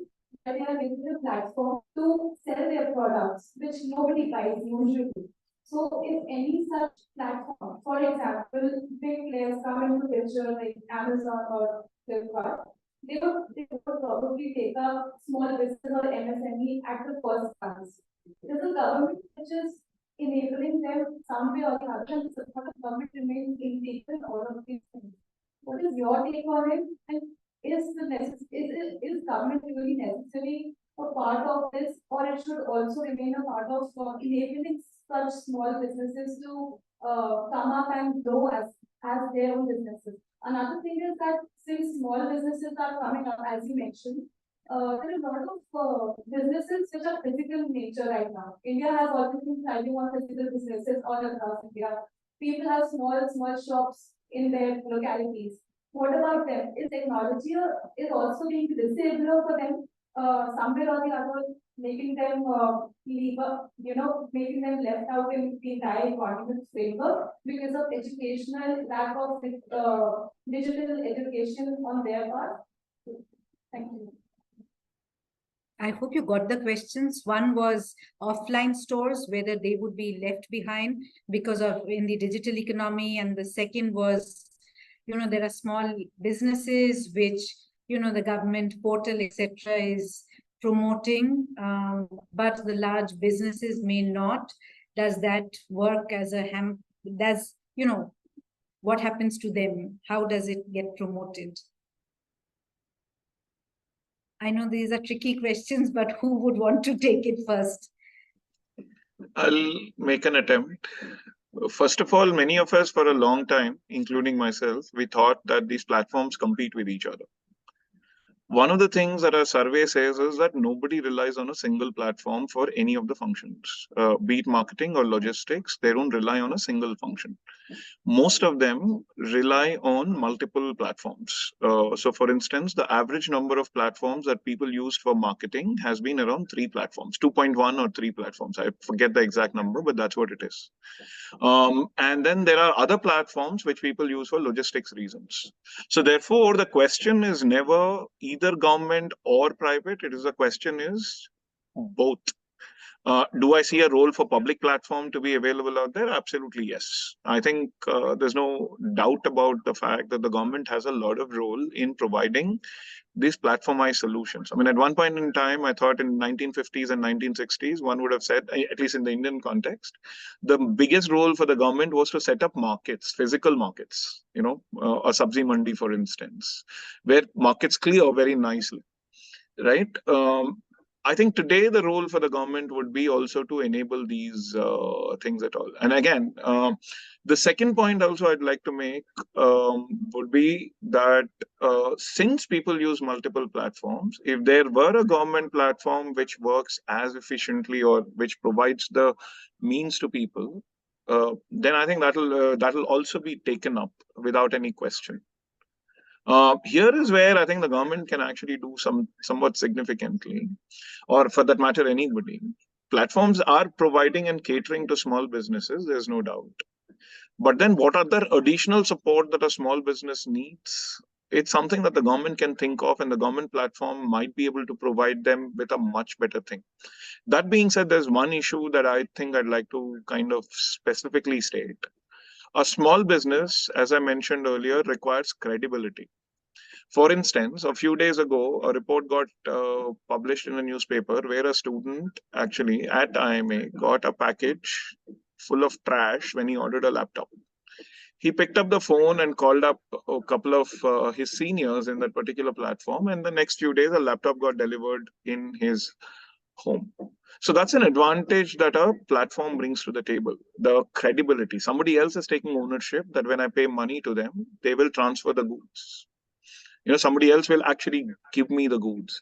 So to me, if that critical function of trust has to be fostered, that's what I think the public platform needs to focus on. How do they build the trust so that when payments are made, goods are delivered in exchange, and the goods are delivered as promised, as against any default thing. So that's how I would answer the question about the government versus private. It is not government versus private in the digital world. It is government and private in the digital world, in my opinion. You're seeing new platforms emerging. I wouldn't give you names here, but I think other than the usual suspects, the number of platforms that got mentioned in our survey, it's humongous. This is where the new outreach that I see is, and government could be one of them as well. Now, what was the second question again, Amrita, that I forgot? I mean, one is government versus private. The other one was? The other one was, the offline market, offline Yeah, stores. okay. They may lose out in the digital. Right. I mean, will the offline world get left over? My answer has been that India, or for that matter, industry has been fairly resilient about adapting to new technology. So therefore, even the offline stores, I would assume, will fall into the bandwagon sooner than later. I mean, it's happening in the cities, right? I mean, most of us at IIM Ahmedabad buy our groceries from a Kirana store right next to it. None of the transactions happen physically. We order online and that guy delivers home. This is a tiny Kirana store, which is smaller than a typical hotel room that I'm put up at right now. Right? And this guy uses WhatsApp to do his transactions. So therefore, it's not as if these typical mom and pop stores, as they call in the US, are falling behind in terms of adapting digital technology. They're not necessarily following the models of the big guys, but they're emerging with their own set of models. So therefore, that's that. Again, in terms of rural, let's talk about cell phones as an analogy, right? That's the best I can come to. Cell phones, at one point in time, everyone thought smartphones were the monopoly of some of the educated folks. Today, smartphones are ubiquitous. And I think the penetration of smartphones has become huge in India. Now, why can't we assume, or why can't we hope or expect that the same thing might happen with platformization as well? People will adapt. I'll stop here. Mansi might have other thoughts. So I think Mansi, do you have something to add? yeah, to this? similar. I guess nothing exceptionally different, except that I think on the government side, besides, I think the government has a non-digital role also to play. And I feel that is, in this whole digital journey, there are key questions of survival which is access to credit and other sorts of things that the MSME requires even before they think of modernizing and digitizing. I'm not saying so the modernizing and digitizing journey is a part of the survival, but even well before that, there are other things that need to be taken care of, and when it comes to things like GST compliance or very just access to credit. So there is a huge non-digital component where I feel like the government should play a stronger role in complementing. In terms of whether or not they come up with a platform, I mean, I don't know. So we don't really have great evidence on ONDC right now. We don't know whether it will be successful, not successful, whether that's a good idea, not a good idea. We don't have a public. We do have a public procurement platform, such that the government procurement platform, but not something that is of the nature of Amazon provided by the government side. Like we don't have a BHIM for e-commerce, so to speak. So I'm not sure whether they're participating in the market as a platform. I don't know. We can wait and watch on that. But I feel we shouldn't forget the non-digital roles of the government. That's the only point I want to add to everything that was said already. Thanks, Mansi. We have another question. We have two questions. Yes. Come fast. Introduce yourself. Hi, my name is Rahul. So, as Mansi ma'am rightly mentioned, we have already built a large amount of digital infrastructure that's needed. My question is, why hasn't that translated into a corresponding increase in number of jobs? Like we obviously have examples from our grocery stores in terms of startups and entrepreneurs, but one, they do it because they don't have a choice sometimes, and second, it is at the cost of social security. So why haven't we reached a stage where there's a corresponding increase in number of jobs with this increase in infrastructure? Who is it for? To the panel. Okay, to any of the panelists who would want to take this question. As in why has there not been a significant increase in the jobs? Yeah. Can try. So so the jobs in the economy versus the jobs in the digital sector are like two separate things. I haven't looked at the data so closely, but from the last, we did look at some of the PLFS, which is the periodic labor force surveys. The market for what some people call the platform economy or the gig economy is definitely expanding. Whether that growth is sustainable, whether that growth has led to transformational impacts on lives and livelihoods, not sure. I don't know if any of you have, sorry, for the person who asked the question, there's an NCAR study that was released very recently where they had, I think, looked at the delivery apps and jobs created by people who were doing delivery jobs. And yes, the questions of social security still remain, and those are questions of regulation. But the problem of overall unemployment or the lack of jobs in the economy is not one that the digital economy can alone solve. I think there are other structural reasons, such as the lack of growth in manufacturing and shifts out of agriculture, mechanization of agriculture, many other things that contribute to or explain why unemployment is still such a big problem in India. And I don't think that is a problem only for the digital economy to solve. And if I'm guessing, and I'm trying to take an informed guess, that probably the digital economy is really creating jobs. But overall, if you would look at if you're overall looking at jobs in India, it's not good enough, certainly not. But that's not, like I said, there we have to look at the manufacturing sector. We have to look at the more sectors like construction, the ones that really absorb large number of people. Those jobs need to be created, certainly. And simultaneously, there needs to be this whole reskilling and readaptation to what technology is doing to the nature of jobs, so occupation type and the task type, and all of that is changing. So that is one, but I don't think it'll be right to say that the digital infrastructure has not translated, or the growth in digital infrastructure, or the expansion of the digital economy is not creating jobs in a commensurate way. Does that Thanks, help? Mansi. I think we have a question. I guess so. We'll take another question and then I'll come to all of you for another question. Thank you so much, panelists and Mahika. So I have a question regarding online gaming. Online gaming often includes sale of virtual goods, digital currency, a lot of downloaded content. In addition to this, the amount of data that is captured of the start advertisement or just optimizing the game itself.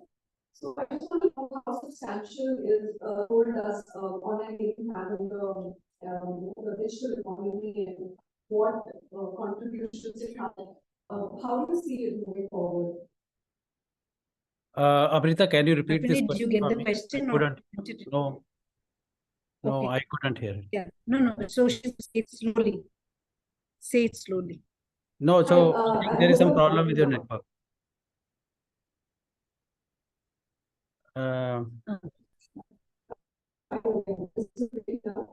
No, it's not clear. Professor, can you hear me now? Maybe a bit louder. Okay.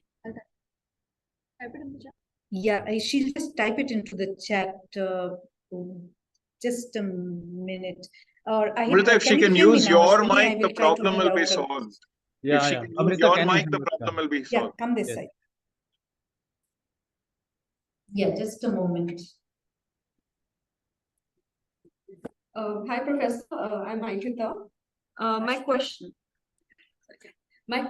is with respect to online gaming, and I just want to know, online gaming usually includes sale of a lot of virtual goods and digital currencies and downloaded content. And in addition to that, there's a vast amount of player data that is captured for targeted advertisement and even optimizing the game itself.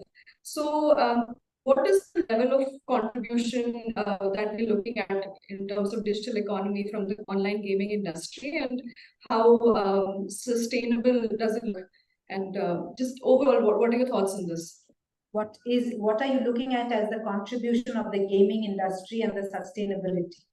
How do you look at it? Yeah, so if we look at present, this industry revenues are around $3 billion. So, and it's growing with around 40% CAGR. Potential, this is a kind of binary situation as of now because of certain policy issues. This is a new area where lots of regulations will be formed. So there are various, I'll say multiple variables that is going to decide how this industry is going to grow. Biggest contributor in that journey would be government policies. So we have seen GST taxation as quite onerous as of now. Industry is grappling with that. But we are hopeful we'll get over it. There will be some kind of review after 6 months. That's one hope. Second, we are thinking that there will be some kind of regulatory framework around regulating games. There are good apples, bad apples, and no industry can survive if there is no mechanism to filter bad apples. So that's very clear to the industry, and we ourselves want that this sector should be regulated properly. There are rules published by Ministry of IT for framing a self-regulatory body, and we are hoping that happens sooner than later. So that's another hope, I'll say, for the sector to continue its growth. Potential to grow is very high, as I said, 40% annual growth. But it can be, as I said in the beginning itself, that it is building a bedrock for futuristic technologies. Those will be kind of supportive for building metaverse related industry in India. Hardware is coming there, but who is going to provide software or firmware or content for that hardware? This is the industry which is going to be in a position to reinvest that money in some other area which is sitting closer to it for next wave of growth. So that's my hope, that sector is going to grow irrespective of some kind of headwinds at this stage. So that's where I'll stop. But if there is any specific question I can address, definitely. So Ashwini, a quick question to you, and there are concerns raised about gaming addiction, etc. So how is the industry, and how are you all looking at it? Definitely, age verification is something which is being asked, especially in gaming platforms, etc. So while there is a user choice, but there are parents also concerned about addiction, etc. So how does that balance up? No, so absolutely. So first is that we acknowledge that this is something which needs to be carefully handled, especially RMG, which is real money gaming industry, where money is involved, and addiction is another area where we need to be mindful of that. Now, addiction is in many areas. I'll say almost everything can be addictive. But we need to put some checks, balances in place, and then ultimately it's user agency which will decide how they want to do it. But as a platform, as a responsible platform, it may be big, small, gaming or social media or any other platform, we need to have mechanisms in place to ensure that these addictive behaviors have some checks in place. So already many companies, including our company, does many things to sense that if there are some signals of addiction, there will be some controls will kick in to stop user for further playing, etc. But I'm saying let's not leave it to individual discretion on company side how they want to do it, but better would be to create some kind of common denominator across industry where it will be forced upon all companies to follow that. Let's not leave it to good practices, considering this real money is involved here. So we are asking for regulation. So it may be something which is good for user, but not hurting innovation. So that I would say that, for example, let's assume a situation that stock market, if there is no SEBI, it's similar to what real money gaming is. So people will be keep putting bets, suicides happen there as well, addiction is there as well. But people have trust that there is a regulator which is looking into this, and if there are wrong practices on company's part or platforms, those will be dealt with. So similar kind of mechanism, if comes into gaming sector as well, it is going to provide lots of safety, security to users, or at least the sense of having a system in place where people can raise grievances, and those will be looked by some independent agencies and action will be taken. So that's win-win for all. Users will also get assurance. At the same time, companies will also get some kind of framework to follow, where they can be seen as following good practices or adhering to some rules, regulation. Otherwise, as of now, even if we have gold standard, we cannot go to users and tell them we are doing something which is better than what government wanted us to do. So in absence of any standard to measure yourself, it is difficult for us to also showcase what we are doing for the users. So bringing regulation is good thing for the sector. That's what we feel about this issue. Thank you, Ashwini. As in good to hear from industry that wanting regulation at least to bring structure and balance innovation with user security. We have about 8 minutes, so I would just ask, give 2 minutes to all the speakers, your last comments on, what you wish, on this topic, perhaps, on digital economy, how you see it, or what your wish list is, in about 2 minutes. Whoever wants to start. Mansi? Yeah, I could.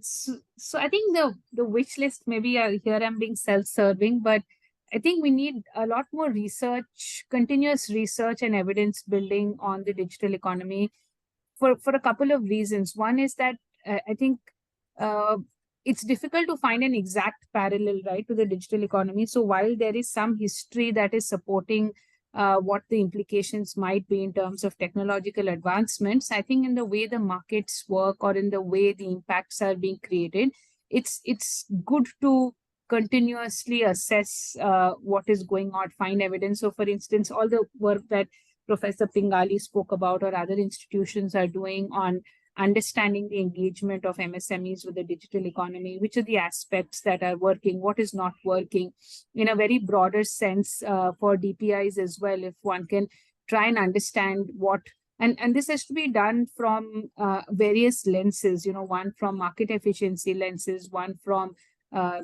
individual impact lenses, one from the growth lens. I think that is one vision I see. It's certainly that there are, it's fantastic, it's a very exciting transformation process that is going on, which is getting integrated. So it's not a sector that you're looking at within the digital economy. You're basically looking at a transformation of the economic growth and development, right? So I feel that it's a very exciting area to continue to study, and for governments to be very to understand and to build their policy so that they respond better to the development process.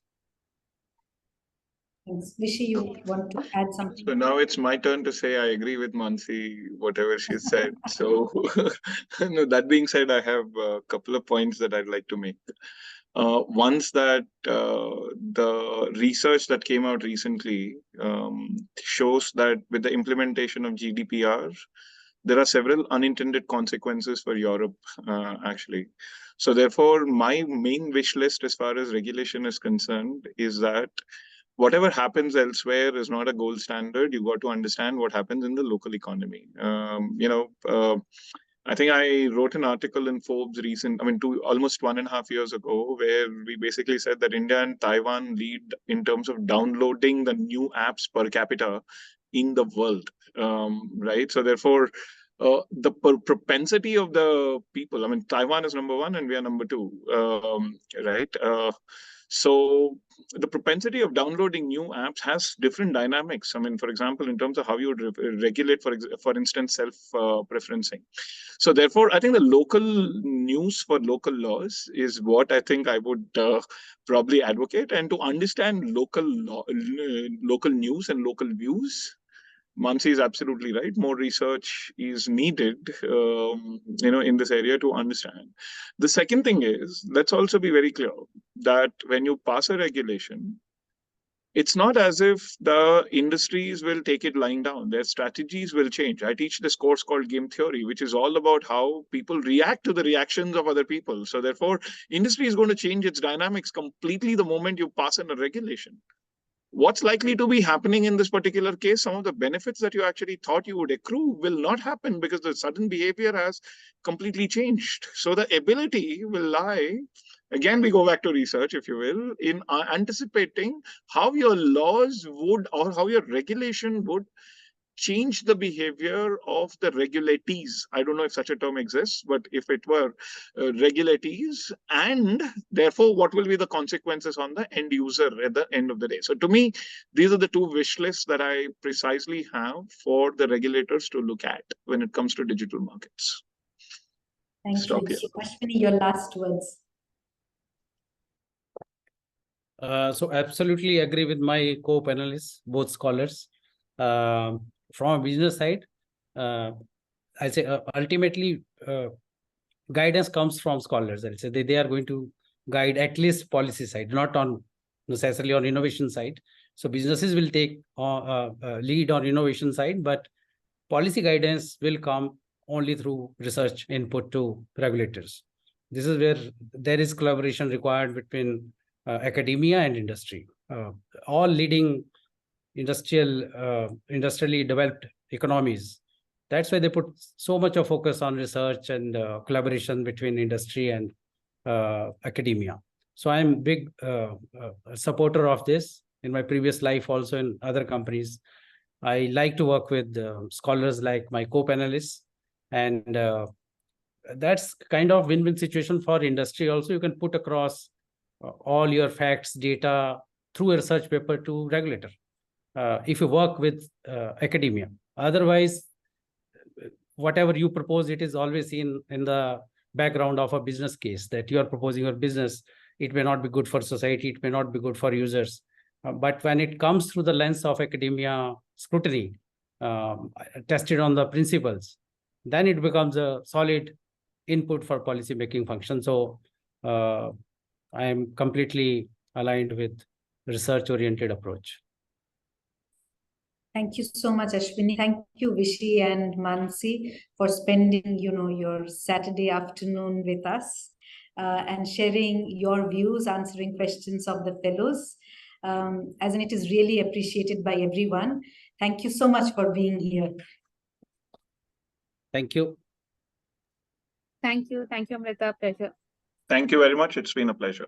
Bye. Apologies for all the glitches, as in this No issues at all. I think something it didn't play as big a role as I was afraid of at the beginning. So therefore, no harm done.